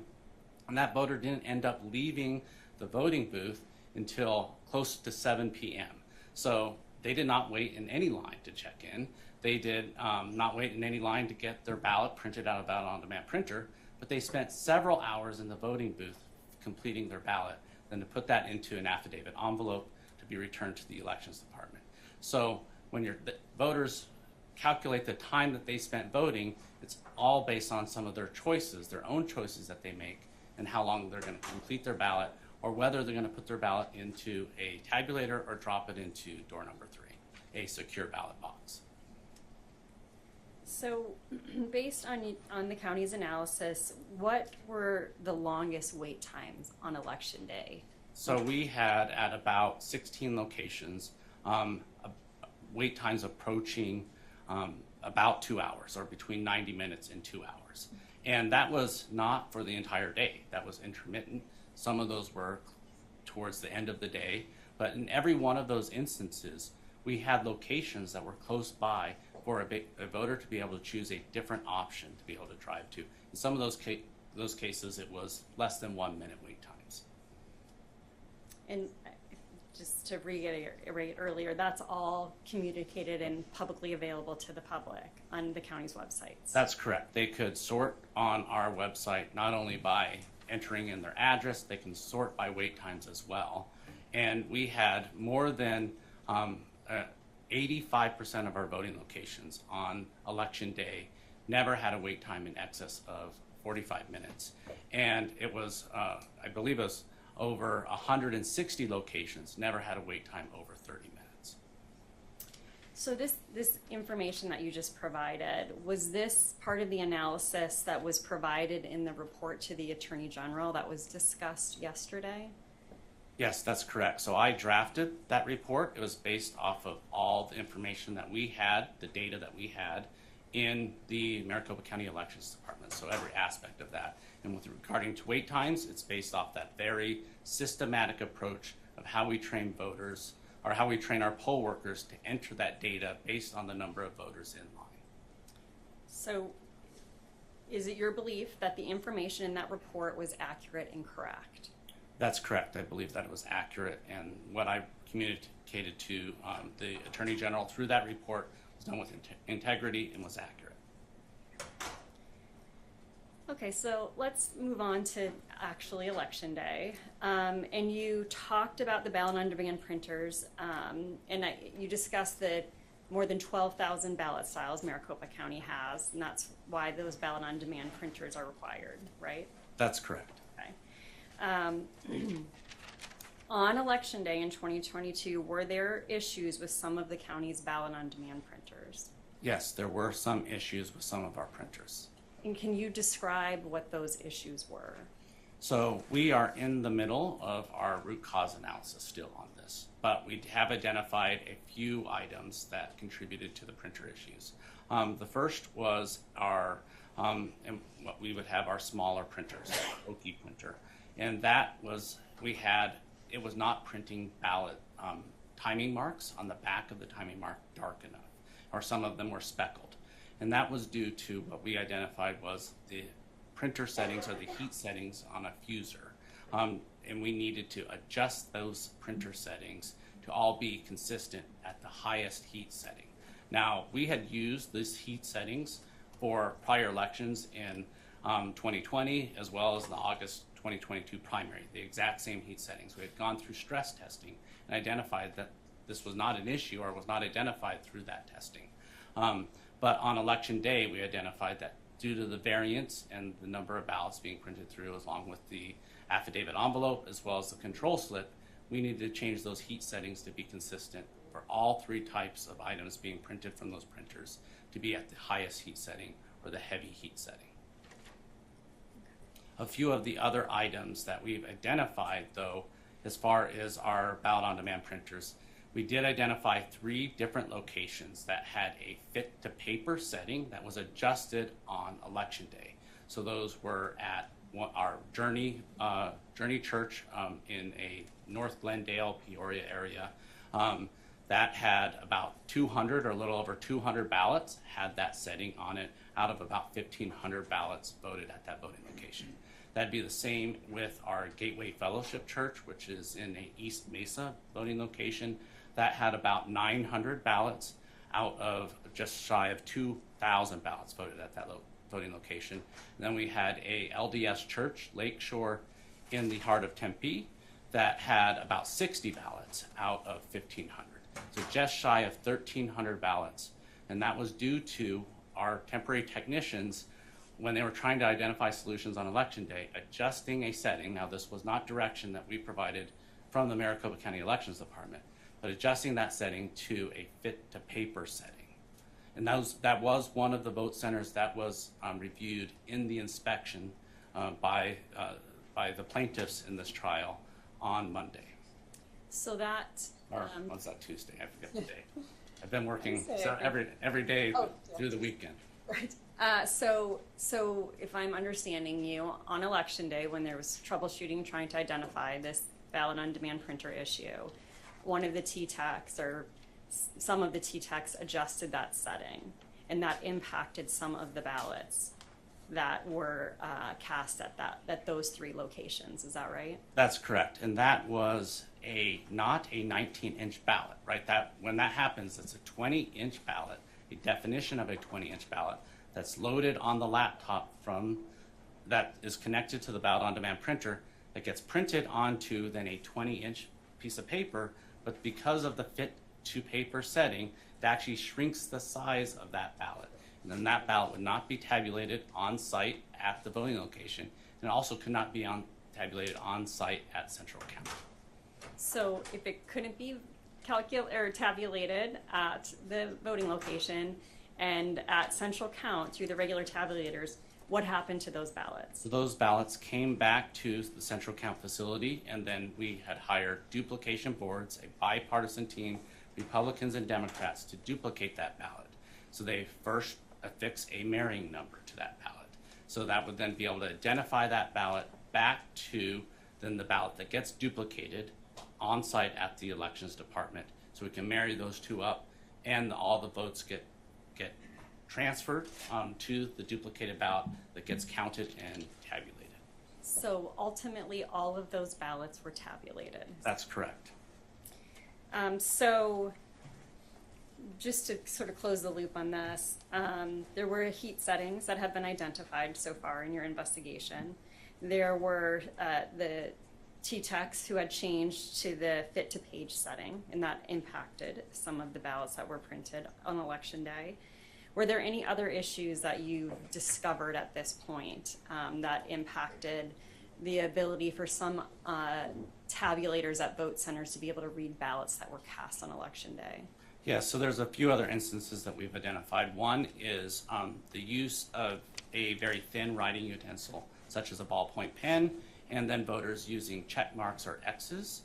And that is because our precinct-based tabulators, or our vote center tabulators that are on site, they cannot read an ambiguous mark, right? So if a voter has an ambiguous mark on their ballot, the tabulator alerts the voter there is an ambiguous mark, right? And then that voter was given the option to either spoil that ballot and vote a new ballot, or to put that ballot into the secure door number 3, the drop box. So then that can be then returned to the elections department and duplicated.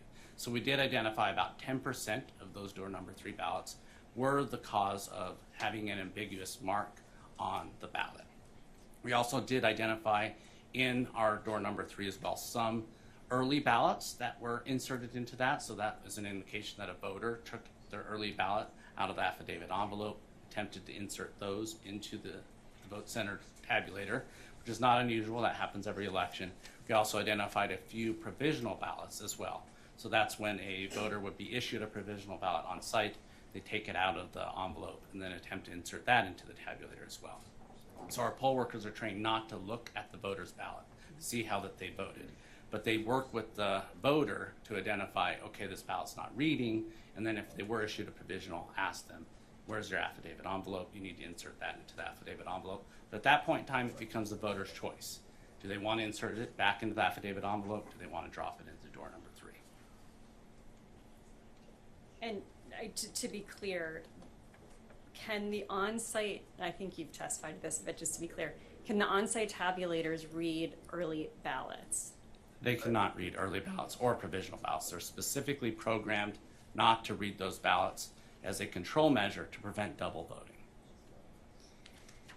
So we've talked now about the issue that arose. I want to talk a little bit about sort of the timing of when you learned that this was happening and in the process that the county took to try and identify a resolution that you said was identified. At about what point in the day did you learn that there were some issues with tabulation? We received our first call from our first vote centers starting about 6:20 to 6:30. And at that point in time, once we started receiving those calls, we alerted the poll workers to follow their training, which was to, and a couple options. One was to have those voters and give them the option to drop their ballot into that secure door number 3, our drop box, a practice that we've used in Maricopa County since the 90s, right? Ever since we first introduced on-site tabulators at those voting locations. Again, voters being able to put their ballots in that secured drop box there's 15 counties in Maricopa County, 8 of them. So, and if you go to the 5 largest counties in Arizona, Pima County, slightly Democratic leaning. You look at Pinal County, the 3rd largest, slightly Republican leaning. You look at Yavapai County, again slightly Republican leaning, and Mojave County. All of those don't offer on-site tabulation. They only offer a secure ballot drop box. So we alerted our voters to be able to, or our poll workers, remind voters that they have that option to drop off their ballot in that secure ballot drop box. We also reminded them that they can have those voters spoil that ballot, check in again, get a new ballot. And then we also had implemented a cleaning procedure for this election for our troubleshooters. And so we had some of our troubleshooters start cleaning those precinct-based tabulators. So that was right away at about that 6:20 to 6:30 point. We also deployed T-techs, or technicians, out into the field. We had over 90 of them deployed on election day, and they started investigating and troubleshooting the issue. So that took us about a couple hours to rule out that it was not a tabulator issue. So at that point in time, those first couple hours, was it a tabulator issue? Was it a printer issue? We started getting reports back by about 8:30 that it was the timing marks on the ballots themselves, that they were not printed dark enough. So at that point in time, we need to determine why that was, because all of our stress testing at that point in time had never identified this as being an issue. So once we went through and were investigating that, we were working with our print vendor. They had members out in the field deployed as well. We also had members from our tabulation company out in the field investigating as well. So by about 10:15, we identified the solution, or a potential solution, and that was to change those heat settings. At that point in time, we needed to replicate it. So then it took us about another hour at several different sites to replicate that would be the solution on election day. Once we had identified that solution, between then, I think it was around 11:30, all the way through 7 p.m., which that's the time that's referenced in the Attorney General's report, the 7 p.m. timeline, we were making and going out and changing those heat settings on those tabulators. So just to take a step back, some of the vote centers at Maricopa County are also early voting locations, is that right? That's correct. We use a phased-in opening approach for our vote centers. So why is it that this issue with the ballot-on-demand printers wouldn't have been discovered through the early voting process? Well, because we didn't have any on-site tabulators at any of our early voting locations. So all of the timing marks that were printed, so the lighter timing marks, all of those were able to actually be read through our central count tabulation equipment. So during early voting, a voter puts in their ballot into an affidavit envelope and brings it back to central count. Those get then run through our central count tabulation equipment. So those were running fine. We had no issues. So only the ones actually that weren't running through our central count or our tabulator were the ones that were the fit to page setting for those printers, and none of those were occurring during early voting as well. So, Mr. Jarrett, do you have any reason to believe that the issues that occurred on election day with some ballot-on-demand printers was caused by intentional misconduct? I have no knowledge or no reason to believe that. Okay, we're going to switch gears a little and talk about chain of custody documents. So you heard Mr. Valenzuela talking about the early ballot transport statements. You're familiar with those documents, correct? That's correct, because I oversee the in-person voting operations. And what are, just to reiterate, what are those documents used for? So those are used by our bipartisan courier teams to go out to vote centers and drop boxes used during early voting, the early voting period, all the way up until the day before Election Day, to retrieve early ballots that are in that affidavit envelope, and to document how they're transferred from those vote centers back to the central count tabulation center. So documents all the tamper evidence seals, who those individuals were, as well as once they get back to the central count facility, the count of the number of early ballots that were transported. So then that gets us to the day before Election Day, right? Let's talk about Election Day and the chain of custody documents that are used on Election Day. Could we pull up Plaintiff's Exhibit 85, please?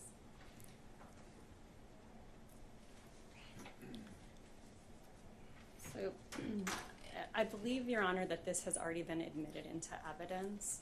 I believe you're correct. Right? Yes. 82. Okay. Well, so thank you. I'll take a minute to establish the foundation for this document. Mr. Jarrett, do you recognize this document? Yes, this is an example of one of our precinct ballot reports that are completed. And well, first, the seal numbers that are here are actually during our logic and accuracy test. When we're scanning those in, those seal numbers are for the tabulators that are on site at every voting location.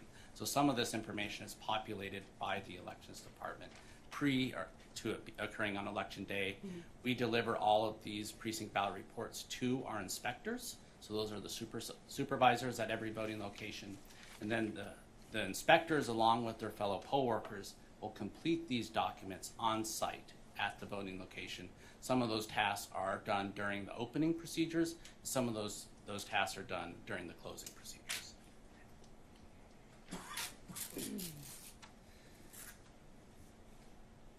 So let's walk through section by section what's on here. So you talked that the purpose of this is for the inspectors and some of the poll workers on election day to document what's occurred at that location. So what is the first section that's identified as opening polls? What information is provided in that section? Well, so I will say there is a name of the facility that was just higher up on the voting location. So each one of our facilities has this report that identifies the location in the facility. The next section talks about the tabulators in our accessible voting device. So this is to document that each door or port on that tabulator has a seal number affixed, right? Those seals were affixed by the elections department employees prior to or during the logic and accuracy test. And those are what the poll workers used to verify that those tabulators had not been tampered with between the time that the elections department affixed those seals and when the poll workers are opening up the voting location and opening the polls on election day. We also have information related to the accessible voting device. We have a lifetime counter that is being added to the right there, beginning lifetime counter under the accessible voting device. And then if there were any beginning total ballots printed, the accessible voting device is not widely used at all of our different voting locations. So it's not unusual for there not to have a ballot count on that next line, the beginning total ballots printed. And I think you said that the inspectors and the poll workers are completing these documents. What, just briefly, kind of training do the inspectors get prior to having that role at the vote centers on election day? So we go into in-depth, in-person training on this form for all of our poll workers on how to complete this, not only our inspectors, but it's covered through a PowerPoint presentation that goes through what are their responsibilities. We also provide a training manual that details exactly how this form should be completed. And then there's different checklists within our training manual for assignments on what the different poll workers and the roles that the poll workers play in completing this form. So there's 2 tabulators at every location, correct? That's correct. So they're we had 2 tabulators at every location except for one, which is our Gawker Village location, which is actually, to get there, we have to go through Pinal County, and it serves the Tohono O'odham Nation. So every other vote center had 2 tabulators. thank you. So if we could scroll down a little further on the document.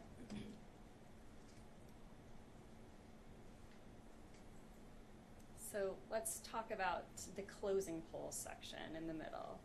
What information is provided in that section, and when is that? Well, let's start with what information is provided.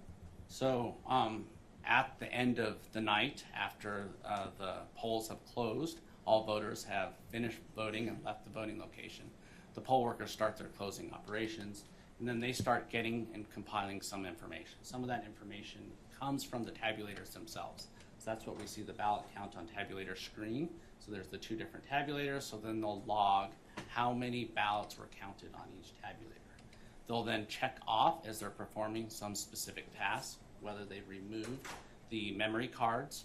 So those memory cards are what are going to be read in on election night to report results. So they're going to be removing those. They're going to be taking off a tamper evidence seal. They're actually going to be affixing that tamper evidence seal to the back of this form. And then they're going to then take those memory cards, put them into what we call a bubble pack. That's going to be in a container so that those memory cards can be securely and safely transported back from the voting locations. After both memory cards from the 2 different tabulators on site are in those bubble packs, those are then affixed with a tamper evidence seal as well, which is logged here. And that, I believe, is the second or the next page of this exhibit, under seals. Is that what you're describing? That's correct. So they take the actual seal itself and then they'll affix it to the back of the form. So let's then move down to the bottom section. It says security seals. What information is being provided in that section? So here is where we're documenting the chain of custody of items being returned back from the voting location. So if they have a black bag, so those black canvas bags, those are what the poll workers use to return the voted ballots. So those live loose ballots that are not in an affidavit envelope. So they'll put those in a black canvas bag, then they'll affix a tamper evidence seal to those bags, and they'll log that information here. Now every voting location has 2 black bags that we issue to it. But sometimes the voters only use one of the precinct-based tabulators, so they only take out the ballots from one of those locations, put it into that black canvas bag, so there'll only be 1 seal that's logged. They're logging here. The other information here is a red box, or a red box seal. So those are the forms that are being returned to us from the voting location. So it's a secure container that has a closing lid, and then they'll be able to affix tamper evidence seals to those, and then log that information here on this form. And then those blue box seals, those are the transport containers that we're delivering the early ballots that are in those affidavit envelopes back to the elections department. So it's very clear, they're not loose ballots at that point in time. They're in a sealed green affidavit envelope with a unique piece ID on that affidavit envelope. Those go into these blue bins and they get logged.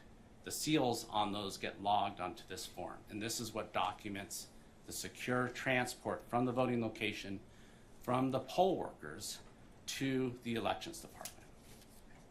So before we talk about how all of this information and all of these items make their way back to MCTAC, Scott, in your position, are you familiar with the Elections Procedures Manual? Yes, I am. And in talking about this section on the blue box seals and the process that you just described for putting those green affidavit envelopes that were collected on election day into those boxes and sealing them, is that consistent with the requirements of the Elections Procedures Manual? Yes, it is. Chapter 9, subsection 8, subpart B, I believe it's on page 192. It describes that at the end of, that's closing procedures for our elections boards at our voting locations. So it provides for them to be able to put those early ballot affidavit envelopes with the ballots sealed inside into a secured container. Does not require that we count those at the voting location. It just requires that we put those into a secure container, affix that with tamper evidence seals, and return it back to the elections department.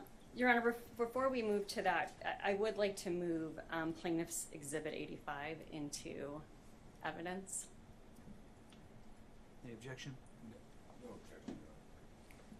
No objection, Your Honor. All right, 85 submitted. Are you able to pull up Exhibit 60? And if we can go to page 192, Mr. Jarrett just referenced.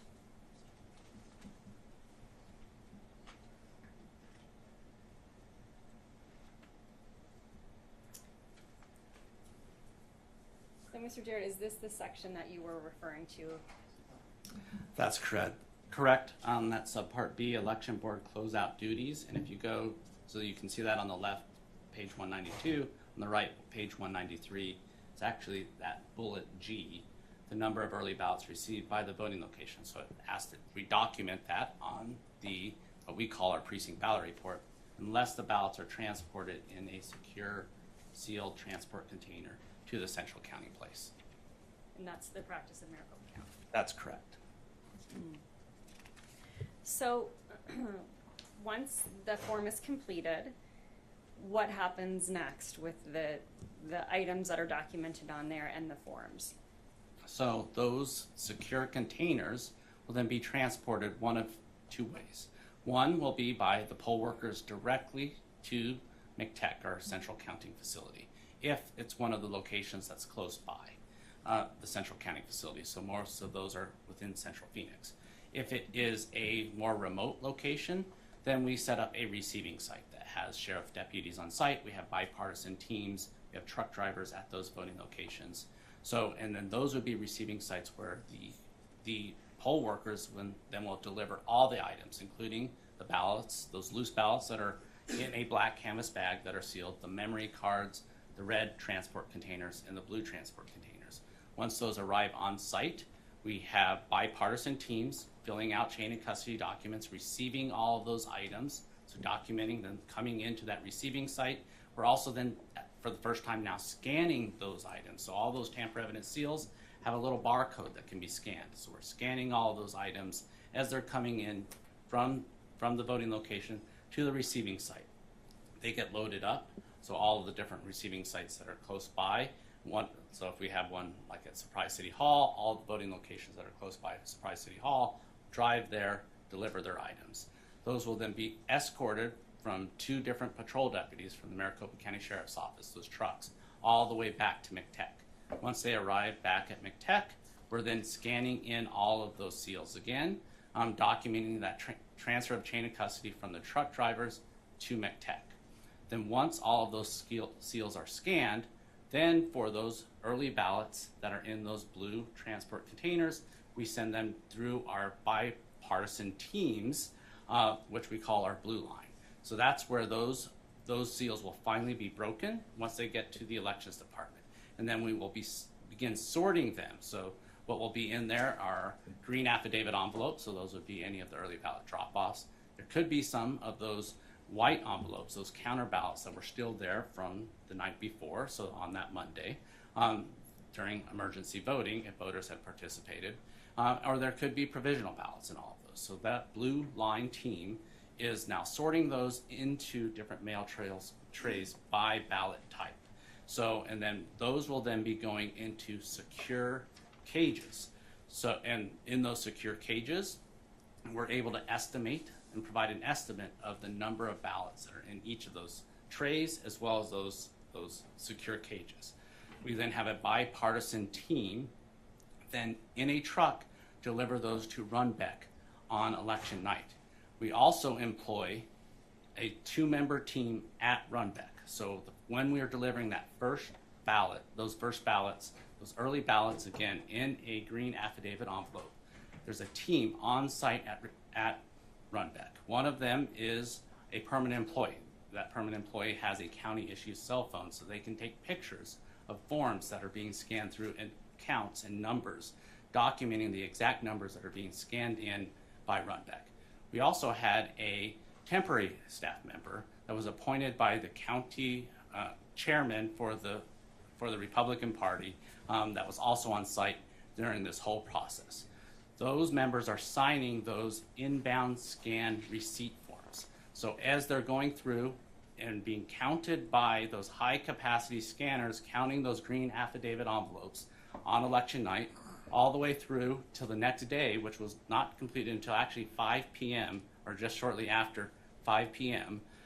They were scanning each one of those, and then they'd be able to scan them by ballot type. So here's the number of green affidavits that were in spec, right? So some of them are underweight. So we're even documenting how many of those ballots were underweight, how many of those ballots were overweight, how many of those ballots actually didn't have a valid ID number. Those are a voter returning to us in a green affidavit envelope their maybe primary ballot or their 2020 ballot. So, and we're documenting all of those. So once they're scanned in, we have a one-for-one tracking for every one of those affidavit envelopes. But we also have a total count.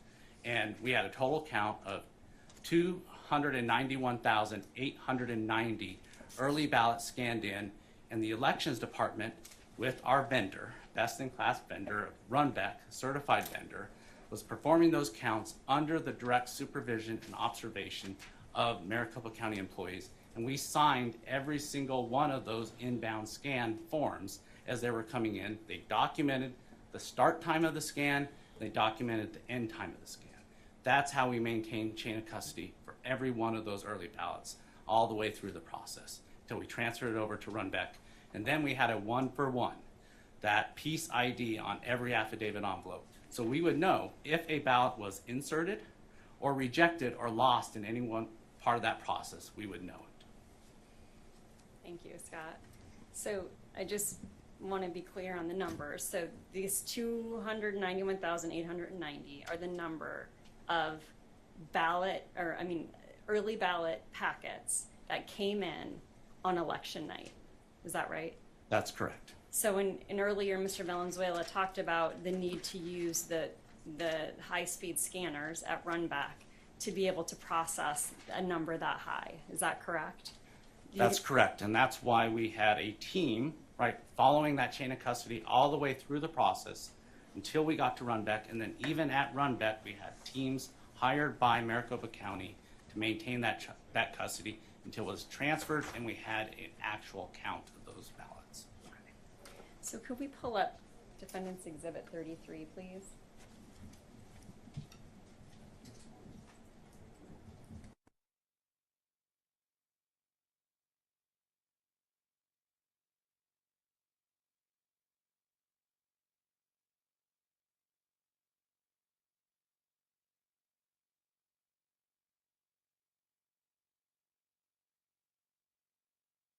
That's completed, and then you can see, and not in the best image quality, but you can see right under where you can see the grid or the boxes, there's some staff member signatures that are being signed right there.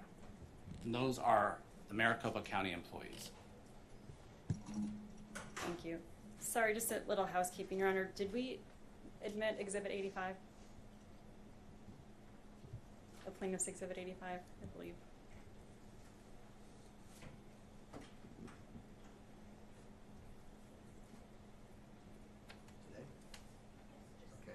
Today, yes, it was. Yep, that's okay.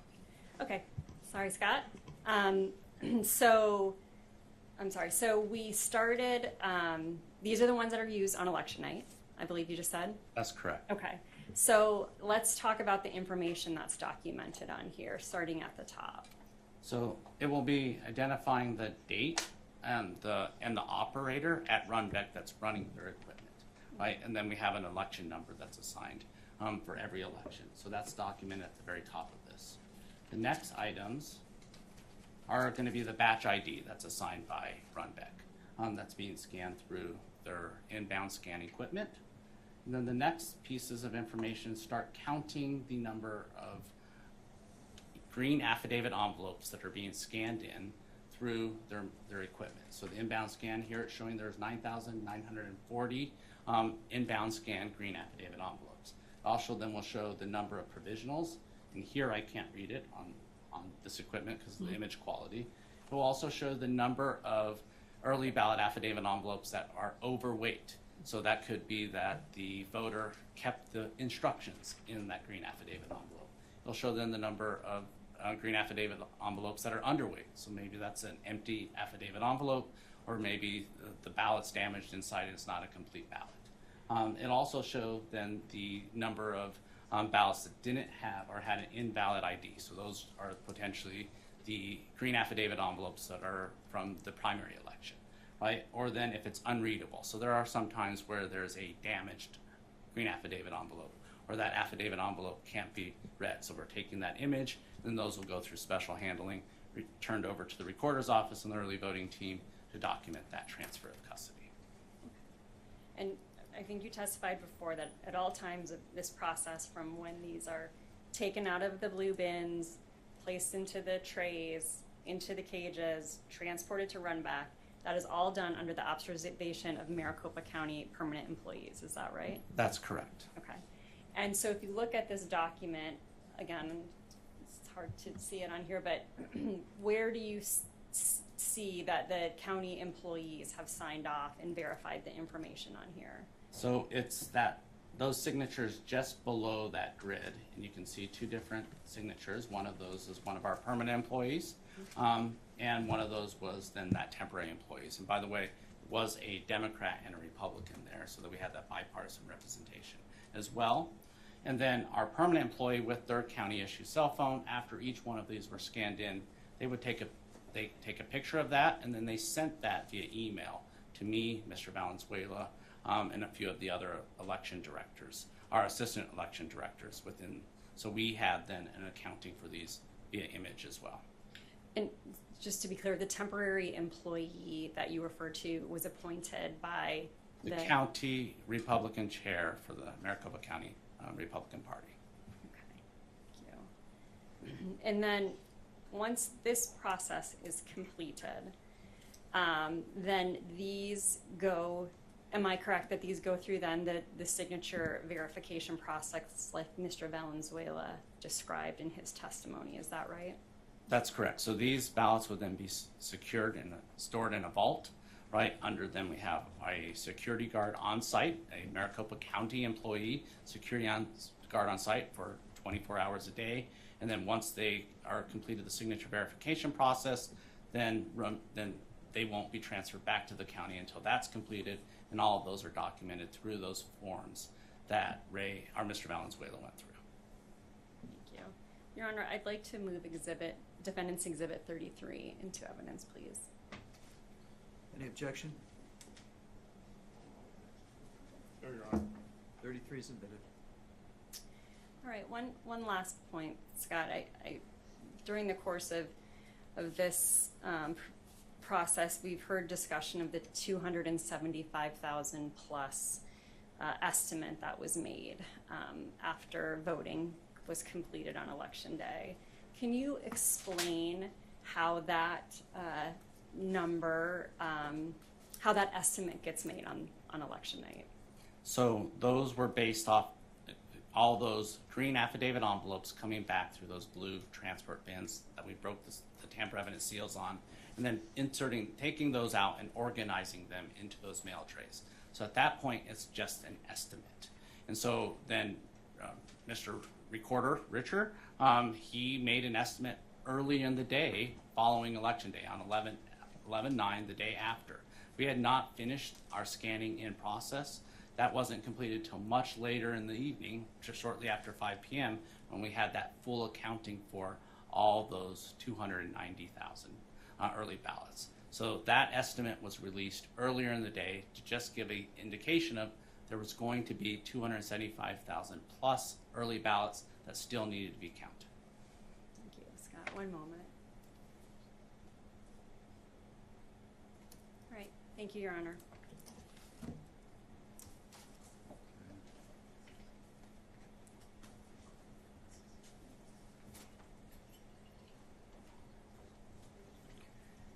Okay, Cross?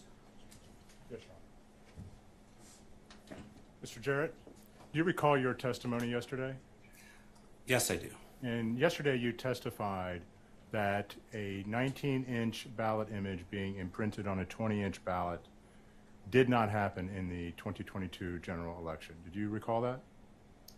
Yes, I recall that there was not a 19 ballot definition in the 2022 general election. But that wasn't my question, sir. I asked you specifically about a 19-inch ballot image being imprinted on a 20-inch piece of paper.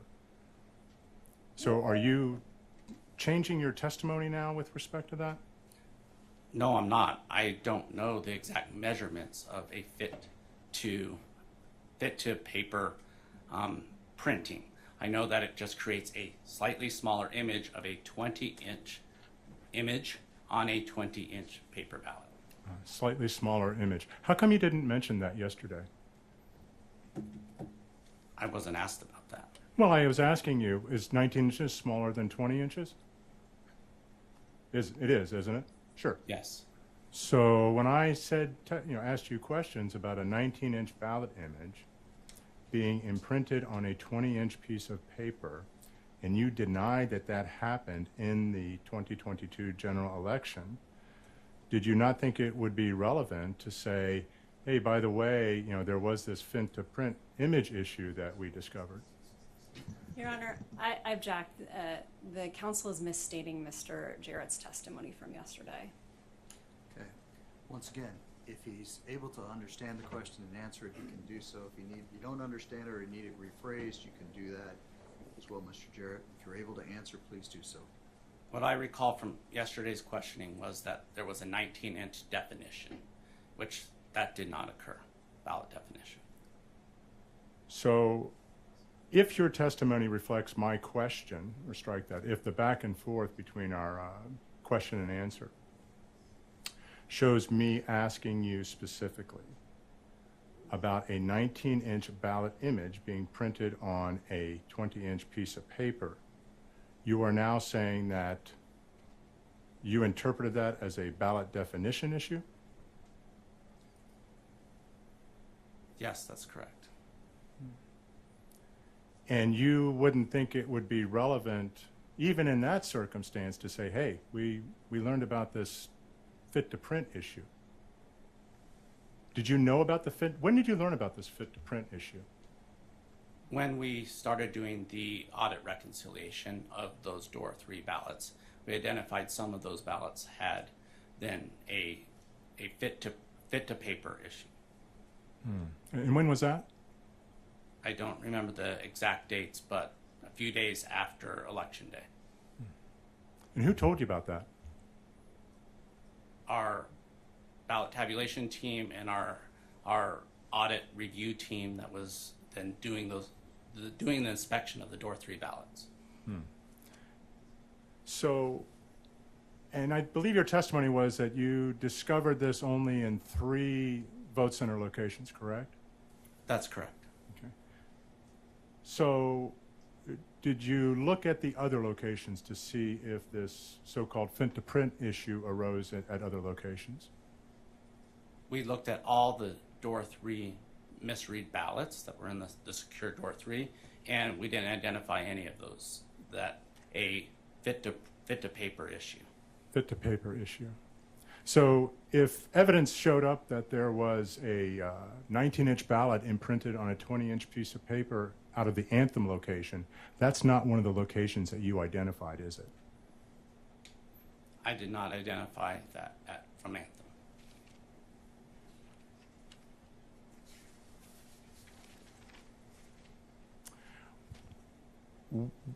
When did this so-called adjustment to the printer settings happen on Election Day that gave rise to this fit to print issue? I don't have the specific time, but it was during the course of Election Day. And was this fit to print issue, how did those settings get changed? Was it at the direction of somebody from Maricopa or just somebody on their own doing it? It was not at the direction of anyone from Maricopa County. So was the change in the settings in response to tabulator issues? So we believe, at least at one of the sites, one of the technicians was attempting to troubleshoot and then made that change. So if other sites, if the tabulator issues arose immediately before any technician made any changes to the print settings, then your theory of a fit to print issue would not be correct. Yes? No, I disagree. So when would the changes to the printer settings have been made? So the reason I know it didn't occur prior is because during our test prints, prior to Election Day, there was no identified fit to paper setting issue. And when was that? We do that when we're setting up each voting location. We run test prints on all of the printers. And how would you know that it didn't arise? It was never reported back through our chain of custody from the technicians to up to me, which they would have reported that to me. Why do you think they would have reported it to you? Because I meet with the team routinely and throughout the day, and I've even asked them subsequently, and they've said that they never identified it during any of the setups. So did you have a meeting with all these technicians and ask them this question? I had a meeting with our command center Okay. teams. Were all the technicians asked about this fit to print issue? I don't know if all the technicians were. Is there any documentation of any inquiry about this fit to print issue? I don't know if there's any documentation. So you said you performed a root cause analysis to determine how these problems arose on election day? We're in the process of performing a root cause analysis. And as part of that root cause analysis, you determined that there was this fit to print issue in 3 locations, correct? That's correct. Is there any documentation preceding yesterday's testimony that identifies this issue? As part of, yes, there is some documentation. What documentation? So some of our audit reconciliation forms that identified the 3 locations. And what do those audit reconciliation forms show?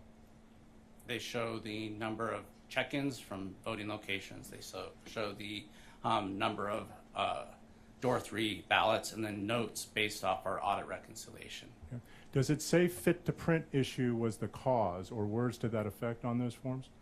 It actually is using the term shrink to fit, not fit to Shrink to fit. Shrink to fit. And was that determined to be the cause, or is that was that an assumption as a possibility? It was determined to be the cause for those 3 locations, for the ones that wouldn't be read at the voting location and then be read at central count. And again, you did not mention this in your testimony yesterday, did you? I did not. Did you publish anywhere that there was this shrink to fit issue after the election? We've not.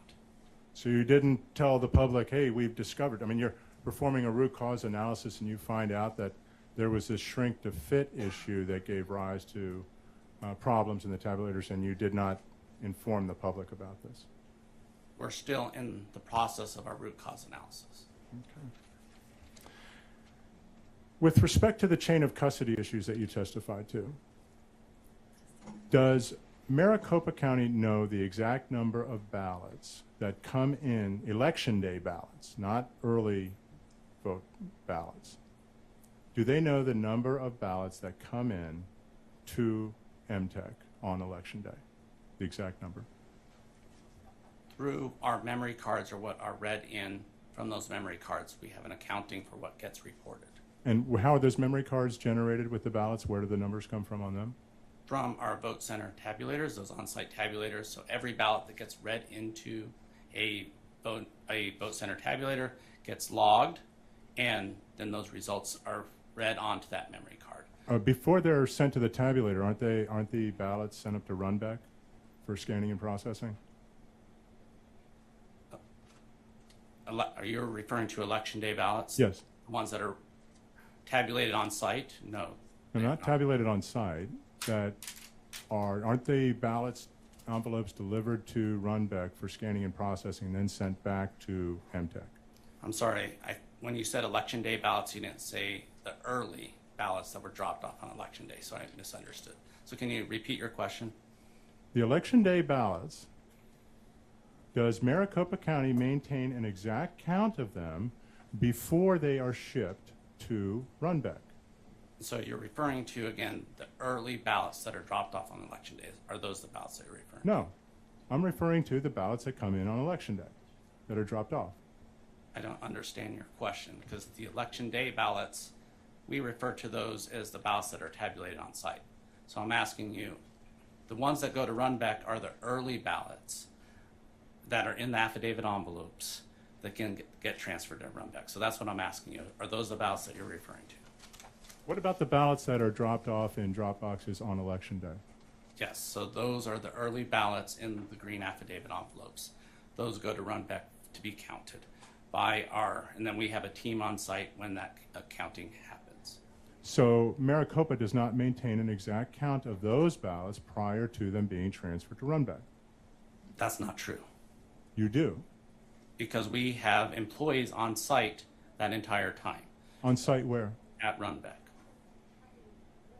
So why would somebody from MTech strike that?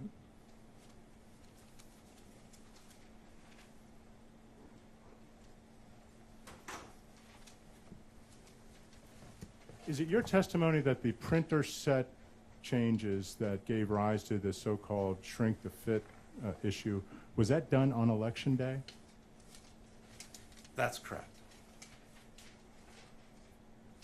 Thank you. I have no further questions.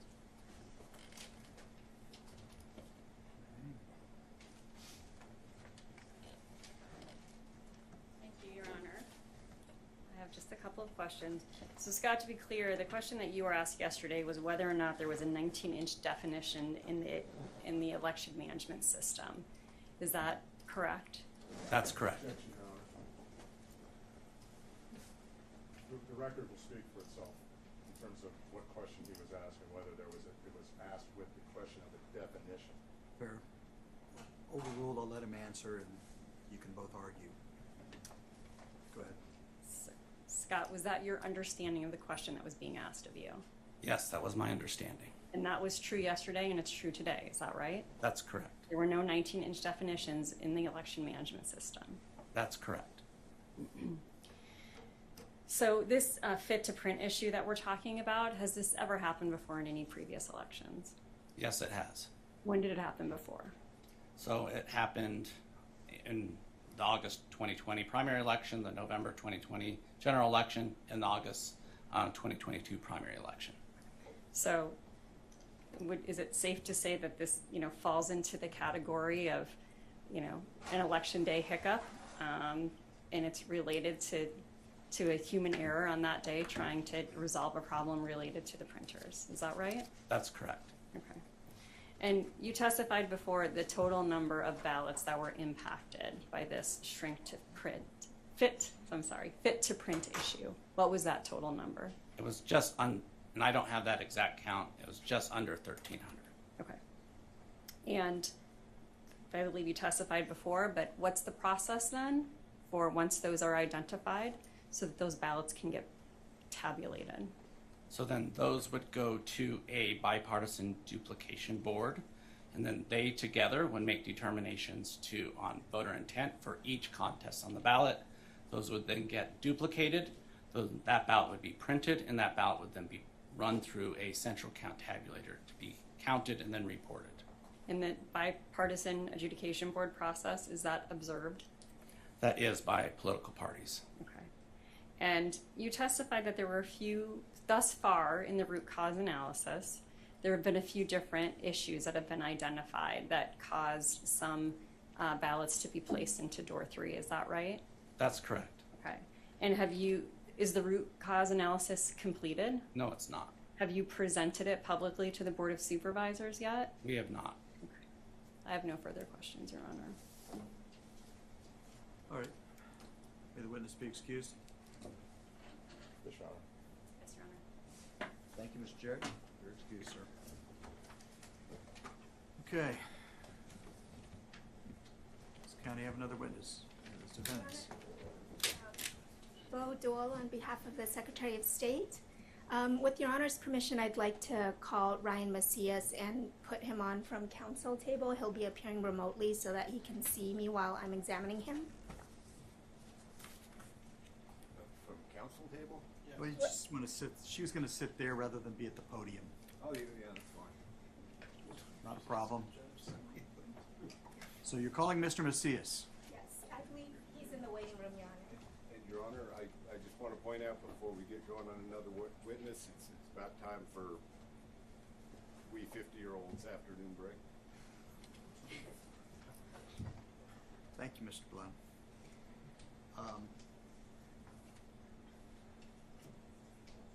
Whether in good shape or not on time, we'll take the 15 minutes right now. Thank you. So we'll come back here at 10 till.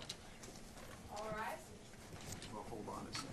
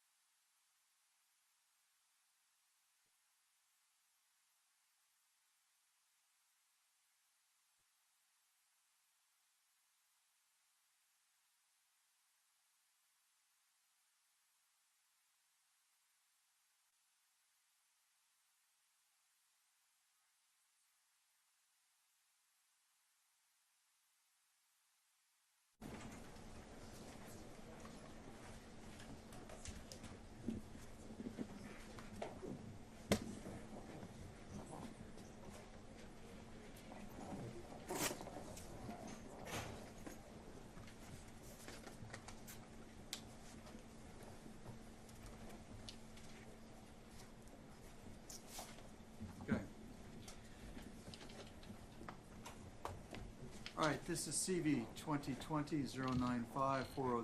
This is Lake versus Hobbs et al. We are continuing on the record, and we have the parties and the representatives present and their respective counsel. I believe the defendants were calling Mr. Macias as a witness. Mr. Macias, can you raise your right hand to be sworn in, sir? You do solemnly swear the testimony you're about to give will be the truth, the whole truth, and nothing but the truth, so help you God? I do. Thank you. Go ahead and proceed. Your Honor, before we get started, I just want to let Your Honor know for planning purposes that this will be the defense's last witness. Good afternoon, Mr. Macias. Please state your full name for the record. Ryan Macias. Thank you for being here, Mr. Macias. Will you please describe your current work and profession?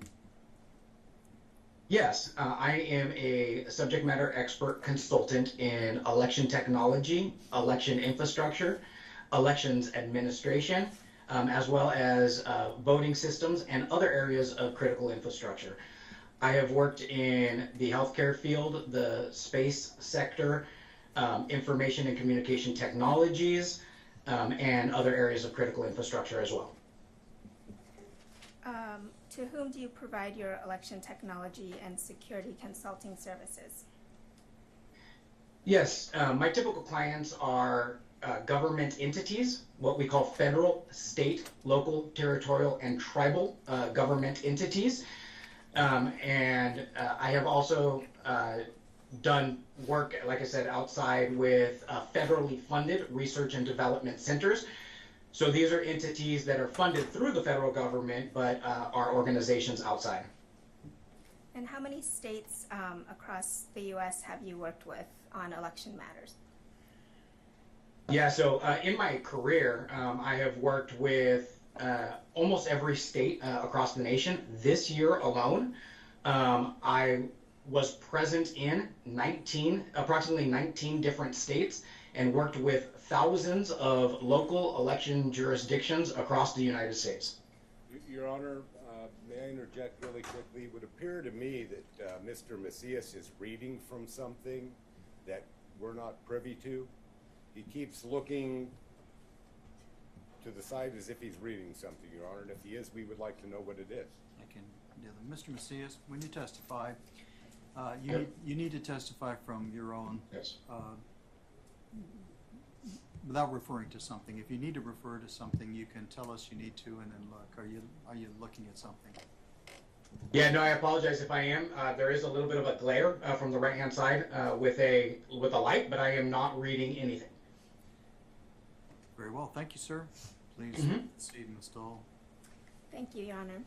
Mr. Macias, can you tell us any other examples of entities that you've provided election technology and security consulting services to?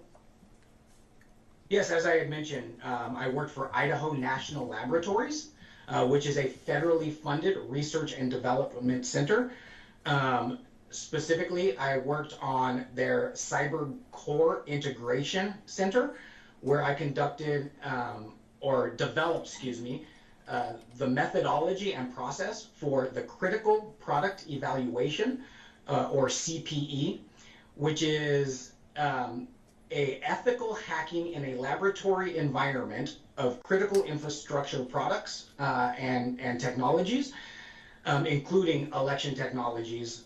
And so I worked with them from 2019 to 2020 and developed the methodology and implementation of the critical product evaluation. Are there other examples of election technology or security assignments you've done on behalf of government entities that you haven't already shared? Well, I worked both for as a consultant to an entity that was funded by the Department of State to do cybersecurity and risk assessments on election infrastructure abroad, as well as I have acted as a subject matter expert consultant to the Cybersecurity and Infrastructure Security Agency, and and that's the majority of my work outside of either federal or state government. Do you do any work on behalf of election technology vendors such as Dominion, ES&S, Unison, or Runback? No, I've never worked directly for and have no financial interest in any election technology provider, including those that you have mentioned. However, in some of the roles that I have worked, including those federally funded roles, I have provided services, trainings, resources to those entities on behalf of a federally funded client. Have you ever been on the payroll of or paid? Sorry. It's clear he's reading something, Your Honor. When he's asked a question, he's looking directly into the camera. When he is answering that question, he will look down and he will look to the right. All we got to do is watch his eyes, Your Honor. It's clear, it's there. And so, again, if Mr. Macias is reading from materials, Your Honor, that we're not privy to, we would like to know about it. Mr. Macias, are you reading material? I am not reading material. I have the teams up on full screen in front of me. Okay, that's a minute and a half you've used for the two questions. So, thank you. You can continue. Thank you, Your Honor. Mr. Macias, I was asking, have you ever been on the payroll of or paid by an election technology provider? No. Have you been engaged as an expert election technology and security consultant by state and local officials of different political parties? Yes, I have. As a matter of fact, I am currently under contract for both state and local governments from both major political parties, and I have conducted work on behalf of both Republicans, Democrats, and nonpartisan elections officials, including immense amount of work for Republican secretaries of state, such as Idaho and Arkansas, and Democratic secretaries of state, such as Pennsylvania and right here in Arizona. And how long have you been working in this field, Mr. Macias? I've been working in this field for over 17 years, with 13 of those years working directly within federal or state government. Can you describe any election administration, technology, election security related roles you've had with the federal government? Yeah, with the federal government, from 2016 to 2019, I worked directly for the United States Elections Assistance Commission. This is the entity that was stood up by the Help America Vote Act of 2002. And in that capacity, my last role was acting director of the Voting System Testing and Certification Program. This is one of the roles of the United States Elections Assistance Commission, is to provide for a testing and certification program. It is the only federal testing and certification program. Another role is to develop the voluntary voting system guidelines, or the standards by which the voting systems are tested.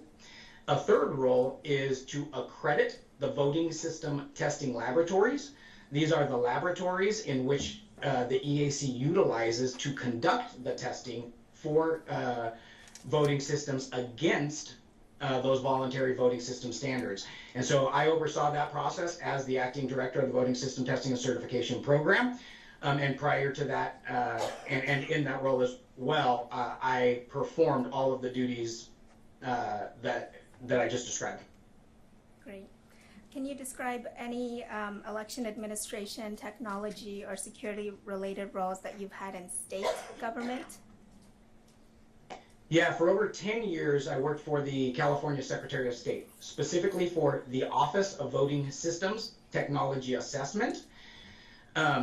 In that role, at OVSTA as we called it, California has the most robust security testing for all election technologies. This is not just voting systems, but also for ballot printing companies, ballot printing facilities, ballot on demand systems, and other types of election technology. Also in that role, I was appointed by then Secretary of State Alex Padilla to be the California representative to the United States Elections Assistance Commission's Standards Board, which is a Federal Advisory Committee Act, or FACA, board established by the Help America Vote Act as well. Have you done election-specific work in Arizona? Yes, I've done a lot of work here in Arizona, including providing an advisory role on the voting system testing and certification program, along with their election equipment advisory board. I have also, in 2021, I was named by Secretary Hobbs to be one of her expert observers for this State Senate review of Maricopa County's voting technology as well as ballots, which confirmed the results of the 2020 election in Maricopa County as tabulated by the Dominion Democracy Suite 5.5B voting system. I have also conducted logic and accuracy testing. I was hired to perform logic and accuracy testing for the 2022 election cycle, where I performed and worked with the state in developing the methodology for performing those tasks on the logic and accuracy in 13 of the 15 counties in Arizona for the August primary election. Before testifying today, Mr. Macias, did you provide a current copy of your resume or your CV to me? Yes, I did. Can we pull up Exhibit 17?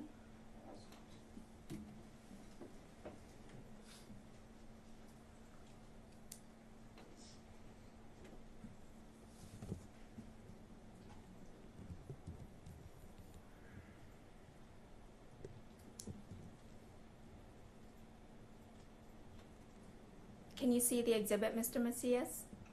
I cannot.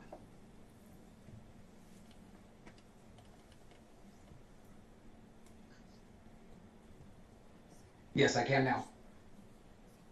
You take a minute to look at it and then let me know if this is a true and correct copy of your CV that was provided to me. Yes, it's hard to read, but it does look like the copy I provided to you. You prepared this document, correct? That is correct. And does it include your experience and expertise relating to election administration, election technology, and election security that you just testified about? That is correct. And does it also include a listing of the legal cases in which you've testified as an expert on these issues? That is correct. And courts have relied on you as an expert witness on election procedures, election technology, and election security? That is correct. Your Honor, I'd like to move Exhibit 17 into evidence. No objection, Your Honor. No objection? No objection, Your Honor. Okay, 17's admitted. Thank you. Mr. Macias, what experience, if any, do you have with the election management system that Maricopa County uses? Yeah, so as I previously stated, I actually have a lot of experience not just with the election management system, which is one component of the Dominion Democracy Suite 5.5B voting system, but I have experience in the entire system testing the Dominion Democracy Suite 5.5B. In fact, I have tested and or overseen the testing of 6 versions of the Democracy Suite voting system, which are either predecessors to the Dominion Democracy Suite 5.5B voting system and or a derivative thereof. Based on your experience with voting systems, including the EMS, the election management system, which I'll refer to as the EMS, can you please describe to the court the functions of Maricopa County's EMS in producing a ballot? Yeah, so the election management system, specifically Election Event Designer, EED, which is an application of the election management system, does what we call, it generates ballot definitions and creates ballot styles.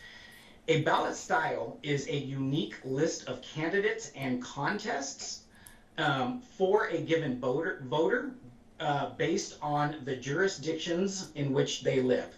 So myself, if I lived in a city within a county, I am going to have a list of candidates and contests. A friend of mine who may live in the same county but in a different city may have a different mayor, and therefore they would have a different ballot style. These ballot styles are rendered or generated into what we call a ballot definition file. These ballot definition files are used to program the voting system, but they are also used to generate what we call a ballot PDF, or a PDF file that contains all of the ballot styles within the election definition. These ballot PDFs are then utilized to print the ballots, both early ballots and election day ballots.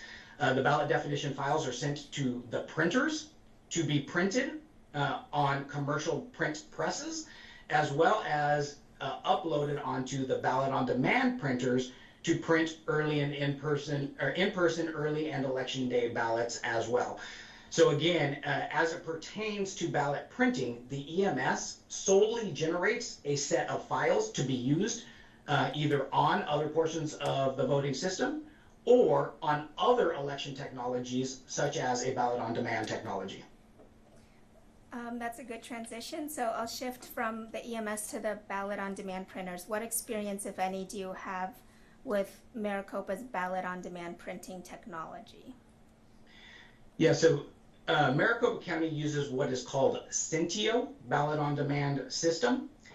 As I had previously stated, when I worked for the state of California, California was the first in the nation to certify ballot on demand printers. One of which that I had tested and overseen the certification of was the Cintio ballot on demand technology. I have also worked with, tested, and or certified or overseen the certification of all three major providers of ballot on demand technology. And Mr. Macias, just to clarify, when you say that you worked on certifying the ballot on demand printer in California, that's under California state law requirement, not federal law requirements or Arizona law requirement, correct?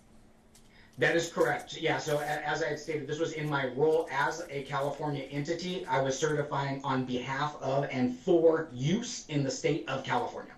Okay, can you tell us what comprises a ballot on demand system? Yeah, so generally a ballot on demand system is a standalone system. Again, not part of the EMS, not part of the voting system. It is a standalone computer that is running an application, the ballot on demand application or software, and is attached to a printer. And it's just those three components. And can you explain how Maricopa County's ballot on demand system interacts with the EMS? Yeah, as mentioned, the Cintio system, as used in Maricopa County, is a standalone system. It does not directly in any way interact with the voting system or the election management system. The ballot on demand laptop and printer are sent out to in-person voting locations. And on those laptops are those ballot definition files, as I had talked about, or the ballot PDFs. And so the only interaction is the upload of a document onto that computer. It would be very similar to me providing you with a copy of my CV, as we had talked about earlier, and then you putting it onto your computer. Okay, so if the ballot PDF file contained an image with a 19-inch ballot in it, what would you expect to see when this ballot is printed in a different location? So if the ballot definition file had contained a 19-inch ballot in it, so this is the ballot definition file created at the EMS, then I would anticipate to see that ballot style or ballot styles that have a 19-inch ballot in it to be printed on to be printed at a scale of 19 inches, regardless of where they were printed. So for early ballots that were printed by the vendor, you would see a 19-inch ballot. If it was printed on demand, you would see a 19-inch ballot, or wherever this would be printed, because the file itself was a 19-inch ballot. You would see it across the board in every location. Did you listen to the testimony from plaintiff's witness, Mr. Clay Parrick, yesterday and review? Did you listen to the testimony, Mr. Macias? Yes, I did. Mr. Park testified that ballots he inspected contained 19-inch ballot images that were printed on 20-inch ballot paper, and that the only way this could have happened was through data manipulation or some sort of other action in the election management system. Based on your expertise and with voting systems and with ballot on demand systems, does this sound accurate to you? Hold on, Mr. Macias, before you answer that. You can't see the full courtroom. Mr. Olson. Yes, Your Honor, I object because that mischaracterizes Mr. Parik's testimony. He specifically said there were two. Wait, I don't need you to repeat that. I'm going to sustain that what you're asking for, Ms. Dahl, is you can ask him a hypothetical, but if you're going to state the testimony precisely that you want him to use as factors in consideration based on somebody else's testimony, I'd rather have you state it as just a hypothetical, asking him to assume certain things, and then he can offer his opinion. Thank you, Your Honor. I can do that.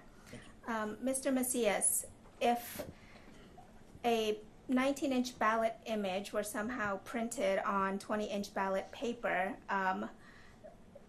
would you, based on your expertise and your experience with voting systems and ballot on demand systems, would you conclude that the only way this can happen is through data manipulation or some other interference with the election management system? No. As a matter of fact, as I had stated, based on what I have heard in the testimony or on my expertise is, if that were the case, we would have seen, or Maricopa County would have seen, every ballot of that ballot style or styles printed on a 19-inch ballot.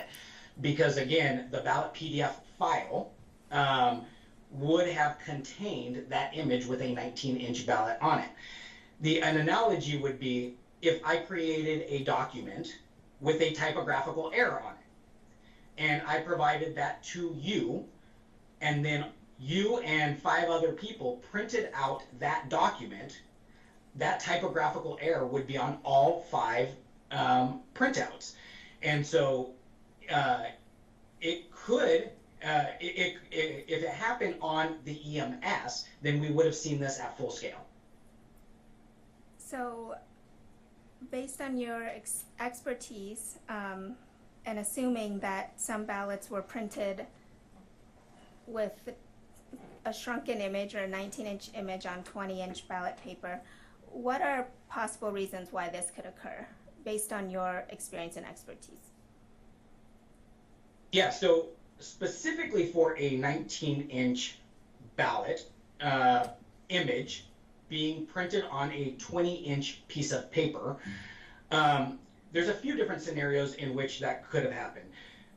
One of which is, as I was listening to Mr. Jarrett's testimony a little while ago with the shrink to fit, this could have shrunken it down to a smaller scale. I don't know necessarily whether or not that would be down to a 19-inch scale, but it could have shrunken it down to a smaller scale on 20-inch paper. In terms of 19-inch scale specifically, it can be through settings in the ballot on demand application. It could be on the operating system, for instance, Windows, on the ballot on demand laptop. It could also be that this was completely unintentional, because as Mr. Jarrett had testified yesterday, In the August primary, they used a 19-inch ballot. If one of the ballot on demand printers or a subset of ballot on demand printers had unintentionally not been upgraded or updated to say that the paper size was a 20-inch ballot, and therefore it remained at a 19-inch ballot scale, the system would have thought that it needed to print on a 19-inch piece of paper.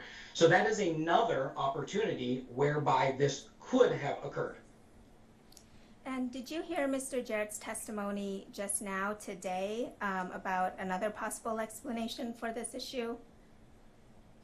I did. And does that sound, based on your experience, is that also a reasonable or possible explanation?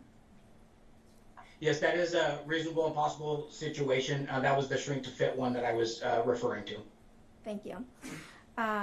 And based on your experience and expertise and your familiarity with Maricopa County's processes, are you aware of, or can you tell us what would happen to a ballot that a tabulator could not scan because of a either print to fit issue or a faintly printed timing mark? What would happen to those ballots?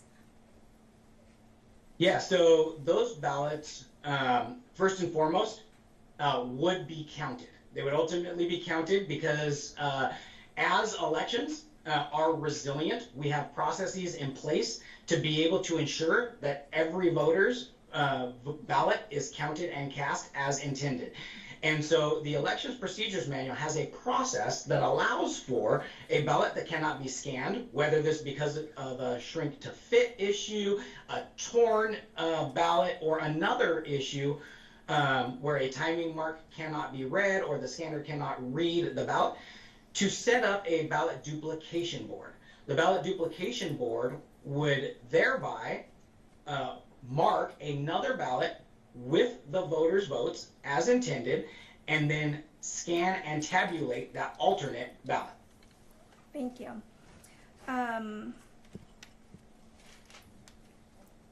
If, based on your experience and expertise, do you believe that the election day printer issues that occurred in Maricopa County during the November 8, 2022 general election could not be accidental or inadvertent? Absolutely not. As a matter of fact, I have seen issues like this occur in elections. Elections have issues that happen, but they are naturally resilient. And elections officials are risk managers, are naturally risk managers. So they have processes in place to ensure that every valid voter's vote is counted and cast accurately. And so in situations whereby I have seen things like this, it is typically created by a machine malfunction. And this would be basically just the equipment breaking down, just as your car breaks down or any piece of equipment can break down. It is because of human error. A human made a mistake, such as switching a setting when they should not have, and or just being tired at the end of the day and miscounting something, or by something that is outside the purview of the election official, like weather issues, humidity issues, and other things that can occur. And so although it is rare that something like this occur, in all of the instances that I am aware of, they were accidental or unintentional. Okay, thank you, Mr. Macias. We're going to move on from the ballot on demand printer discussion and talk a little bit about chain of custody issues. Do you have any experience with ballot chain of custody and security procedures? Yes, I do. Can you tell us a little bit about your experience with ballot chain of custody procedures?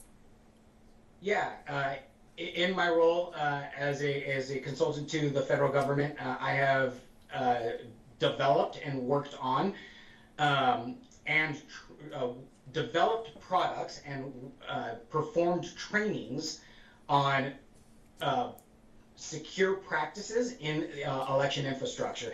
And these include practices such as ballot chain of custody, ballot reconciliation, as well as auditing those processes as well. Furthermore, when I was in the Secretary of State of California in the role in OVSTA, I was the technical lead on what was called Senate Bill 450, and this was the implementation of ballot drop boxes and vote centers. And one of the things that we did was implement the security process for transporting ballots from a ballot drop box to a central tabulation location, and all of the security around that.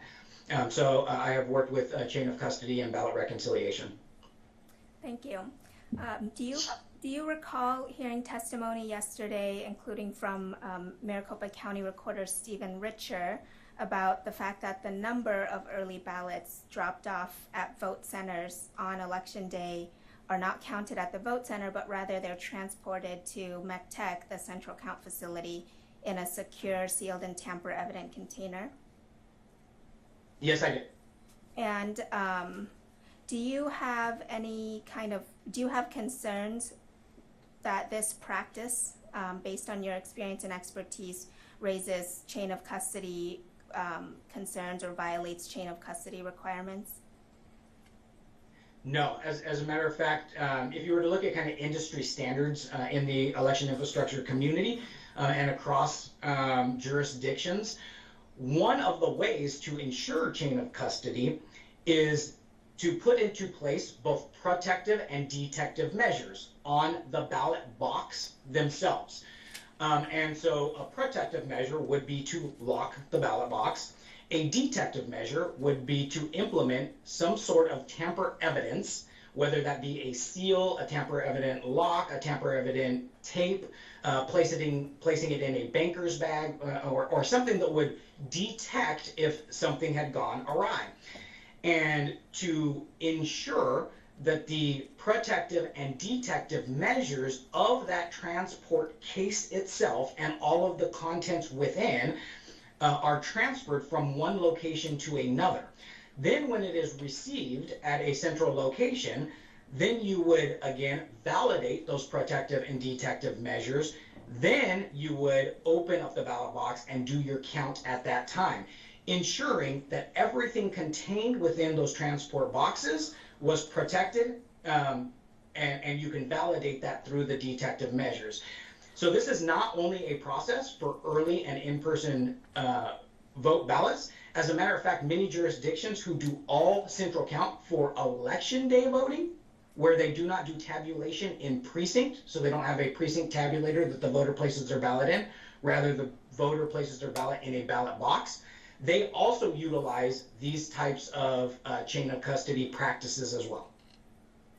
So based on your 17 years of experience and expertise with election administration and election security, do you see any security or chain of custody problems with the practice of not counting the number of early ballots at the vote center?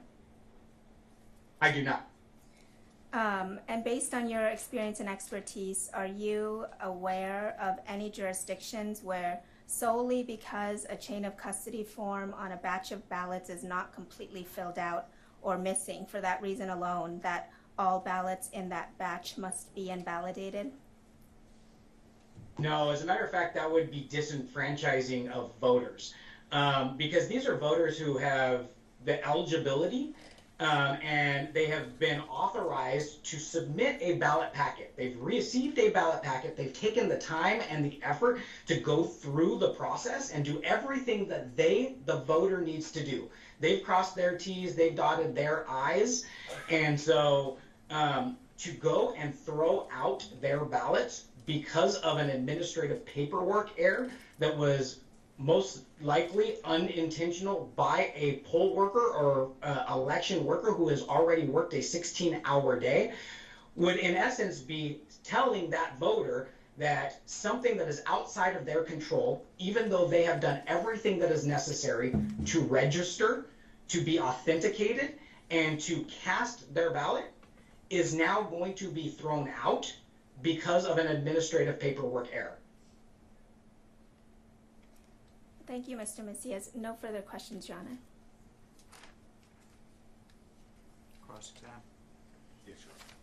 You can, either way, you can sit there or you can come up to the podium, whichever's Thank more. you, Your Honor. And first of all, I apologize for not standing earlier. I think my brain is falling asleep. Mr. Blam, That was, you don't apologize for that. All right, I have, can I use the Elmo, please? Good afternoon, Mr. Macias. How you doing? I just placed a document on the Elmo. I believe it's titled Mitigating Risk, Chain of Custody, written January 5th, 2022, and I believe it's got your name on it. Did you prepare this or have someone prepare it at your request? And I will attest to you, Mr. Macias, this document, I believe, was downloaded off of your website with absolutely no changes. Does this appear to be your PowerPoint presentation? I have provided a PowerPoint presentation with that title, yes. I'm turning now to page 3. Under highlights, impacts, and risks from a broken chain of custody. Did I read that correctly? Yeah, sorry, I'm having a hard time. Thank you for zooming in. Okay. Yep. All right. Point 1 says the integrity of the system and its data will be deemed untrustworthy. Did I read that correctly? Yes. Point 2, a court of law can render the system and data inadmissible. Did I read that correctly? That is correct. Point 3, inability to definitively determine if an actor has manipulated your system or data. Did I read that correctly? That is correct. Thank you very much. Really quickly, do administrative errors, Mr. Macias, generally impact 298,000 ballots? Yes or no? I'm sorry, I'm having a hard time hearing.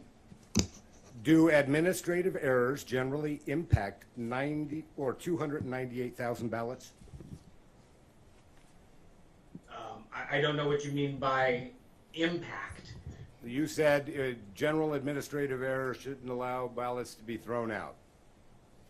Okay, if chain of custody is not valid for 298,000 ballots, is that a simple administrative error, yes or no? Objection, Your Honor. Foundation calls for speculation. He's asking a hypothetical. No, nothing's a simple question. You're asking a hypothetical. Yes, Your Honor. Mr. Macias, if you understand the question, sir, and you can answer it, please answer it. If you don't understand, we can have it rephrased, sir. Yeah, can I get it rephrased, please? All right. If 298,000 ballots did not have valid chain of custody, would that be a simple administrative error?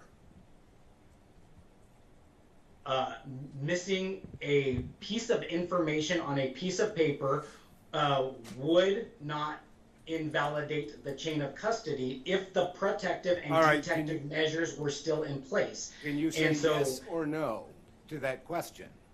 Yes or no?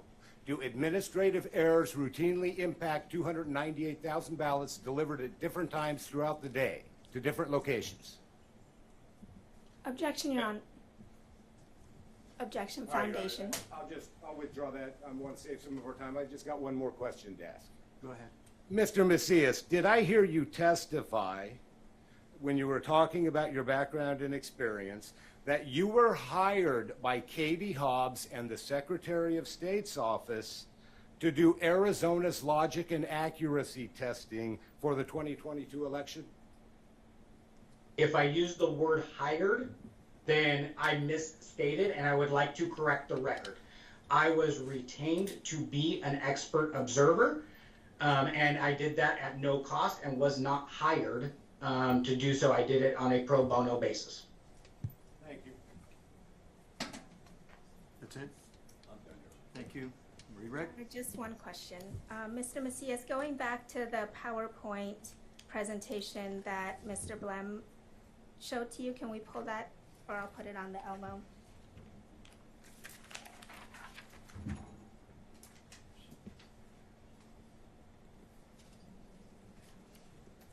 Can you see that, Mr. Macias? I can. Mr. Blem read to you that bottom bullet that says highlights impacts and risks from a broken chain of custody. The integrity of the system and its data will be deemed untrustworthy, and then the below two bullets. Is that About ballots? So this is general chain of custody of critical infrastructure systems. And again, this is about the integrity of the system and its data. And so typically when we're talking about the system, it can be a manual process, but it can also be a technology, but it is not specific to ballots in this situation. Again, it is coming from a document that is general for critical infrastructure systems. And would you consider a missing date or on a chain of custody form, a missing signature from one of the 3 board members that transported the container, the secure container, or even a missing form in one step of the process, a total break in the chain of custody? No, as I had mentioned, that would be an administrative error. And the chain of custody can still be maintained through the protective and detective measures that are implemented. Thank you, Mr. Macias. No further questions, Your Honor. Can the witness be excused? Yes. Yes, Your Honor. Mr. Macias, thank you, sir. You're excused. Thank you. I believe you told me that was your last witness. Yes, sir. Ms. Knoll, is that true with all defendants? Yes, Your Honor. Defendants rest? Are there any exhibits that you're missing that you need before I have you rest? No, Your Honor. Thank you. Okay, so defendants have rested. Yes, Your Honor. Anything further? I think I would just have one point of clarification, Your Honor, because based upon our accounts, they are out of time. Approximately 3 minutes ago, Your Honor. I'd have to add up the last bit here. So, oh, you're just pointing it out for my edification? I'm getting, do you want me to add it up? Your Honor, we're happy to provide our estimates as well, if that would be helpful to the court. I don't want to waste a bunch of I time, don't wanna 3 waste- minutes. Yeah, I don't wanna waste And I this think court's I've tried to give you all as much. I understand, Your Honor. I don't want to waste this court's time, so. I appreciate that. So are we, so that concludes all the presentation of evidence and testimony, and we're ready to go to closing. Is that right? That would be correct, Your Honor. Okay. Oh, I'm sorry. Do you have something?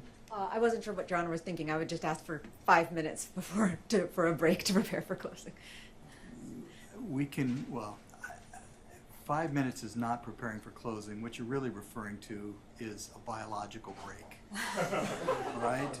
And I am not opposed to that for either side. And we were going to stipulate to that, Your Honor. Thank you, Mr. Blunt. Okay, why don't we come back then at 20 till, okay? And we'll resume with closing.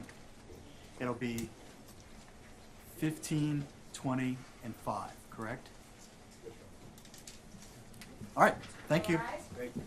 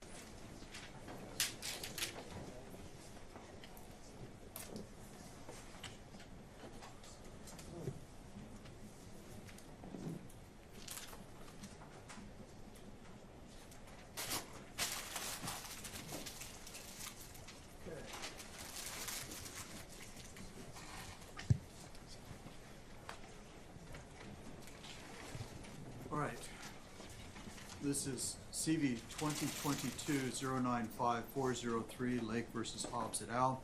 Present for the record are the parties and their representatives and their respective counsel. Ready to proceed with closing arguments. Plaintiff? Yes, Your Honor. Defense? Yes, Your Honor. Very well. Mr. Olson, we'll hear from you first, sir. Thank you, Your Honor. Your Honor has heard 2 days of testimony, sworn testimony. Some of it doesn't make sense. Some of it does. The law in Arizona is that an election challenger must put forward evidence sufficient to show that the outcome is wrong or at least uncertain. And that is the seminal case of Finley v. Sorensen. Plaintiffs have met that standard. There's just a little over 17,000 votes out of nearly 1.6 million that separate the candidates.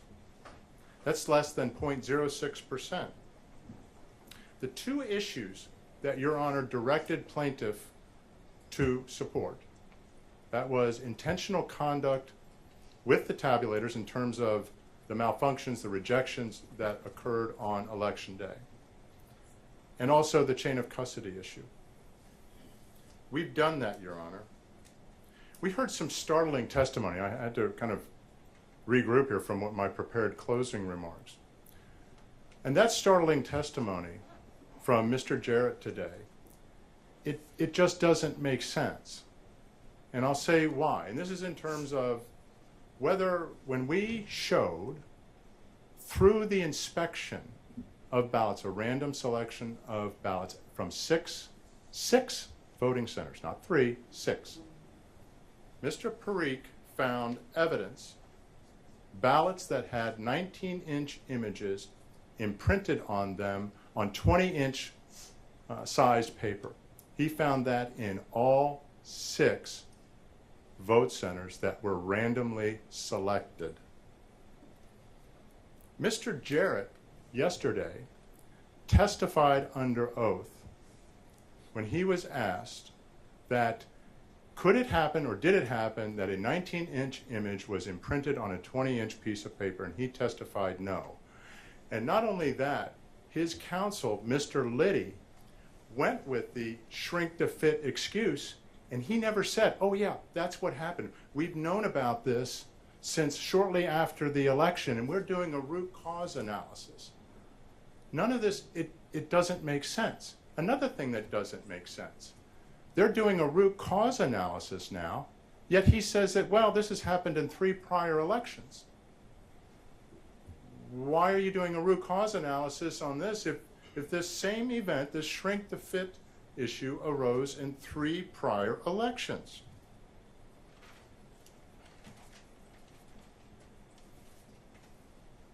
The other thing that doesn't make sense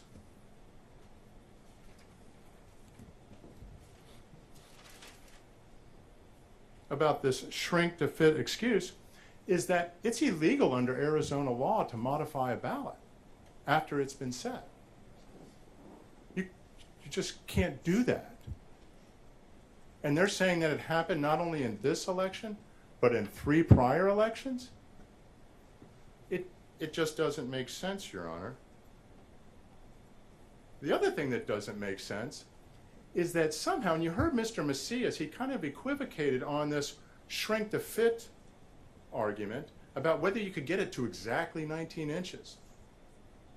So all of a sudden, there are supposedly techs that are running around making modifications on election day, which, by the way, has happened in 3 prior elections, and they're all getting it to exactly 19 inches for shrink-to-fit.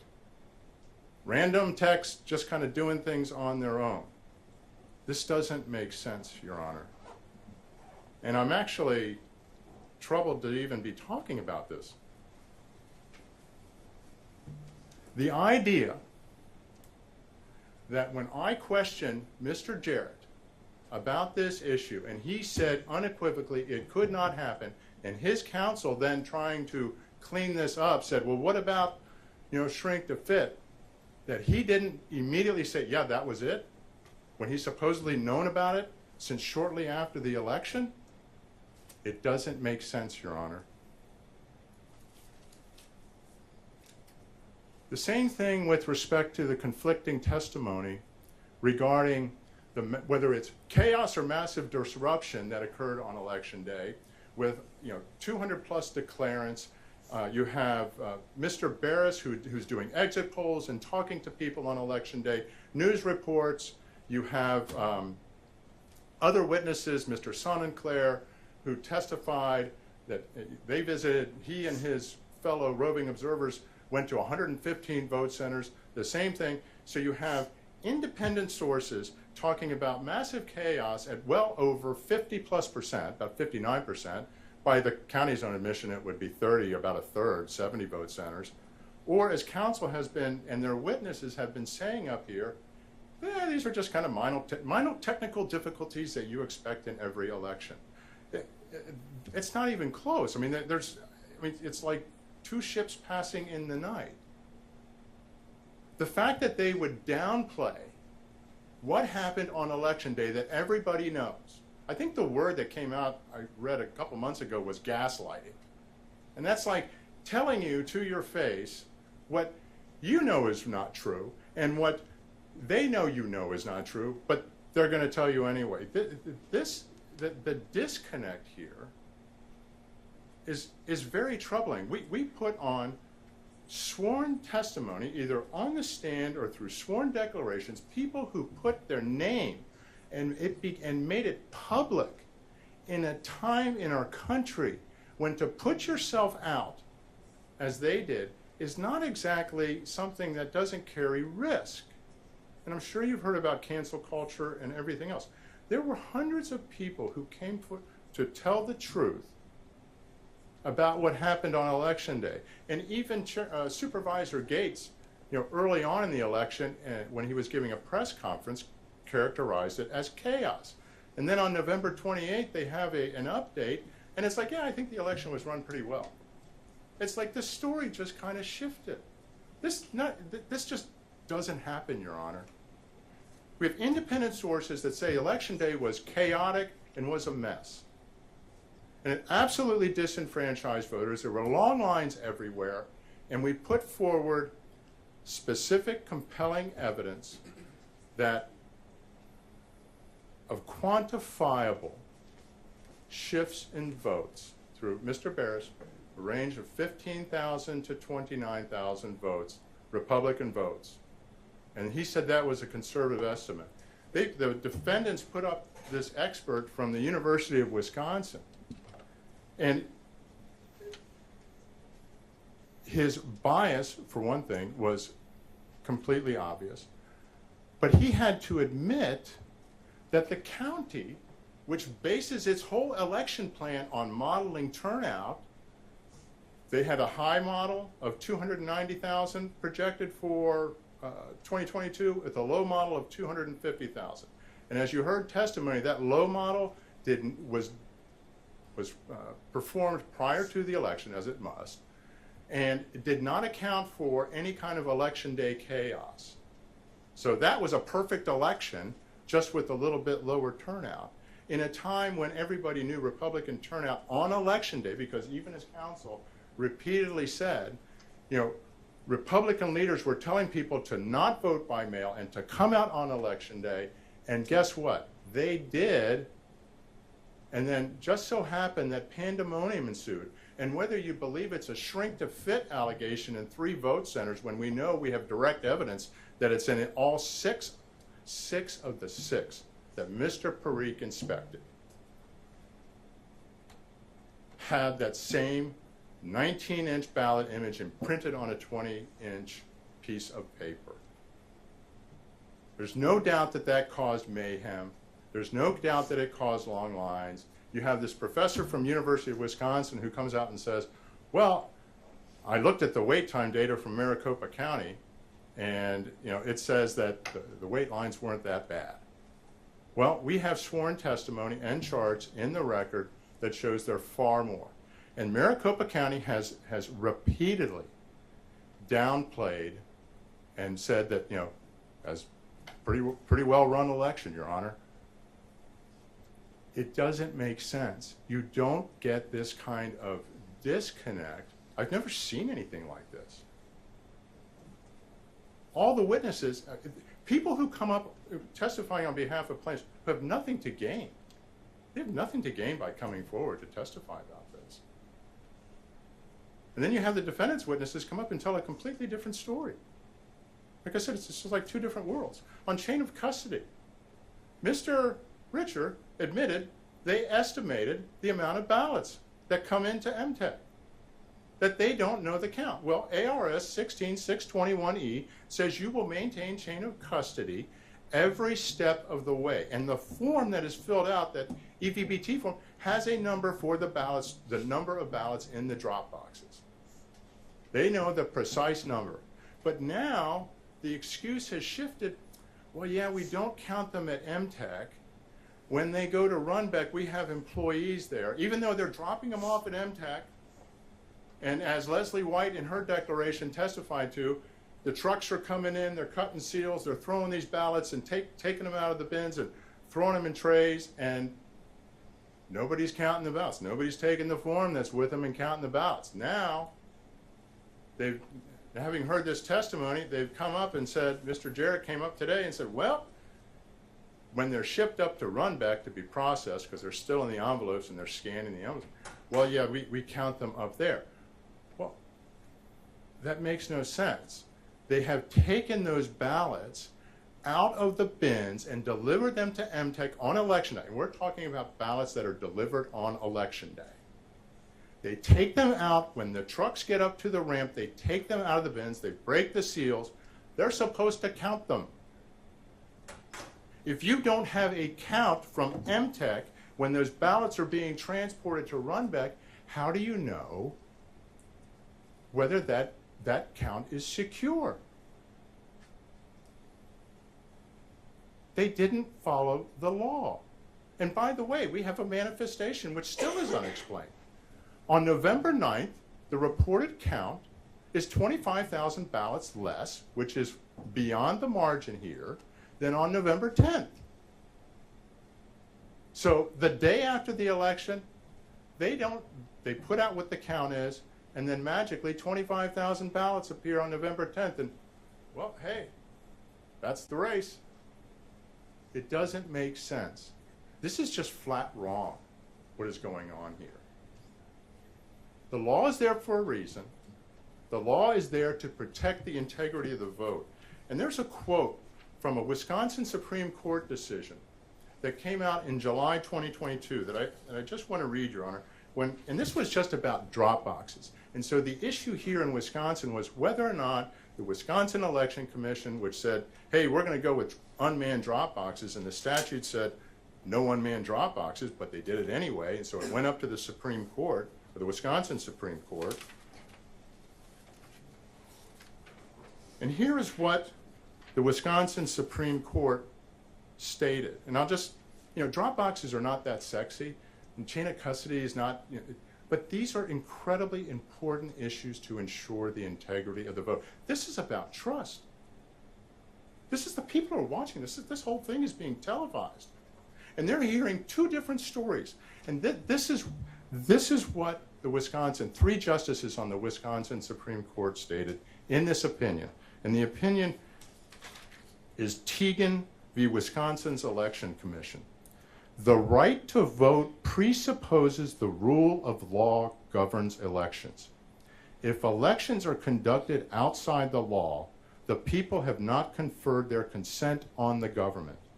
Such elections are unlawful, and their results are illegitimate. And they have a quote from John Adams that follows. If an election can be procured by a party through artifice or corruption, the government may be the choice of a party for its own ends, not of the nation for the national good. The testimony that this court heard today from the plaintiff's side was compelling, it was truthful, and it made sense. The testimony that Your Honor respectfully heard today from the defendants doesn't make sense. What Mr. Jarrett did on that stand today doesn't fit. It doesn't make sense. 3 voting centers, we found this, shrink to fit. Mr. Parikh, I inspected 6 vote centers. A well-run election, pandemonium, chaos. From different sources. Everything corroborates, Your Honor, what the evidence that we have put forward is corroborative with respect to the violations of law, the intentional misconduct with respect to the malfunctions in the tabulators, and to the violations of the chain of custody rules. This is about trust, Your Honor. It's about restoring people's trust. There's not a person that's watching this thing that isn't shaking their head right now. And with that, Your Honor, I'll sit back. How do the defendants want to break up their time? Your Honor, I'm going to try to keep mine at about 15 to 17 minutes and leave the remainder of the time for Mr. Liddy. You all right with that, Mr. Liddy? Fair contest, Your Honor. Very well. Thank you, Your Honor. Just 3 days ago, Kari Lake's lawyer stood in this room and made a promise. Having filled 70 pages of a complaint with grandiose tales of electoral malfeasance, they asked the court to give them a chance to prove their case at trial. Underpinning that argument was the implied promise that they would come to court to trial with something, with anything, to justify Ms. Lake's decision to call on a court of law to give her a victory that the voters of Arizona had denied her. Kari Lake asked this court to give her the opportunity to make good on that promise, and the court did just that. It gave her the opportunity to move beyond mere allegations and speculations and accusations and bring to light the factual bases for her claims and the actual evidence to prove them. This court not only provided a forum for her to establish her claims, but also set up a clear roadmap for how to do it in its order from earlier this week. Kari Lake and her lawyers knew what they had to do at this trial, and 3 days ago, they knew the hand that they had to play. They knew the evidence they had, and they knew the evidence they didn't. This was their big moment to show their hand. But the only thing that has come to light over the last day and a half, everyone waiting with bated breath to see the big reveal behind these claims, is that they never had the evidence to back them up. And I'd like to walk briefly through what Ms. Lake needed to do to prevail on her claims and what she actually proved at this trial. As to count 2, on pages 6 to 7 of its order from earlier this week, the court ruled that plaintiff must show at trial that the BOD printer malfunctions were intentional and directed to affect the results of the election, and that such actions did actually affect the outcome. Plaintiff established none of this. Plaintiff's star witness was Clay Parikh, a purported cybersecurity expert. Mr. Parikh drafted a report in preparation of this case in which he cited everything from Twitter posts to unsigned declarations to provide a host of theories about all the things that could possibly have gone wrong on Election Day. Nothing in the report or any of its exhibits was offered into the record, and instead, by the time he took this stand yesterday, he was sure he had smoked out the problem.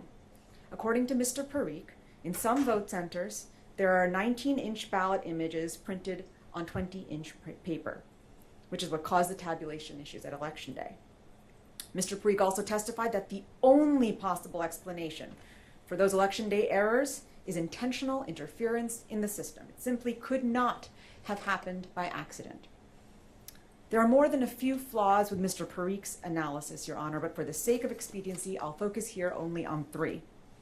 First, despite Mr. Parikh's newfound certainty, there is reason to doubt that the 19-inch, 20-inch discrepancy was the root cause of all of the printer issues. Plaintiff's own witness, Bradley Betancourt, a T-Tech on Election Day, testified that restarting the printer and shaking the cartridge helped the printer problem significantly at some locations, neither of which would have shifted paper margins. Second, even if Mr. Parikh had put his finger on the tech issue that happened on Election Day, the mere identification of the cause does not indicate that it was the result of an intent to alter the election. To the contrary, the testimony from plaintiff's own witness, Mr. Betancourt, indicated that the county had deployed employees to fix the problem, and in many instances were successful. Mr. Jarrett, one of the co-directors of the elections, testified based on his office's investigation, that the printer settings were likely adjusted by the T-techs who were trying to fix the printer problems. They did not create 19-inch ballots in the system, but rather they caused ballots to be printed with a fit-to-paper setting in some locations. And as Mr. Macias just testified, in his experience, these kinds of widespread tech failures or tech issues are usually the result of equipment failures or some other administrative error beyond the purview of election officials, and are specifically accounted for in the many layers of redundancies within the system to assure the security of the election. Neither Mr. Parikh nor anyone else has provided any evidentiary basis to call into question the good faith of Maricopa County election officials, which is presumed in this election contest.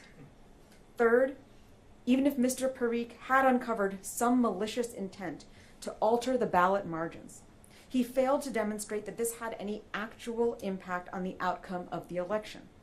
To the contrary, he admitted that any ballot that was not able to be read by a tabulator would have been duplicated, and that those duplicates would have been counted.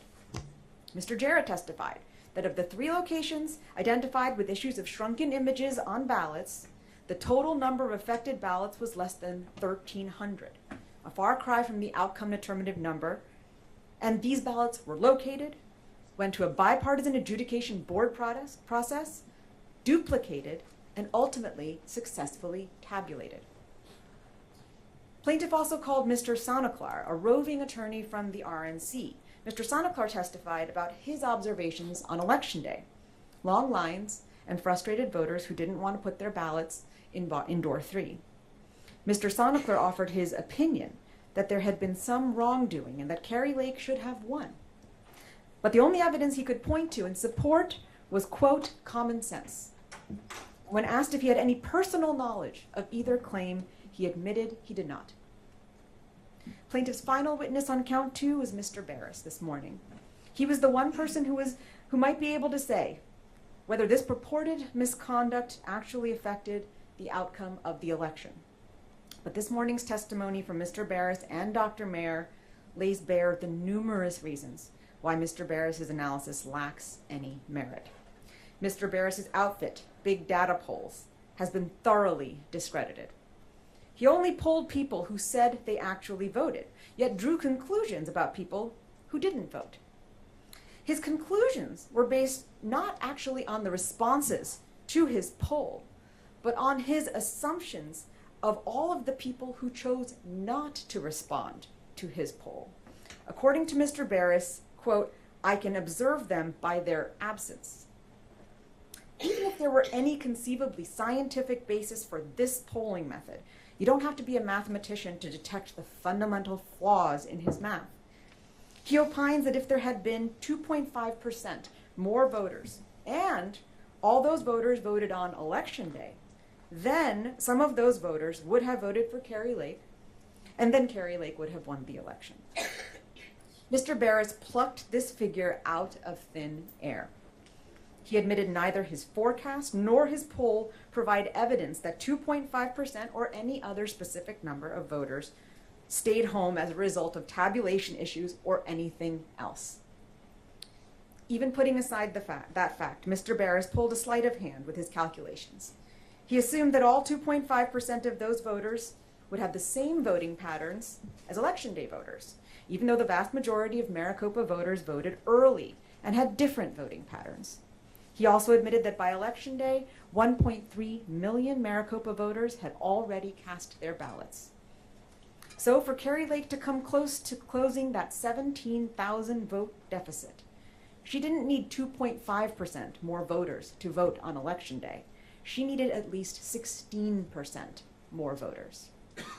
In other words, Mr. Barris admitted that for his speculations to come close to changing the election, 1 out of every 6 voters who planned to vote on Election Day would have had to stay home as a result of tabulator issues.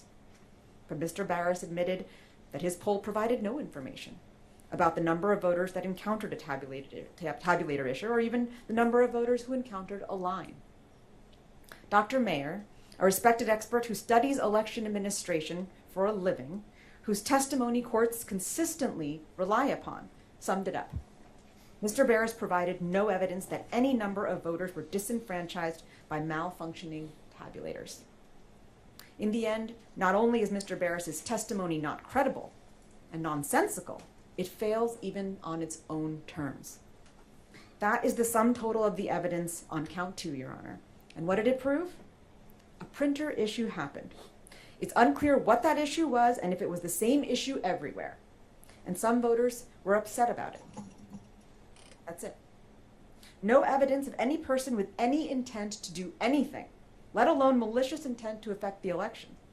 No evidence that anyone didn't vote as a result, let alone that they were deprived of the right to vote. And not only did plaintiff provide no evidence whatsoever that any errors actually affected the outcome of the election, defendants provided affirmative evidence to the contrary. As to count 4, this court wrote on pages 8 to 9 of its order that plaintiff must establish that a person under the control of Maricopa County committed misconduct in violation of state law that affected the outcome of the election. Here, plaintiff's star witness on chain of custody was Heather Honey. Ms. Honey is an interested bystander to Arizona election administration. She conceded that she has never taken the election officer certification course. She's never worked as an election official. She's never worked as a poll worker. She's never worked as even a poll observer. According to Ms. Honey, she has only sort of ever been to the McTech facility and has no personal information whatsoever about what happened at Runbeck or McTech on Election Day this year. Ms. Honey's testimony consisted of her personal understanding of Arizona law and the EPM, which this court has no reason to credit, and her retelling of information that a Runbeck employee and a McTech observer told her after the fact. Now, one might wonder why plaintiff chose to call Ms. Honey instead of the actual witnesses to the events she testified about, both of whom were on plaintiff's witness list and neither of whom they called. It may be because in those declarations provided by Ms. Honey, these witnesses acknowledge the limitations of their own personal knowledge. According to the McTech observer Leslie Marie, she did not have a clear view of the activities on the truck or on the dock, and thus would not have seen any scanning or chain of custody documentation that occurred in those areas. And the Runbeck employee, Denise Marie, admitted that she saw about 50 ballots given to the sorting department by employees, and that she left an hour before mail ballots even arrived at Runbeck. But even if the court were to assume the credibility of Ms. Honey's testimony, all it establishes is that she hoped to see certain chain of custody documentation that she did not receive from the county. Based on Ms. Honey's testimony and the voicemail that Mr. Blem seems to think has broken this case wide open, it appears that plaintiff's new theory is that Maricopa County has failed to comply with a PRR request in a timely fashion. Needless to say, that claim is not currently before this court, nor is it any basis for overturning an election. Plaintiff's chain of custody claim seems to hinge on this notion that perhaps some number of ballots were injected into the batches at Runbeck. Denise Marie's declaration states her belief that she knew of approximately 50 ballots dropped off by Runbeck employees on behalf of their family members. Ms. Honey and plaintiff's counsel from there opine that for all we know, there could have been 50, 500, 50,000, 500,000 ballots injected at Runbeck. There are at least two fatal flaws in plaintiff's logic here. First of all, plaintiff's burden is to demonstrate that an actual number of votes were improperly counted and affected the outcome of the election. But Ms. Honey's testimony confirmed that any estimate of how many ballots are at issue in this chain of custody claim, quote, would be nothing but pure speculation. In short, Ms. Honey conceded that plaintiff could not meet her burden on this claim. Second of all, even if there were 50, 500, 500,000 ballots somehow injected into the process, plaintiff has not established that a single one of those ballots was invalid or shouldn't have been counted, nor could they. Every ballot received by Maricopa County is processed, checked against the voter registration record to make sure the person hasn't already voted, and then verified by a multi-level signature review process. Even if this court were to indulge plaintiff's chain of custody speculations, there is no evidence or even reason to believe that it had any effect on the number of votes lawfully counted, let alone on the outcome of an election that Katie Hobbs won by over 17,000 votes. The claims plaintiff has advanced in this election, Your Honor, in this election contest, raise serious allegations, intended to bring with them very serious consequences. But plaintiff's approach to this litigation has been anything but serious. Instead, plaintiff's record consists of hearsay upon hearsay upon hearsay, rank speculation, and a good dose of theatrics. In short, the trial record in this case reveals that there was never a case to begin with. On Monday, in arguing the motions to dismiss, I told the court that this was all just an elaborate story plaintiff was trying to tell, looking for the exciting plot twist. In allowing this contest to proceed to trial, this court gave Ms. Lake a chance to tell her story. And not just spin yarns, but the chance to actually point to evidence to stitch together a coherent narrative. What we got instead was just loose threads and gaping plot holes. We know now that her story was a work of fiction. And what we are left with today are the facts, and those facts are as follows. Kari Lake lost this election and must lose this election contest. The reason she lost is not because of a printer error, not because of missing paperwork, not because the election was rigged against her, and certainly not for lack of a full opportunity to prove her claims in a court of law. Kari Lake lost the election because, at the end of the day, she received fewer votes than Katie Hobbs. Katie Hobbs is the next governor. The people of Arizona said so. It is time to put this contest and these spurious claims to bed. Thank you, Your Honor.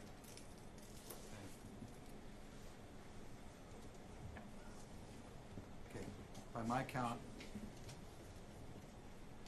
you got 5 minutes. Thank you, Your Honor. Most of this is just theatrics anyway. I'll just cut that out. Much appreciated. Your Honor, I want to first touch on a couple things that we just heard from counsel for Kari Lake. Cancel culture. I don't think that means what you think it means. Bias. Their star witness, Parikh, gives freebies to the Prince of Stop the Steal. That's the pillow guy.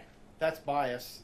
And we trust this court will be able to recognize true bias, perceived bias, and weigh and rule accordingly. Candidates are allowed to say anything they want out in the town common, and they'll be held responsible by the voters. Not true with lawyers who come in courtrooms in the state of Arizona. There's an obligation. Every lawyer is obligated to interview his or her clients, his or her witnesses, and make sure they know what they're going to say. And if it's not true, can't present it to the court. It's an ethical violation. And if what exists for their testimony is not enough to meet the burden, the case should not be brought. And so, Your Honor, once you rule, we will be back seeking ARS 12349 sanctions and Rule 11 sanctions. Maricopa County takes responsibility for the errors that occur in every election. In this particular election, November 8, 2022, there were a significant number of printer errors. A minority by far, but significant. And those did cause real inconvenience and heartache for a lot of people. Maricopa County acknowledges that.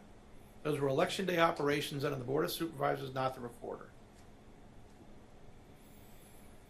But those errors, or those mishaps by machines, if you will, the effect that had on election day voters was compounded, Your Honor, not by intentional misconduct by any employee or anybody under the control of Maricopa County, but by months and months and months of communication from the current leadership of the Republican Party of Arizona and the communications specialists of the Kari Lake for Governor campaign that said, do not vote early. Even if you're on the Pebble and you've got an early ballot, don't mail it. Don't drop it off the drop box. 2,000 mules. Bring your car maybe. Go on election day and vote on person. And Lord forbid, don't ever put your ballot in the drop box, in the ballot box, or in drawer number 3. Because there's something very scary about drawer number 3, which is nothing but a ballot box. It's what people all over the world do with their ballots. Vote it, stick it in the ballot box. But people were terrorized by that on election day. That's not on Maricopa County. That's on the Kari Lake for Governor campaign. That's on the Dr. Kelly Ward-led Republican Party communications apparatus. So we did not see in 2 days of testimony and all those affidavits that came in evidence of a botched election. We saw evidence of a botched campaign. Political malpractice.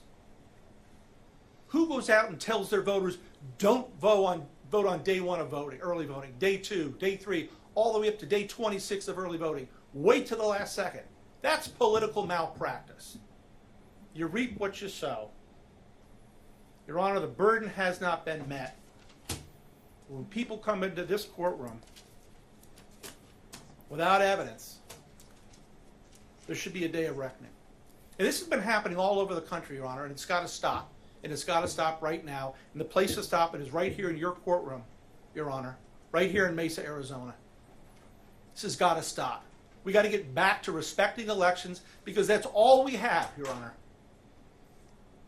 Different religions, different creeds, different ethnicities, different backgrounds. There's only one thing that makes us Americans, and that's we believe in choosing our own election, our own rulers, our own governors, our own mayors, our own presidents.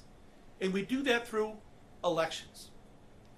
And because of our forefathers' experience, those elections are split up. The 50 different states and all the different counties. And the legislature makes the rules, the counties follow the rules, you carry out the election, and you live with the results. If you lose, you live the fight another day. You don't go into court and spew conspiracy theories and spill sour grapes. Thank you, Your Honor. Mr. Wilson. Thank you, Your Honor. I've heard conspiracy theories, rank speculation, making up facts.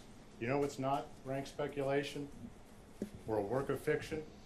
The fact that there were 19-inch ballot images printed on 20-inch pieces of paper, and nobody talked about that until this trial. And nobody talked about a shrink-to-fit excuse for that until this trial, until Mr. Liddy got up here and asked Mr. Jarrett, and he denied that was the issue. And then he comes back today and says, well, yeah, we've known about that. It happened in 3 prior elections, and we're doing root cause analysis, and we figured this out. Yeah, this was the issue back in November. The 19-inch ballot image printed on 20-inch paper is a fact. They've now admitted it. They just shifted the excuse for the cause of it. They tried to say, well, the T-Tech, Mr. Betancourt, contradicts it. No, he doesn't. Nobody knew what was going on with the printers. They were shaking printers. They were cleaning the tablet. They were doing all kinds of things because these printers weren't working. But we know from the inspection that 6 out of 6 randomly selected vote sites by Mr. Parikh had the 19-inch image printed on 20-inch paper and not 3 vote locations.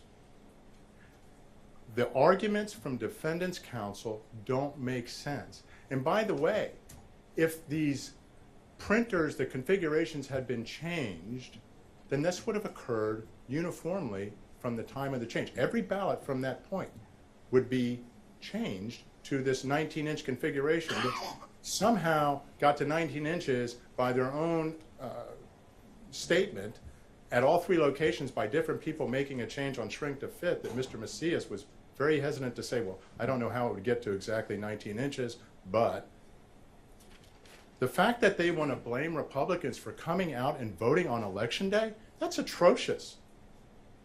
It's atrocious. It's in our Constitution to vote on Election Day. The county plans for turnout on Election Day. As a matter of fact, they plan for higher turnout with the 290,000 vote projection even before Republican leaders, they claim, were telling their constituents to come out and vote on Election Day. They planned on it. We're supposed to believe that they weren't ready to go? And if they weren't, then that is, again, consistent with our claims. But the fact is, Your Honor, that 19-inch ballot image on ballots from every single 6 locations that were inspected is a fact. It's a fact. And how arrogant it is to blame Republican or any voter, Republican, Democrat, or otherwise, if they don't trust the system for whatever reason, and they want to cast their vote in the most secure manner possible, which is on Election Day. You know, earlier when we started out at opening, I said that, you know, the Carter-Baker Commission in 2005 said that mail-in voting is the method of voting that is most vulnerable to fraud. So if a voter, whether they are Republican, Democrat, or independent, wants to see their vote get cast and counted, why is that wrong?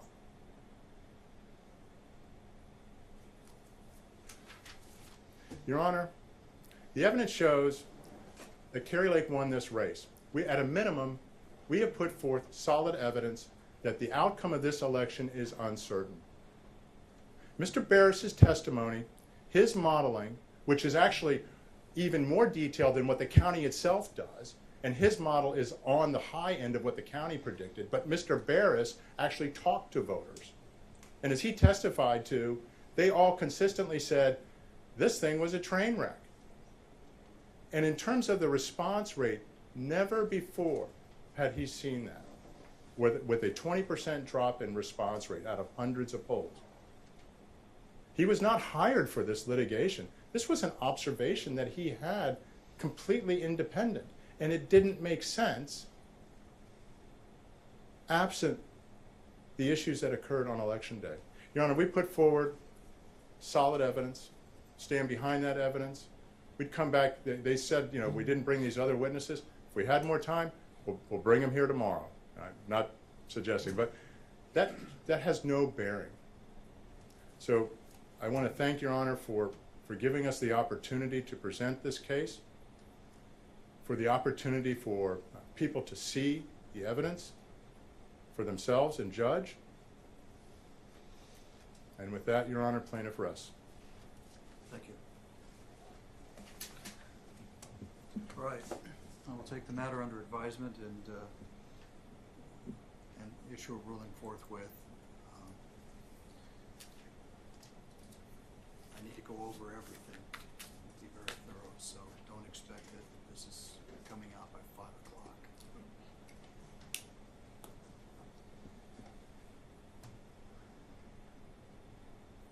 For what it's worth, I'll also say that I know this is a highly contested and emotional issue for both sides, but I want to express my appreciation to counsel